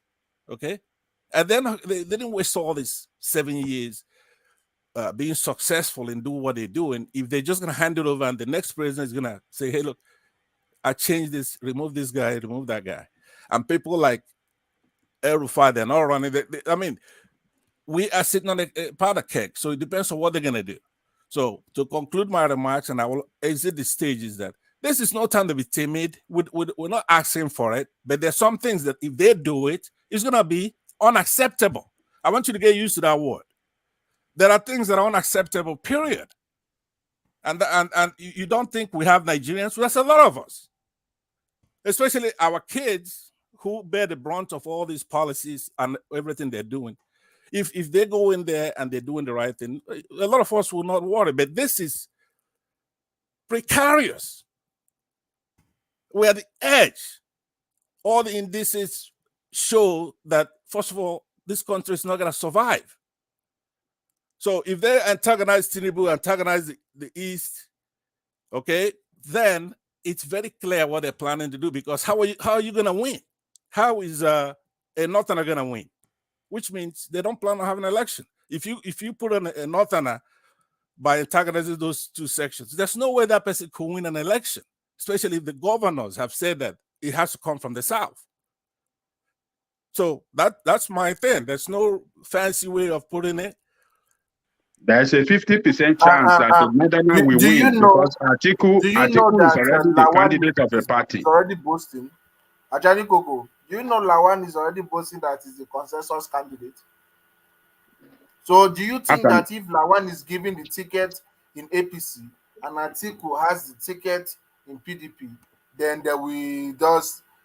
then everybody will just clap hand? Where did you see Lawan saying that is the consensus candidate? Where did you get that? Punch just pasted that on their tabloid. Punch just did that. Did you? Okay, What's the I will context? listen offline, okay? I have to go somewhere. It's almost 6 o'clock, so I'll listen offline. And then, Ajahn Lokoko, I do have some discussion to do with you. If you want, we can do it over the phone, just you and I, or we'll meet somewhere, because I wanted to talk to you. I'm disappointed because every one of us know that you've been like the voice. No. I'm just saying the truth now. Is the truth. Look, when I say the truth about what Obi did, Obi disappointed me, and I believe you Easterners should feel disappointed as I am disappointed. That he lied. Hold on, that he lied. He lied as to the reason why he's not participating in the primary. And that was very deceitful. It showed that he's not a principled man, and I hate to back people like that. Don't lie to me. Hold on. Let me, if you want to just... Can I ask a question? His fear of being defeated, that is why he run away. And they will know the game. I participated in this game and know the way it works. Hold on, Pasat. Let's hear from Teobala, just to bring a different voice into that conversation. Teobala. Okay, I wanted to ask Ajale Koko a question concerning if Obi was still in PDP regarding before the primary. Adibi was there before they come up with that primary. Do you think Obi would have won that? Won the PDP ticket? All right. Before you answer that, hold on, Ajale Koko. Let Pansat add his onto that, and then sweep the two of them up. So he's asking you if Obi, if he was still in PDP, would they have won? So Pansat, you just add your commentaries onto that, and then Ajale Koko can address them all together. Okay. So what I wanted to say to Ajale Koko is that there is two things that are wrong simultaneously. The PDP itself is a rotten party, just like the APC. That's true. Now, Obi went out campaigning all over the country, went to, I don't know, maybe 34, 35 states. He didn't go to Adamawa. 36 states. He didn't go to Adamawa out of respect for who he calls his boss or something like that, his leader or whatever. So after he went all through that tour, it wasn't time to deal with the delegate issue. Okay, it didn't have to end the way it did. They could have just, after he did his campaigning and saw that he's a rising star, just gave him some respect, maybe have him be that nominee. Or be, even if he did what you're saying, how silly to have an outrage over something like that. If he knew he's going to lose, why should he sit there and lose? He could fight another day. How can you one man, I want him to bear me witness 3 months ago when we're talking about it, and you were naming off your favorite, who you want to rule the country at the lead. It was always Obi, sometime Mogalu, but Showore, and you and I had about the same taste. But to have you, when I'm just watching this show, descend all the way down to the Moki area, because he made who wants a cent? You can't have a Jeffersonian Democrat in office in Nigeria. From what we have to pick out the leader, are you and I smarter than those who gave him that slot in the Labour Party? You keep saying you've been maybe you ran for office. That's good, but there are all other people in that Labour Party who saw what's going on. Patu Tome, for example, that is a very smart guy. That is a guy who can lead this country and do very well. By the way, almost all Southerners who are running for office, now this is not, if I'm Fulani, I'm going to say what I'm about to say. Almost everybody who's running for office from the South is 10 times more qualified than anybody that I've seen from the North. Do they have the capability? Yes, they do. Are there some of them that I'm talking about those who are in front running? All right. Some people like Erufai, they're smart. Some people like Sanusi Lamido, Sanusi, they're smart, but in the case of Erufai, he's an evil smart. Sanusi Lamido, it's what is that? He's a guy who would marry 4 wives and he's going to condemn marrying more than 1 wife. He's a monarchist who wants to be a Democrat. Okay, so when has he expressed an opinion to be a Democrat? Yeah, he does chime in. He's a banker and he's a capitalist, entrepreneur, that type of modernity, and also he's spoken a lot. I watched a couple of his TED speeches, and you come away that he's considered himself a Democrat, but he will be sitting in some huge palace that he got in the crooked ways. For one thing, it's disputed. He's not voted in. I'll tell you something. He came out one time. He's not voted in to be a king. To be a king. Right. When is that? In which culture is that done? That somebody is voted in to be a king? Not by the hoi polloi, but maybe the chieftain, the people who pick maybe 5 or 6 people. Just like the Ayatollah in Iran is selected. Unlike where you are, which is a bloody monarchy, is the worst form. Okay, but I was gonna say, before I leave, I did have to leave by 6, but John Lekoko, let me just say to you that. But so just to correct something, Sanusi was coronated by a council of chieftains. Right. Yes. Right. So that's a council which is the system in Kano State. I know, but if Ade Bayero is claiming that is his family's turn, and he then gets them in trouble somehow and wrestles it from them, and the Bayeros then had to go and play politics with the Kano governor and have him kicked out. So that's going on. I was going to say, Sanusi Lamido that's actually incorrect, somewhat what you've just said. What did you say? Let me actually bring you the. So can you still hear me? My system is playing up. Yes. Let me bring you the backdrop to the Kano space. Ado Bayero's son was actually meant to be the Emir of Kano, and he was the first choice when his father died. Right. But then, through machinations of wanting to hold on, but Ado Bayero's son was also Goodluck Jonathan's preference, but they needed Lamido Sanusi to be there because he's a BUHARI'S, and they needed Kano because of the that's what I voting just numbers. said. That's Not what you said. No, what I said was that it's a lot more complex than okay. like, I don't. I'm not an expert, and I'm just trying to tell you. I have a good knowledge of that space. You know. Okay. So, but let me tell you something that's remarkable. This guy was the CBN, the governor, right? Lamido. Yeah. Guess what?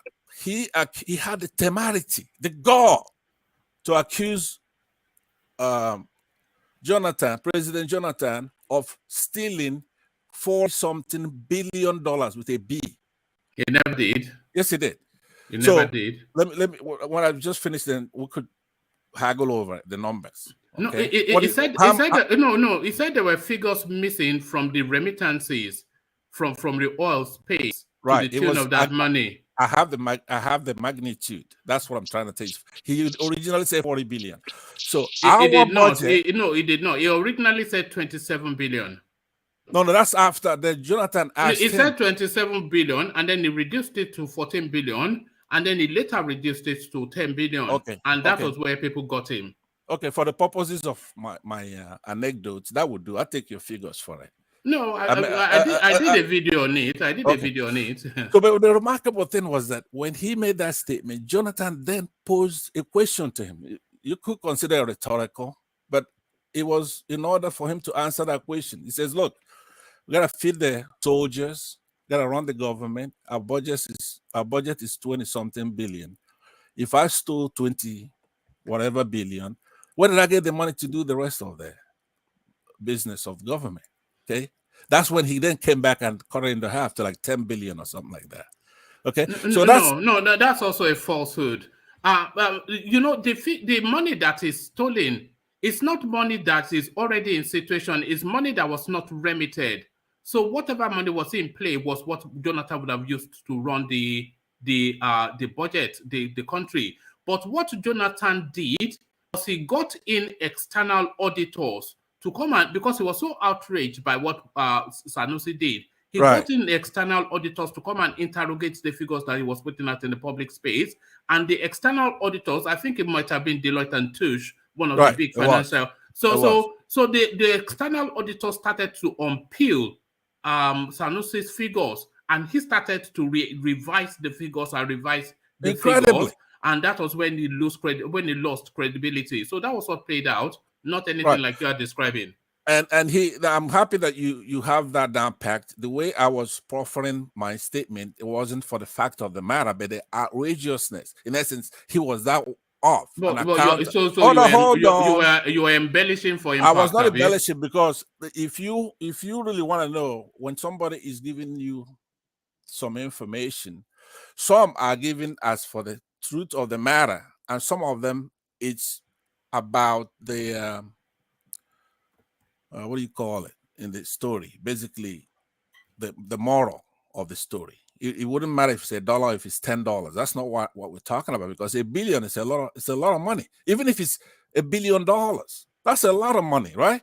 So because you're sitting in front of that computer, if I ask you to say one thing I've ever embellished on this show, you can't come up with one. Well, because I don't do that. I know everything you say is an embellishment. No, that's your opinion, but which is okay. We don't agree, but I had to leave by 6, so let me leave at 6:07. Thank you very much. All right. I would have loved to be here and do that, but Ajale Koko, you still have my respect, and I love everybody that come on the show. Let's get it right, okay? One day we're gonna sit down and have a beer or whatever you drink. It'll be on me. But of course, I only drink brandy now. Beer makes me fat, but I'll join you with that. Yeah, thank you, Pansat. Tony, Ajan Lekoko, Tiobala, engineer. Okay. Baba Kure. I see you. All right, Tony. Okay, bye bye. Una. Okay, let me answer my friend question. I never expected Obi to win that primary, but I was expecting him that at least all the delegation from Igbo land will give him support. But towards the primary, I think he got the signal that he will not even get maybe 10% or 20% delegate from Igbo from the east on the side, and he didn't want to wait for that disgrace. That is why he ran away. Look at our brother Payosayim from the east. We're losing the Ajale Coco. Hope I can respond.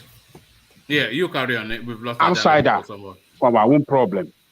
We should be able to ask questions from ourselves, and we should be able to ask to hold our leader accountable or ask questions whenever they do wrong. So Obi did it wrong by moving out of that party 3 days to the election and was giving us an excuse or reason that doesn't make sense. Thank you so much. It doesn't make sense. Yeah, thank you so much. I really appreciate. Like when Obi went around the 36 states, you know, except Adamawa, and it was campaigning based on issue. Atiku was never even bothered to even grant an interview to media. Wike was there antagonizing Peter Obi.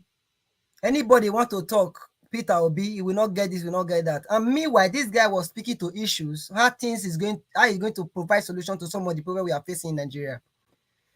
Fine. I believe that maybe he's speaking to people who are fed up with the situation of things in the country, not knowing that the people he's speaking with can easily be bought by money. Few days to the primary. Sorry, he did not know they could be bought easily be bought by money. I'm making a point. No, but are you saying Peter Obi did not know that the delegates could easily be bought by money? Is that what you said? I'm making a point. Few days to the primary, even when he was being interviewed by one of the FM stations, that there is a gang up against him. Reason being that Peter Obi was already gaining ground, both on social media and on the ground. Haven't seen the 1 million march. And apart from the 1 million march, I haven't seen how people have been canvassing for the emergence of Peter Obi as PDP presidential candidate. Atiku was using their money. Wike was going to buy bus and all that thing just to cut Peter Obi out. It's not by theory. It's not by this, not by that. So at the end of the day, when he see all these things, he had to move. He has to move because Nigeria needs him to come and rescue us. Sorry, did you say Peter Obi did not know that the delegates could be bought by money? Did you say that? That question is very delicate. And what you should understand about that. No. Answer that. Did you say Peter Obi did not know that the delegates could be bought by money? Look at I'm going to answer you. No, just answer it first and then add on what you want to add on. Did you say, is that what you're saying? No, that he did not know. He did not know that. Let me answer it. Hold on now. You're balanced. Hold on, please. Can I talk? One man. He said I can add to it. So he did not allow me to explain, but he said I can add to it. Fine. PDP are the one crying wolf. But he says to answer that one, whether he didn't know that, whether you had to use money to buy this thing. Answer that one before you ask something. Don't allow him to talk too much. Allow him talk now. Attack here, attack there, attack here. Allow person talk. What happened was that PDP have been crying wolf over the years. That APC, they are corrupt, they are this, they have destroyed Nigeria, economy and many other insecurity. Now, they are not looking for somebody who can win a nation for them. Somebody that the Nigerians want, which is what Ajali Koko was even saying, like other man, that is his own candidate. So people wanted such person. At the end of the day, the process of you electing a good candidate, you want to fraud it with a dollar and every other corruption practices. The guy says he's against his own will. He has to leave. I don't think you should say that Peter Obi did not know that the delegates could be bought. That's not factually true. Let me ask you a question. Woman, can I ask you a question? Do you have any proof or anything in any place that you have ever heard Peter Obi by any delegate in any party and in any society? Have you do you have proof that Atiku has ever done that? Yes, now where's the proof? He did that clearly. Don't say it clearly. It's clear. You saying clearly is not proof. Now, do you have he proof? did that clearly. No, you saying clearly is not proof. Do you have proof? Say that dollars are smelling anytime Atiku leaves. You ask me for proof. I'm asking you for proof. All right. I'm telling you the proof. Now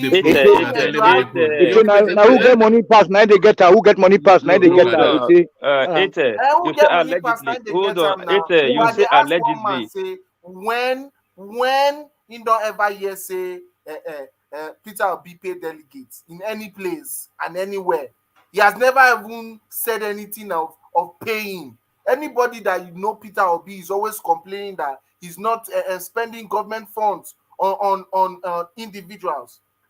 He was tried to impeach 2 times for this same thing. Sorry, and we're painting it. Let me ask you to what you are saying. You say allegedly, and 2, don't forget the article you accused that he paying right now was paying 2 when Tabi was running with 2019, $10,000 each for delegate allegedly. So hold on, Tabi was his vice. So Tabi didn't know that they were paying $10,000 for him being a VP. Peter Obi was a consensus. It was not a consensus before the primary. He was chosen by the Southeast leaders to be a VP. He was chosen. They didn't know that when Atiku was campaigning, because whichever answer you give is a condemnation of. I'm going to give you the question, but whichever I'm going to speak to your answer even before you give it. Whichever answer you give is a condemnation of Peter Obi. It's either you are claiming that it's naive or you'll be claiming that it's fraudulent. So did Peter Obi know that when Atiku got the ticket, he would have bought his way into that ticket in 2019? Can you explain what fraudulent means? No, I'll answer the question first. No, can you? Can I respond? But can you explain what fraudulent means first? You know what fraudulent means, so I don't know. I don't know in your own context. In the context of the definition of the word about Peter Obi antecedent. Have you ever heard him steal money? Have you ever heard anybody complain? Are you going to answer the question, or you want to run away and do the? I'm not running away. But a Nigerian politician not stealing money. A Nigerian politician. Let us spend the spade. Go and verify. It's not by shouting. Peter Obi, you are just making like a cent. He took. I'm not making him like a cent. Wait, hold on. Can I answer the question one man asked? Let me tell you where I'm going to. One man, can I answer the question? Okay, carry on. Okay, fine. During that primary, Peter Obi was not even aware or did not even know he would be the vice president to Atiku Abubakar. Well, was that the question? Yes. Now the question that wasn't the question. I said, was Peter Obi aware that, but because this played out in open glare, Donyo Kukwe knows, everybody knows. So was Peter Obi aware that to secure that nomination ticket in 2019, Atiku bought his way into it? When Atiku obtained that, do you want to answer the question? Was not with. I'm not saying it was the running mate then. Do you understand the question? According to what Ete said. No, forget Ete. Hold on, because I'm not sure you are grasping the question.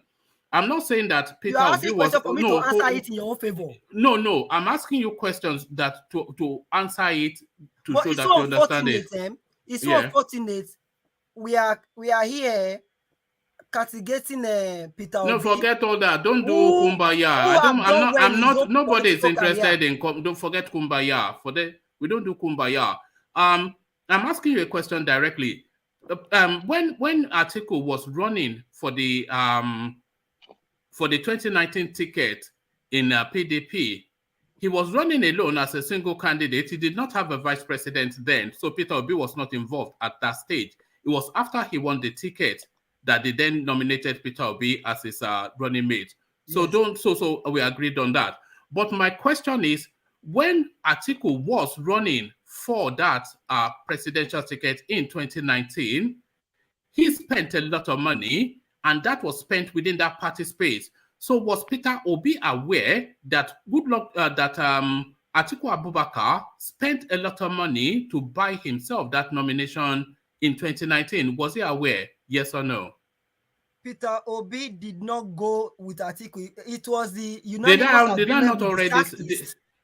They now look for a credible candidate. Sorry, do you want me to hold on. Do you want me to say, hold on? Did you not understand? Do you want me to say it in Igbo? What are you doing now? What are you doing now? He doesn't want to answer the question. It's a very simple question. Okay, it doesn't matter. So we both speak English. Hold on. Can you hold on? Sorry. Oh, please now. It's a very simple question. So I'm not sure where the complication is.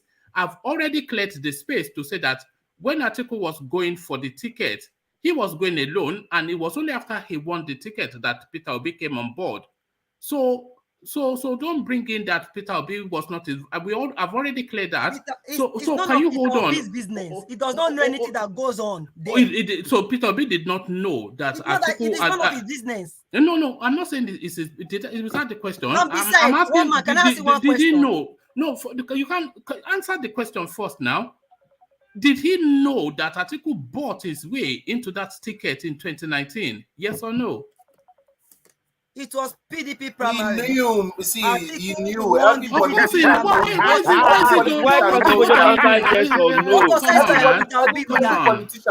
My brother, say yes or no, and give reason why you say yes or no. Very simple. I mean, what's the complication in the question? You know what I'm happy? You know what I'm happy now? That is the question. You know what I'm happy? Did he partake? I'm coming. Did he partake? You know what I'm happy? People are now looking for a way to attack. Kumbaya. Okay, Kumbaya.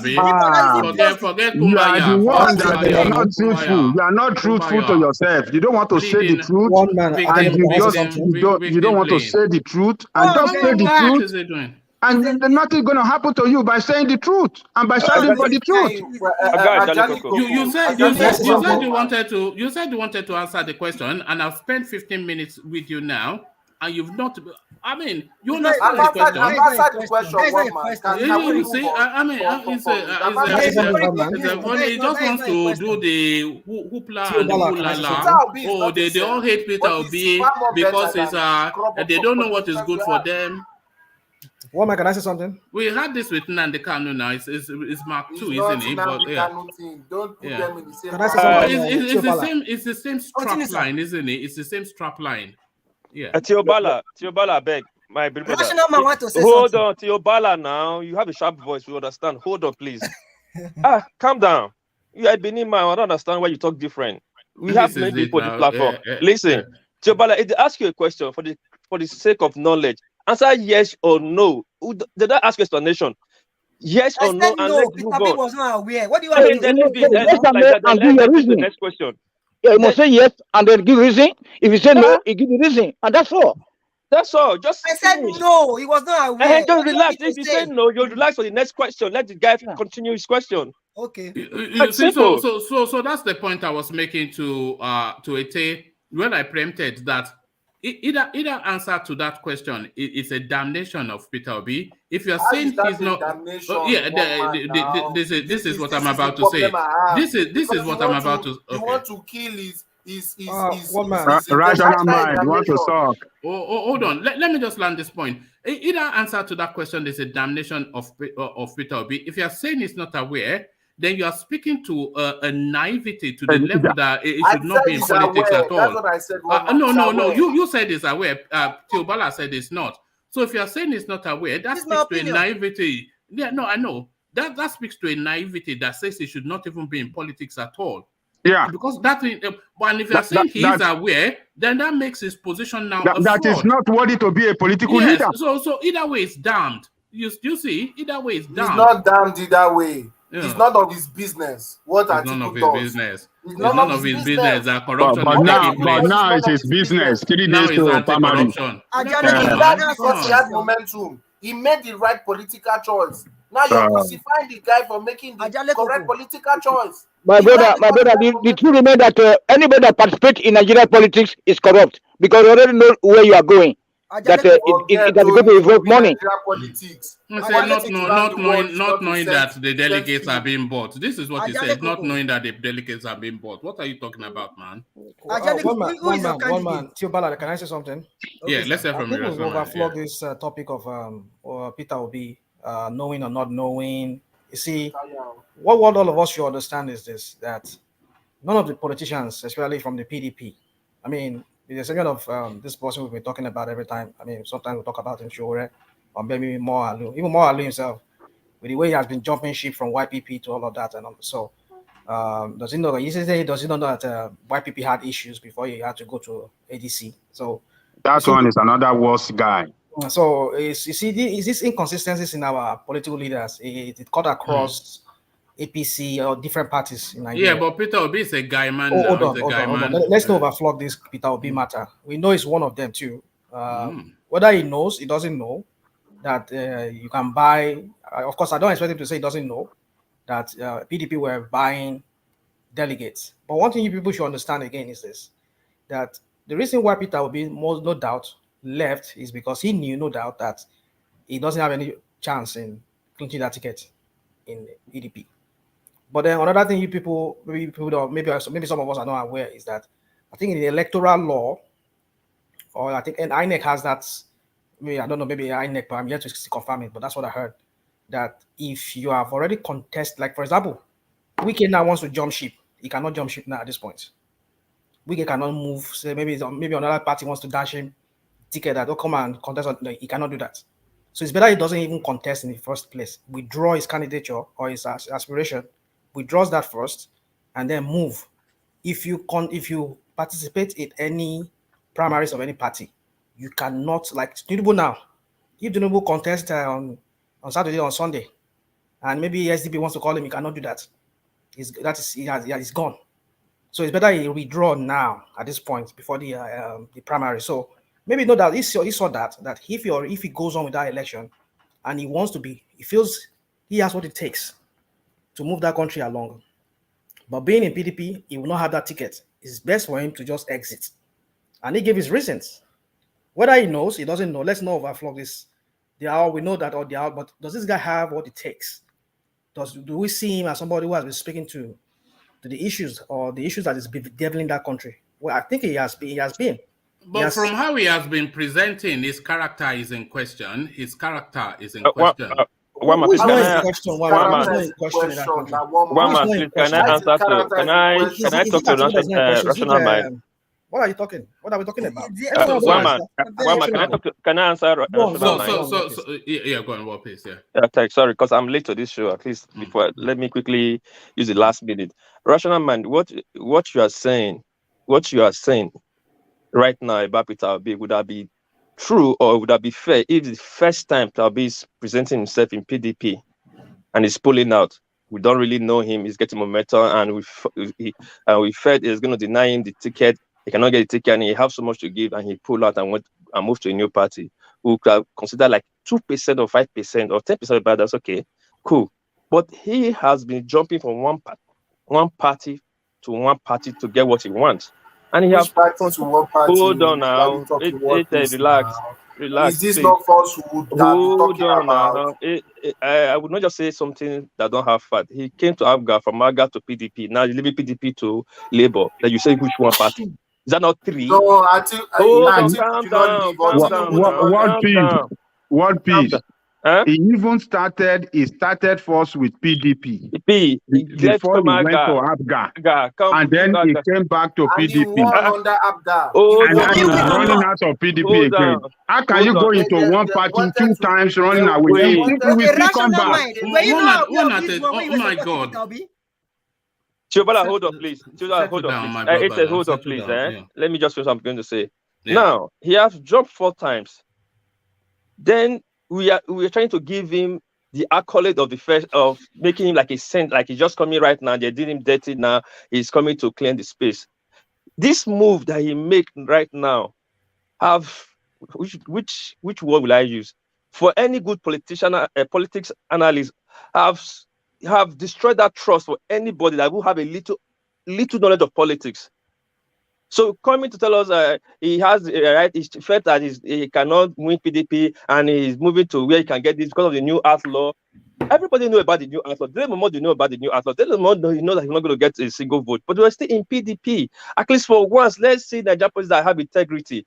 Look at all PDP member that has been there for like 22 years. They are still there. People like Wike and some others, they didn't leave.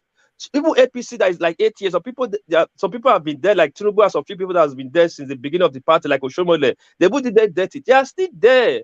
All this will try to make an excuse to exonerate somebody is not good. It's part of the corruption we have tried to fight in Nigeria. This thing you're doing is wrong. I'm sure if Peter Obi was a Benin man, you would have come with some kind of nice analysis. You are bringing tribal politics now. One man control that guy now. You see, they tell me cannot talk to you like that. You talk to people. I'm not insulting anybody, Tony. I'm not insulting anybody, Tony. We are talking. Tony, I feel answer it. Don't just worry. Let us land this point, because if you hold it another line, you're saying get much point. What piece? We can spin this thing any way we want. No, you're the one spinning it. Hold on. We can spin it anyway. His integrity is in question, whatever. We can see all of this.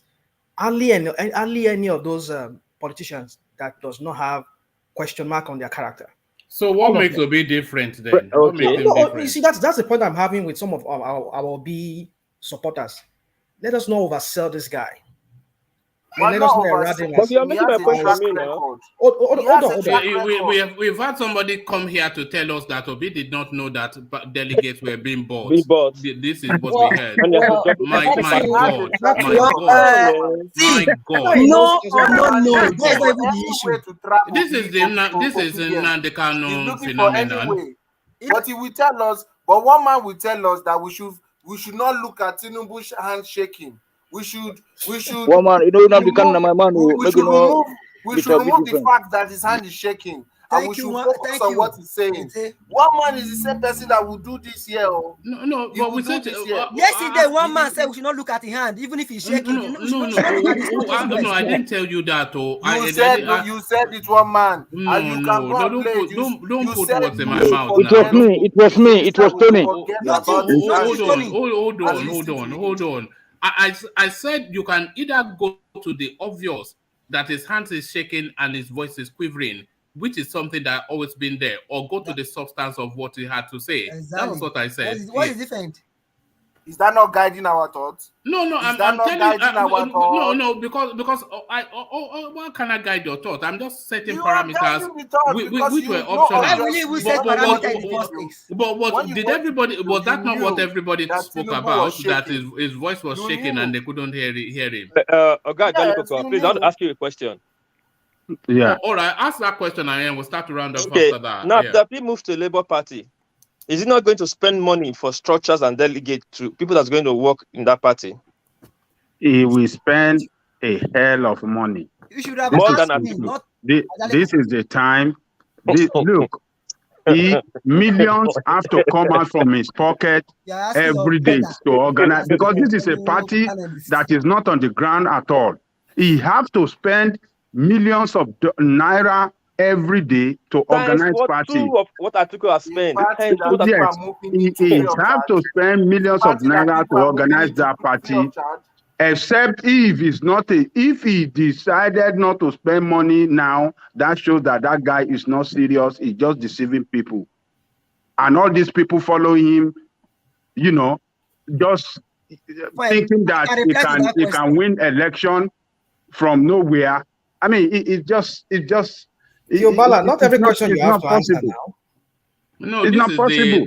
This is why we have to be realistic. You see, sentiment apart. We can love him. You don't love Obi than I do, but when it comes to fact, let us say the truth and let us speak to facts. But we overdo these things. Let's not overdo this thing. It's always like that. Just overdo we're what? overdoing it. Hold on, I What understand do you that mean by sometimes. overdoing it? Overdoing what now? It's like everybody goes overboard on this thing. You yourself and one man, you do Over what now? What do you mean by overdoing? Let him talk now. Hold on. Gets angry with and his other and his colleague too, they will go overboard too. Everybody just seems to be going to the extreme, this matter. Let's just speak to the facts and let's just leave it at that, and let's move on, because this constantly we're always talking about bash, like we're bashing this guy, which of course I'm not saying. No, it's not bashing now. That's we are not bashing him. We just querying his. We are just querying his sincerity. Somebody asked you a question. Rational mind. We just querying his sincerity. That is it. We just want to. We are just querying his sincerity. Is this guy sincere? Or this is somebody that he wants to be president, by the way. And he wants to be our president, and we cannot hold him accountable for his wrong judgment. We have to hold him accountable for his wrong judgment. That's what we're saying. Is Osinbajo sincere? Is all of them sincere? Are we not questioning them? Are we not questioning them? Are we not talking against them here? So then Peter Obi is no different from the rest of them. How can somebody just tell me? How can somebody that have marketed several times? How can somebody that have marketed several times telling me 3 days before primary saying they are spending money? That's why you are pulling on. That is stupidity of him. And you want me to just accept of the highest order? You want me to just accept that from him?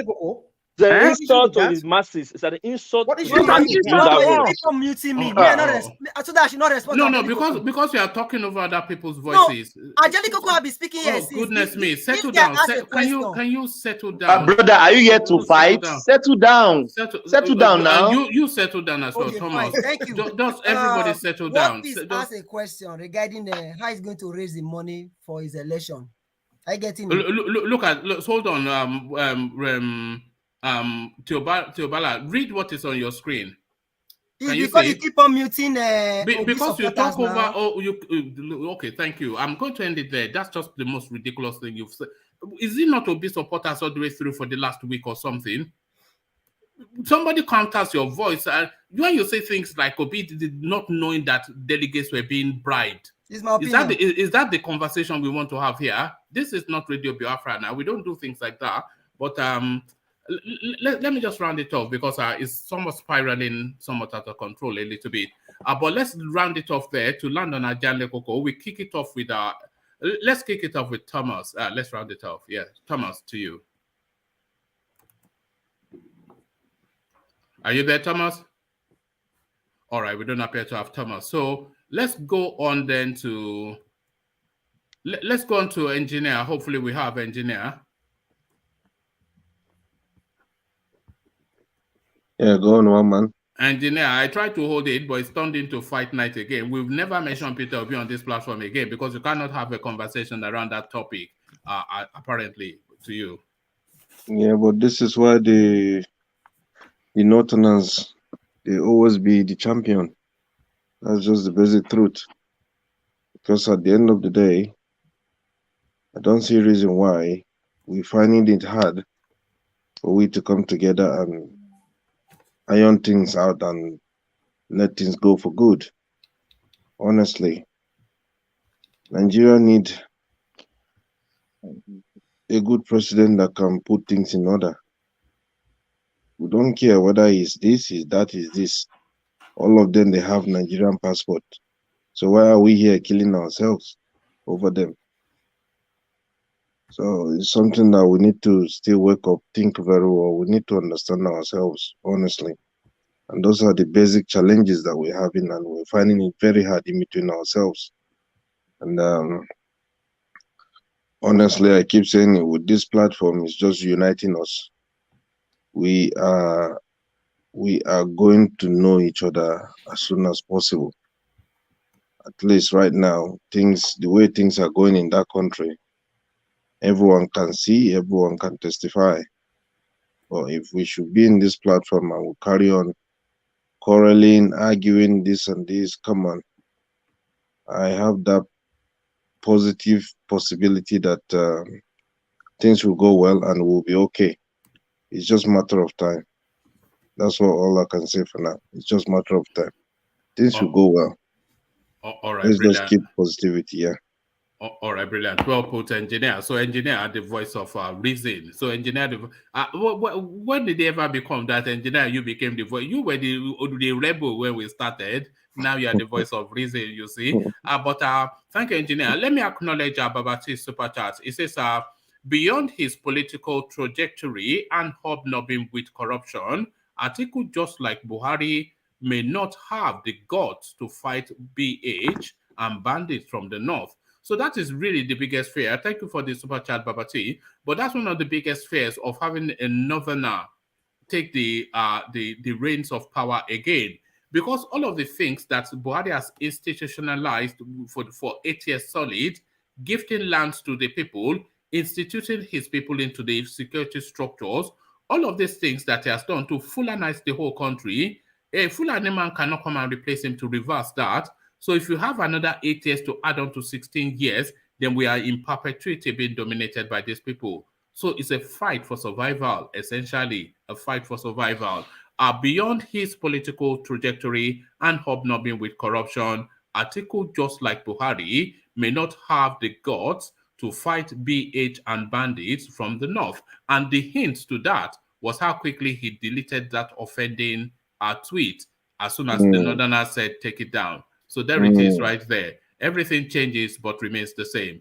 Thank you, engineer. So let's go on from you, engineer, to Tony. Don't let engineer go because yes, I want to talk to him. yes. I hope that people are coming Can I up talk to because engineer before he leaves? okay, I will be very quick now. So yeah, let's go to Tony. Yeah. And so thumb up my brothers and sisters that are watching and that are commenting. Thank you. So I just I stand by your last comments. Sorry, yeah, it's your last comment or whatever from Babati and your analysis on that. So I stand with that. So I have nothing to say. I thank you very much that you have now spoken for me. Thank you, sir. All right, brilliant, Tony. Always a delight in your company, Tony. So from Tony, let's go on to World Peace. World Peace, the routine. Yeah, quick one. I came late, but let me quickly talk to my brother, my Edo brother, Fasad. Fasad, please. Sometimes I'm in this show. I don't come on this show. I'll be on the chatting space listening. The show is not all about for you to come and teach people, or lecture people, or tell people how things are going. Sometimes you come and learn. If you don't have a talking point, it's not a must. You must come to the show. You let other people come in, and it's not every question you have answer for. We are here to learn. We discuss. It's not a must. You must force your opinion on people. I beg, we are Benin, we respect people, let's keep that respect. See, Babati is there. It's a Benin, I believe he's older than me. Sometimes we talk, he gave me space, I gave him space. I know you have point, but take it easy. That's for that. For this politics that is going on, as the engineer said, you have said the most important. You have said it all. Let me just say most. I've said it all. If we decide continue like this, the North will continue to rule Nigeria. For just one simple fact, we decide, we all think we know better. We do not try to listen to one person. We all have our opinion. When all of us have one opinion, we all be masters of ourselves. It's not good, and it will not take us anywhere. At least for once, let's say, yes, this is our thief. We like it. This is what we want. And let's go to the polls and let it be between South and North, not with killing our own before even get there. Let's try and be united. If we see a spade, let's call it a spade. And if we want to support the spade, we'll support him. That put a lot of respect. That's how I see it. I don't have much to say today. Thank you, everybody. Thumbs up, like up, and one man. Thank you. I greet everybody. Jaliko, Koete, Tony, and the rest people. Thank you. All right, thank you, World Peace. So thank you, World Peace. So let me remove that from the screen. So from World Peace, let's go to Rational Mind. Rational Mind, to you. Yeah, one man, thank you. Thank you, everybody. Please like, subscribe, and thumbs up. Yeah, that's the like, and share. Well, for me, I just want to speak on the Boko Haram that are already in the southwest. We heard about the bombing, was it on Sunday, in Kaba, that is the Yoruba part of Kogi State. Just some few minutes away from Ondo. That's to tell you that nobody's talking about this. And these people are gradually making incursion down south. And everybody's talking about politics, which is, well, that is the thing now that everybody's talking about. Well, for me, we're on a time bomb. I mean, I don't know. I think I kind of agree with Baba T when he said, what's his name? Atiku does not have the solution to that security situation in Nigeria, even though he claims he's when he's we had Buhari that has been there, who is a Fulani who could not do anything about it, and his Fulani people are coming, and this is the same person that honorably they just they holler at him for supporting people that said, why did they kill that girl in Sokoto? They quickly bring down the post. Is this kind of person that we're expecting is going to defend Nigerians against his marauding ethnic clans like the one that is currently there? We should all think. We should all sit down and think and analyze these people. They've already shown us who they are. I mean, we say you are married from different parts of Nigeria. Well, that is married, but the point is, if you cannot stand for what is right, now are we to expect him to stand for what is right when he becomes the president? Only because they said they said 1 million vote, they would deny him 1 million vote. A girl that was killed, unjustly killed, he could not even take a stand and say yes, it's wrong. My goodness, we should all think about it. So for me, it's up to everybody, but I know power must come down to the South. The South needs to take control of that, become the chief. The person in control of the army. Because if not, I don't see this thing. We're going to still having this problem. In fact, it's going to get worse. Well, I don't think I have, because right now, mentally, I'm just not doing well right now because I just came back from somewhere. So I just want to end it here. Hopefully, I will join you guys tomorrow morning. Good night, good afternoon, and good morning. All right, brilliant. Good to hear from you. Hopefully, you feel better soon. Rational mind, our prayers with rational mind. So one of your many babes, engineer, is wanting to know if you are feeling cold. I don't know. Who would have ever thought that you of all people would be the ladies' man, engineer? Don't worry, I will surprise my sister. I will go and cut my hair. And let me be a different version of human, innit? Look at that. All right, thank you. So let's go on from rational mind to Teobala. Teobala, the routine. Yeah, thank you, Waman, for this platform you provided for each and every one of us to air our view. I just want to let everybody know that irrespective of where you are from, being Yoruba, Edo, Igbo, remember Nigeria first before any other thing. If Nigeria is better, every one of us will be here. Even if we are here, we'll come here. I don't know. But the most important thing, I just remember the country first before any other thing. We should remove tribalism or sentiment in everything we do. But that does not mean if you see anybody doing wrong, you should not criticize. At least it's very right. And we, the Satan, we should not be fighting ourselves. We should not be seeing things that is good because you want to bring one or two persons down. You start bringing negative thought about that person. We should all come in unison and do something right for the betterment of that country. And anyway, that's just my little contribution. And maybe tomorrow, the other point I wanted to raise, I will bring that one. Thank you so much. Oh, you can raise it now. It will lead to another No, raise it now. It's closing remarks anyway, so it's not likely to. So raise it so that people can have an answer ready for you for the next session. Okay, it's all about education because they say that Nigerians are more educated than the Chinese. Somebody raised that point here, which I did not agree with. Nobody said that. He said they were doing better in American schools. So that's not to say that. Doing better. Okay. Yeah, in American schools, yeah. I thought they said they are more. Because when they say doing better, because at least I'm a student, I know that when I count the number of professors in MIT, in Stevens, and many other great schools, California Institute, and many others, Harvard, and Indians and China, they are the one heading the position. So doing better, I don't really understand the metrics you use. So I wanted to also clarify that. But the figure I know is that Nigerians among the black are the best. That's what I've been able to clarify. That is on the flip side. All right, brilliant. Good to hear that. So thank you, Theobala. So from Theobala, let's go to Pansat. Pansat, we're taking like a short closing remarks. Thank you very much. It was a very good show today, and it always is a good show. Always. It is for me. It is. It's the most exciting platform on YouTube. I really think so, and this has a potential to even go mainstream. It's dealing with the raw, pure Nigerians, educated diaspora, and some from home, like Ego. So it's all rounded up, and we got a great host, combative. The more combative, the better. Sometimes I think, you're just playing because you do happen to have a lot of knowledge. Like when I come on there, you get on your toes and try to display that, and that's good.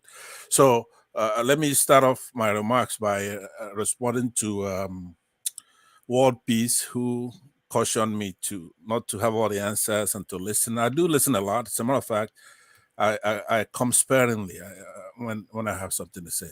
So World Peace, the one thing that you're not gonna accuse me of is just talking for talking's sake. Sorry, Fasad, I wasn't accusing you and I wasn't talking to you. I was talking to Theobala.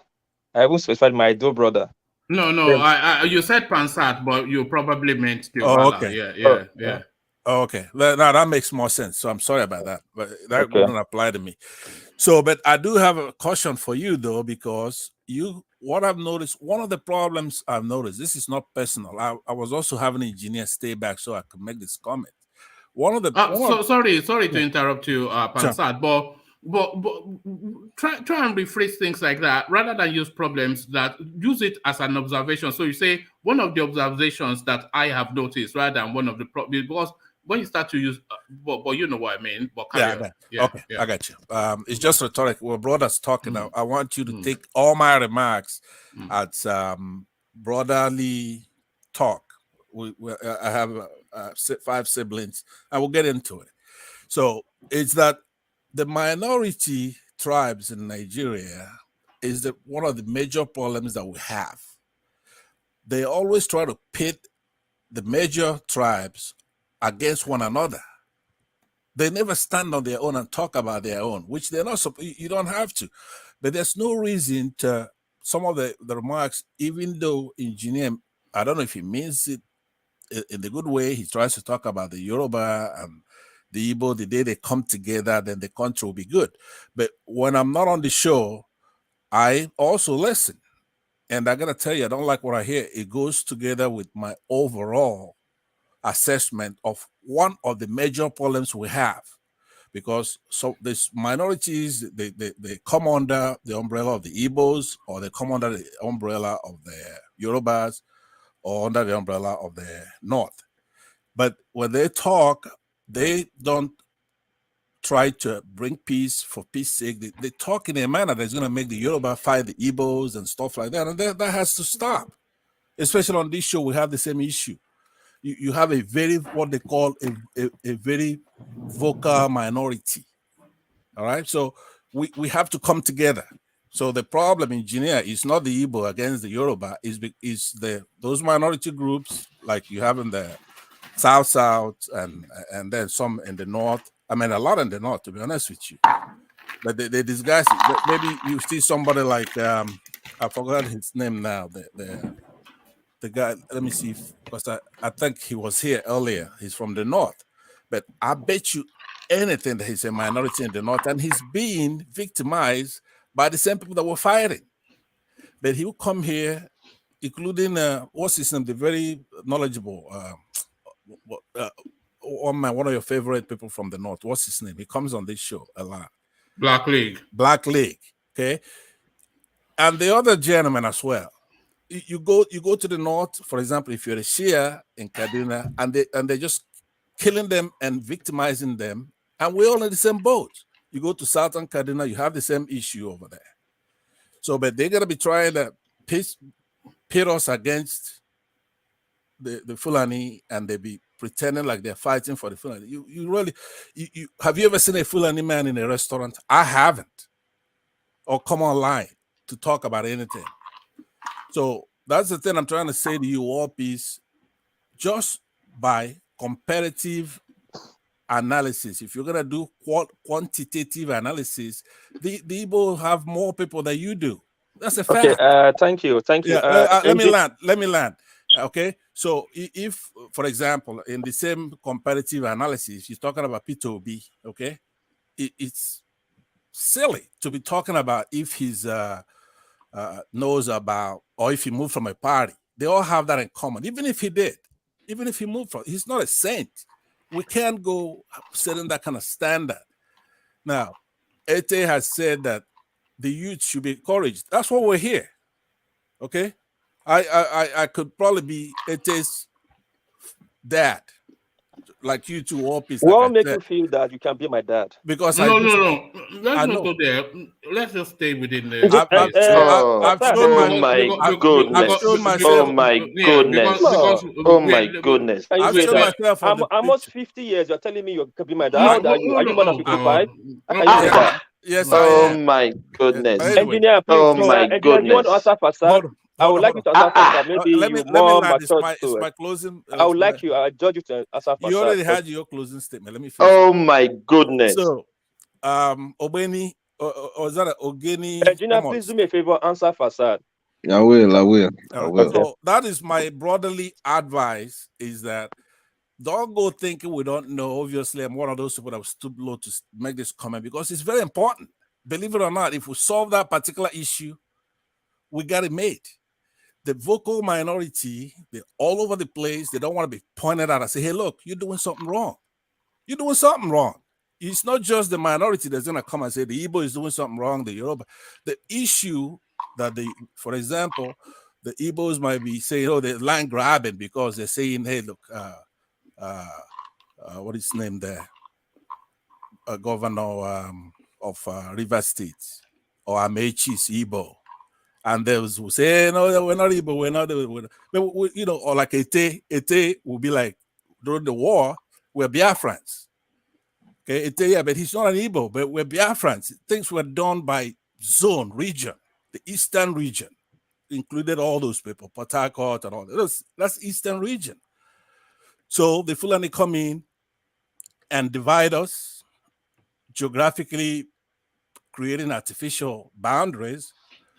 Yeah, Jaffa is the other guy I was thinking about. So it depends on what we're talking about. We do have our people there. Yeah, but there are a lot of tribes. Your neighbor may not be from the same tribe. You're all in the River States, and you'll be discriminating them over there because they're probably smaller than your own clan. But that's our Igbo brothers there. We're not talking about you. You're not Igbo, but your neighbor is. And so that's what I'm talking about. In that sense, your closing remark is almost turning into a thesis. Okay, I'll come back again and deal with it. So, engineer, you're okay in my book, but when I'm not here, I'm sometimes disappointed when you try to create moral equivalence. Okay, for example, let me just close with that. If the Yorubas and the Igbos, for example, okay, they're both doing something wrong. They're fighting. But if during the war, what started the war is that we say we want restructuring, we don't want this people dominating us, and the Yoruba didn't go to war with us together to go and fight those people, the Abura Accord basically is called restructuring. And now they come to that conclusion that we do need to restructure. So it's not a moral equivalent thing. We fought, we went to war, physical, took our helmets, grabbed that gun, and went to war and fought those people.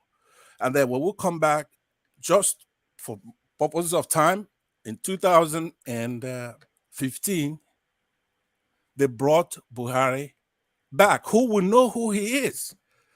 How he victimized a lot of Yorubas were killed the first time in 1983 when he came there, including harassing and killing Buhari indirectly. Buhari, Fela and other Yorubas were jailed. So when they brought him, the Igbo said, no, this is not right. All right. So, Okay. So Is this potpourri that you always do, this pick and mix? But no, but the only reason why I'm saying is that if you're going to what differentiates the Yoruba? All right, we Igbo? concede the Igbos are superior to everybody else. No, so no, you no, have that. Let's just move on. It's not about that. Don't get upset about that. Don't be sentimental. No, I'm not upset. I'm It's tedious. It's tedious more than anything else. Historical fact that you can't expect to go. We haven't raised it. We're gonna raise it. The time to discuss that particular issue is a big deal. That you brought Buhari back to life, and he did this to Nigeria. You just can't go and skate about that. That is a faux pas. But on top of that, you don't even think about that you made it such a humongous mistake. That was the worst thing that's happened to this country. We didn't vote for him, and he didn't put us in office. The Yoruba should have protested and said, hey, look, yeah, we voted for you. We made a mistake, but these Igbos are our brothers. They don't have to vote for you. No, all right. No, this is okay. This is just tedious, man. Apologies, but this is what you do. Now, you're the Igbo correspondent, but thank you for that. The suspicions we've always had about rational mind, it continues to subsist. So I've told you that this guy is not a Yoruba man, and we've been trying to nail him down for a long time. So he has nailed himself down now. And this is rational mind. Jafar, I am a Fulani man. So this is it. We always knew the rational mind that you're a Fulani man. So now we have the confession. So rational mind. This is it now. It's out now. Maybe tomorrow. Tomorrow you'll be a Igbo man. Remember, I have a little bit of quarter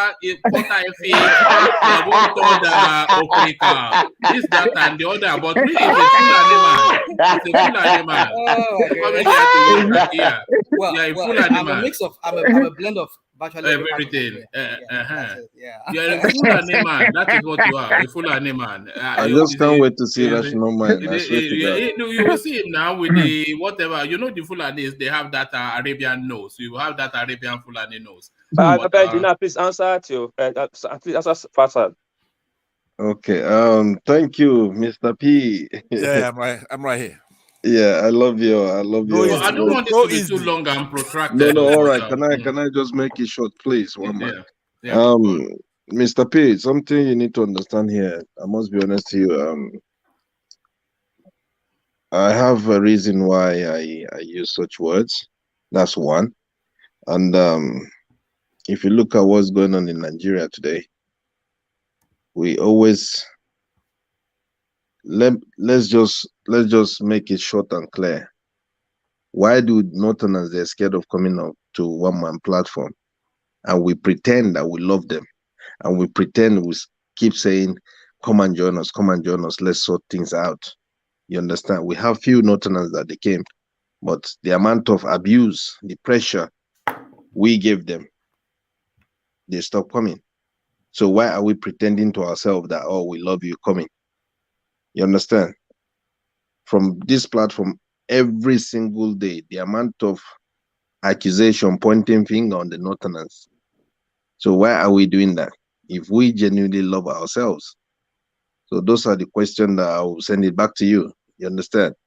Because if we have the Northerners, nobody amongst them that will be happy the way we, all of us in this platform, we keep pointing fingers on them.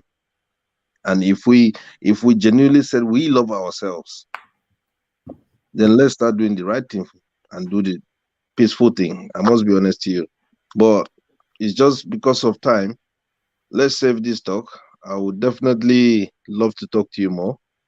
And I can drop you my number in the private chat so we can talk. Very well. Honestly. Very well. Okay. I don't want to take people's time.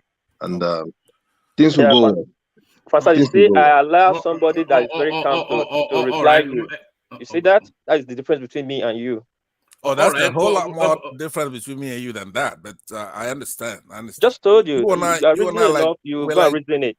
We're Thank like you. Day and night. You and I. Day and night.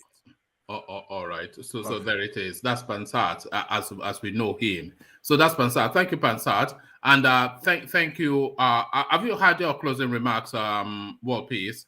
Yeah, you said I should talk. So I already spoke at that beginning. So I'm just listening. All right. Thank you, World Peace. And engineer, you don't have to defend yourself, as you know. You are one of our. I mean, you know. But you know Pansat anyway, so I don't even have to make it. I do. You see, they say I don't accommodate all voices, but I do accommodate all voices. Yeah, you do. We know the quantity of this guy, and we know what he's going to deliver even before he will spin you round and take you round this convoluted merry-go-round to land you on the point that the Igbos are superior to everybody. So the Igbos are superior to everybody. Just have it, and let's have peace. Pansat is one of the best. One of the best crews we have in this platform. It's like Twilight Zone, isn't it? It's like being on another planet, I love Pansat. He's there to fight for his people. That's just the basic truth. It's nothing But all right, it is well. All right, thank you, engineer. I'll phone you. Are you off tomorrow? Yeah, I'm off tomorrow. And by the way, engineer, the employee of the month, 3 months running, so it's super great, Thank you. I'm representing Nigeria, and I'm doing my best. Don't worry, this is another example of what we talk about, the best of the best. Thank you, engineer. I'll speak to you later. All right, so that was engineer. So from engineer, let's go on to Thomas. Thomas, to you. Oh, thank you, one man. Even though we started together, and even the disagreements doesn't give everybody to have their share. I will just employ. We know the platform come organically as it comes, but it will be fair to everybody to have their take, because if one man remember all the person that really spoke, they don't up to maybe 2 or 3 people. The argument was so very intense. And I will say this, please, let's respect each other. Respect is reciprocal. We are not here to claim I'm your daddy, I'm older than you, I am this. No, that's not what we are here for. We are here to inform each other and educate each other. Thank you, one man. May God bless everyone. May God bless Nigeria. Thank you, one man. All right. Thank you, Thomas. So let me address this. So let me read this super chat from Sonny Utar, who seems to be now enjoying the super chat function. He says no love within blacks. So that should be no love amongst blacks. So no love amongst blacks. So the English session starts at 9 a.m. tomorrow. So be in class, Sonny. Is no love amongst blacks, but no love within blacks. Sonny. So thank you for the super chat, and I was only joking, by the way. But so I want Ete to address this, and then Ajanle Koko as well, because it's I'm somewhat at a crossroad as to a decision around the platform, and this address, and then your closing remarks, Ete, and then Ajanle Koko, because people want to be saying turn by turn by turn by turn. So I'll go and ask you, and then I'll go and ask the other one, and I'll go and ask the other one. But I always thought that the preference of the platform was the conversation to free flow. But then if we run out of time, everybody would have still interjected and had an opinion on one thing or the other. So there's no voice that goes unheard. Even Charlie Boy chimes in. And I think that's somewhat the template that people want. But you hear a lot of comments, or not a lot, but occasionally people say, oh, I was here before, and this, that, and the other. So is that the preference, that I'll go do it in like a rota system, number 1, number 2, number 3, number 4, or is it the free flow that seems to be the template that works better? So comment on that, and then your closing remarks, but condense it into a short speech, Ete. Yeah, I don't feel like it's good for the one person speak, then everybody waits another person. It takes the joy, and it takes the energy out of the conversation. Why the conversations get intense and is strong is because people can interject, people can put in their views, and people can correct some false information, and which is good for the platform. We should continue that way because it's not be good if we make it a roundtable talk, you talk, and that talk. So that's it for that. And concerning the discussions we have today, we have a lot of discussions today. For example, we have the one about the Buhari and the consensus, which is we saw it coming. Some few people have said this. Said it a while ago that Buhari might go for a consensus, and we all know that he's a man of consensus and he loves consensus a lot. He did that with the party chairman, and which is highly likely is going to do the same thing with the presidency. And we all know anybody Buhari comes there to raise up his hand and say, "This is my person," will be the person. So that is it for that. And concerning Nigeria doing well abroad, uh, definitely Nigeria will do well abroad because uh, most people that leave Nigeria going abroad know why they left. They are not just going there for parties and for cruise.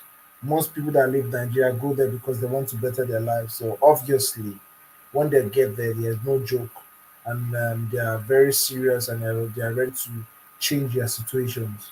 And concerning Peter Obi and Labour Party, uh, I feel everybody has the right to support any candidate that person likes.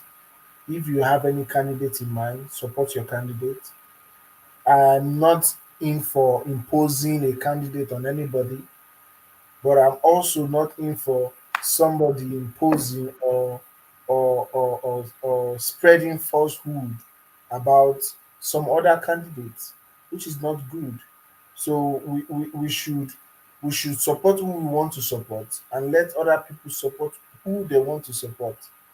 And speaking about the North and the South demography, uh, uh, it is clear that we don't like ourselves in Nigeria, whether it's the North or whether it's the South. We are always having issues, especially in the South.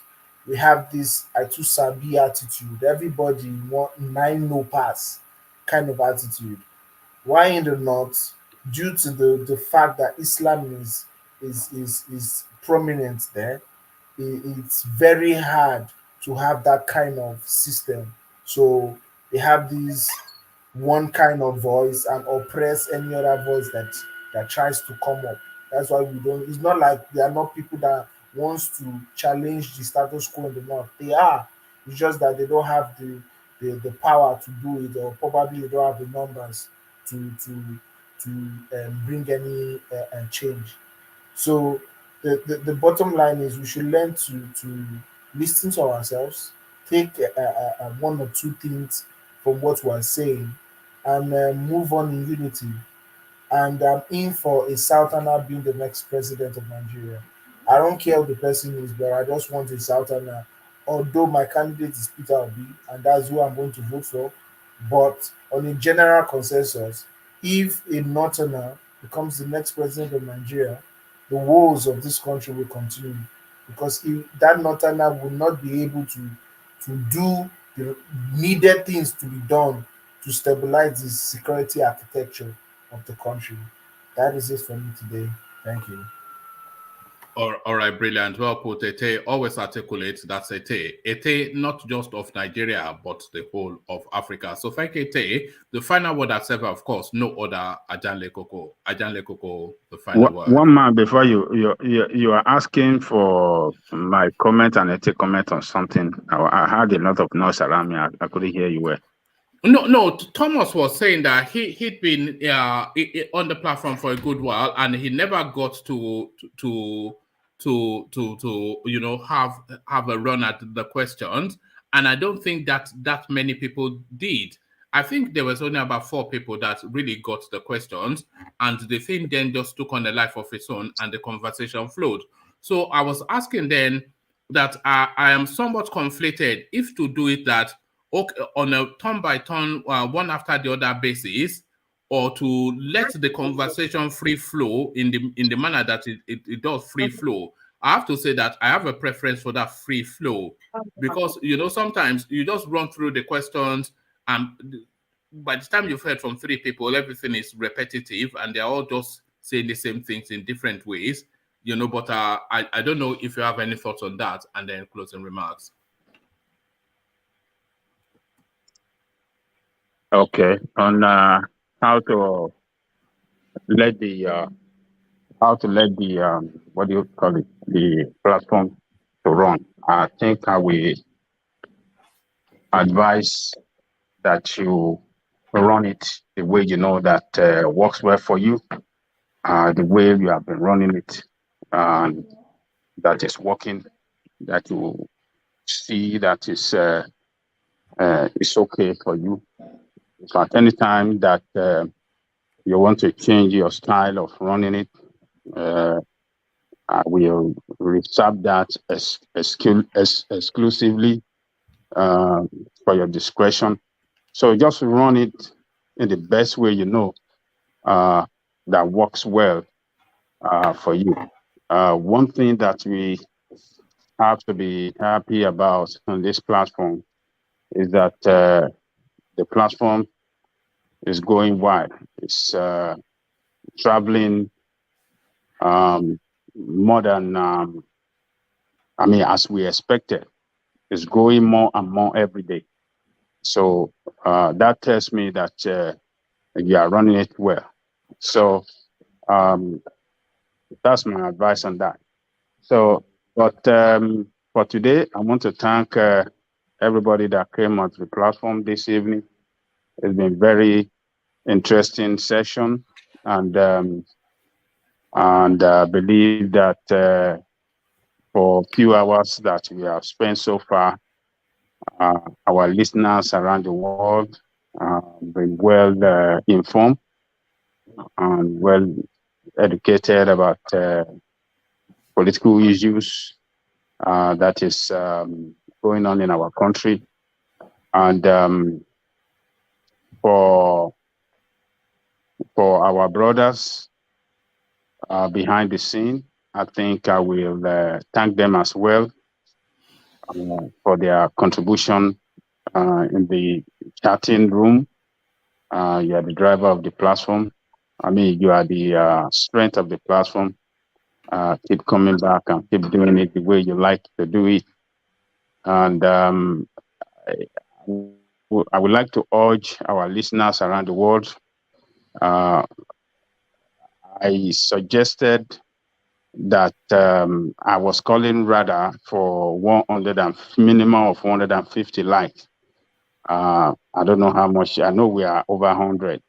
So yeah, we're about 30 from there. But in the watch box, as I'm not sure, as soon as they hear you say that, they will click on the like. Okay, so I would like you listening to us around the world as you are still on the session. Please click on the like button right now. Share and subscribe if you have not done so as well, because when you click on the like button, he help the YouTube algorithm of the session, it let it go wider, and that is what we want. We have to be educating our people. We have to wake them up. We have to drive the youth using this platform to drive them to go out and vote for the right candidate, to vote for the consistent candidate, to vote for candidates that is a principled candidate, to vote for a candidate that is not known with corruption, to vote for candidate that is standing for the people, is standing and fighting for the interests of the people. And who is this candidate? For me, as far as I'm concerned, it's Omoyele Sowore. If you stand up and vote for Omoyele Sowore, you are voting for the better future of that country.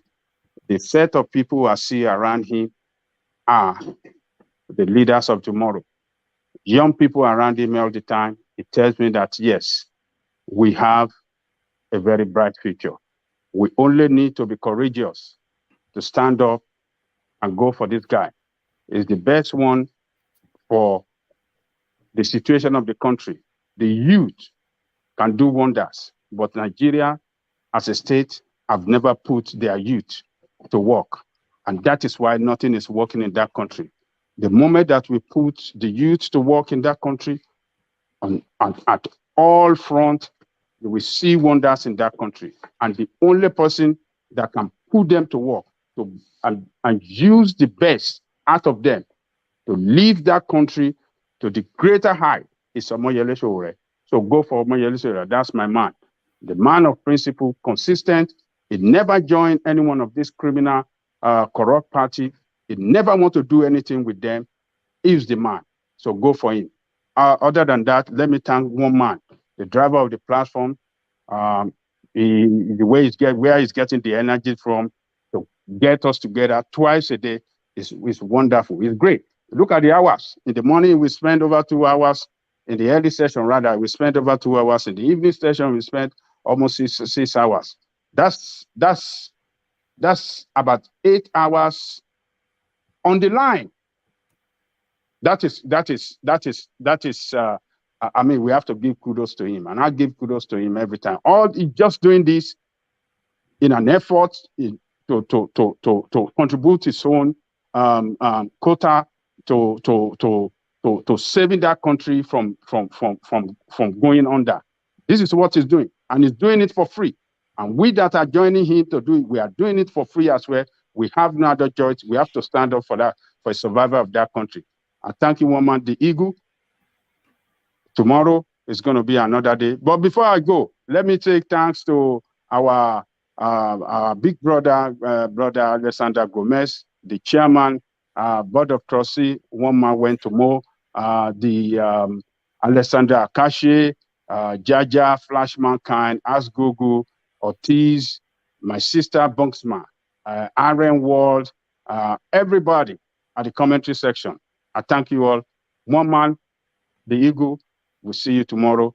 Tomorrow going to be another day. One more. Thank you so much. All right, thank you, Ajale Koko. So thank you, Ajale Koko. So that's Ajale Koko. No other. Nobody can round the show off quite. And by the way, I hate the word show. So I always use session because that it sounds somewhat pretentious to be calling it a show. It's only me sitting in my front room with dodgy lights and some average laptop, so it's not anything grand or anything outside of the. So that's just it, really. So that has been the session, and you know, just to that space that I think Thomas flashed up. I think I'm going to continue in the manner that I have been doing, only off the back of what Ola is saying. He says, well, he says you have to maintain your originality.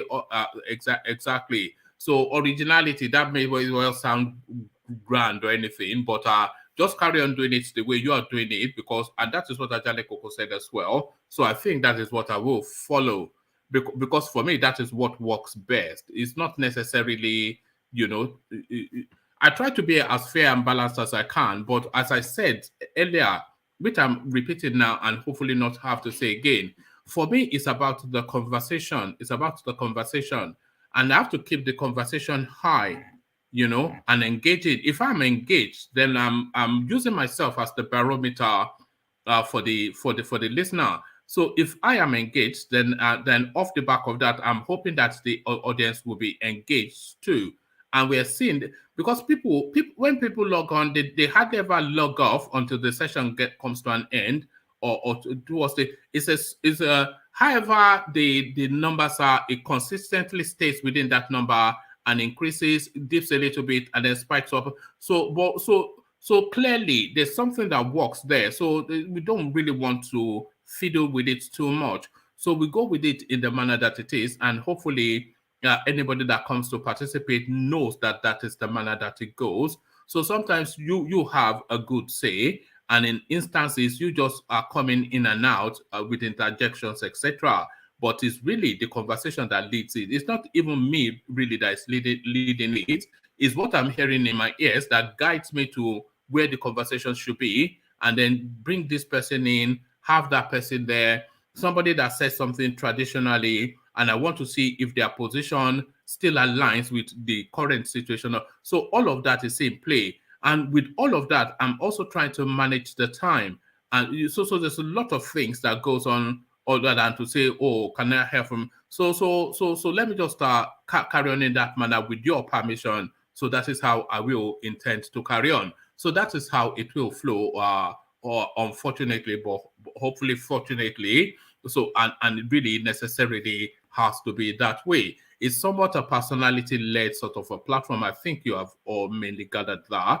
But however it is, this is what it is. So I'll leave it there. Carry the conversation on within the comment section. But here, I say, peace.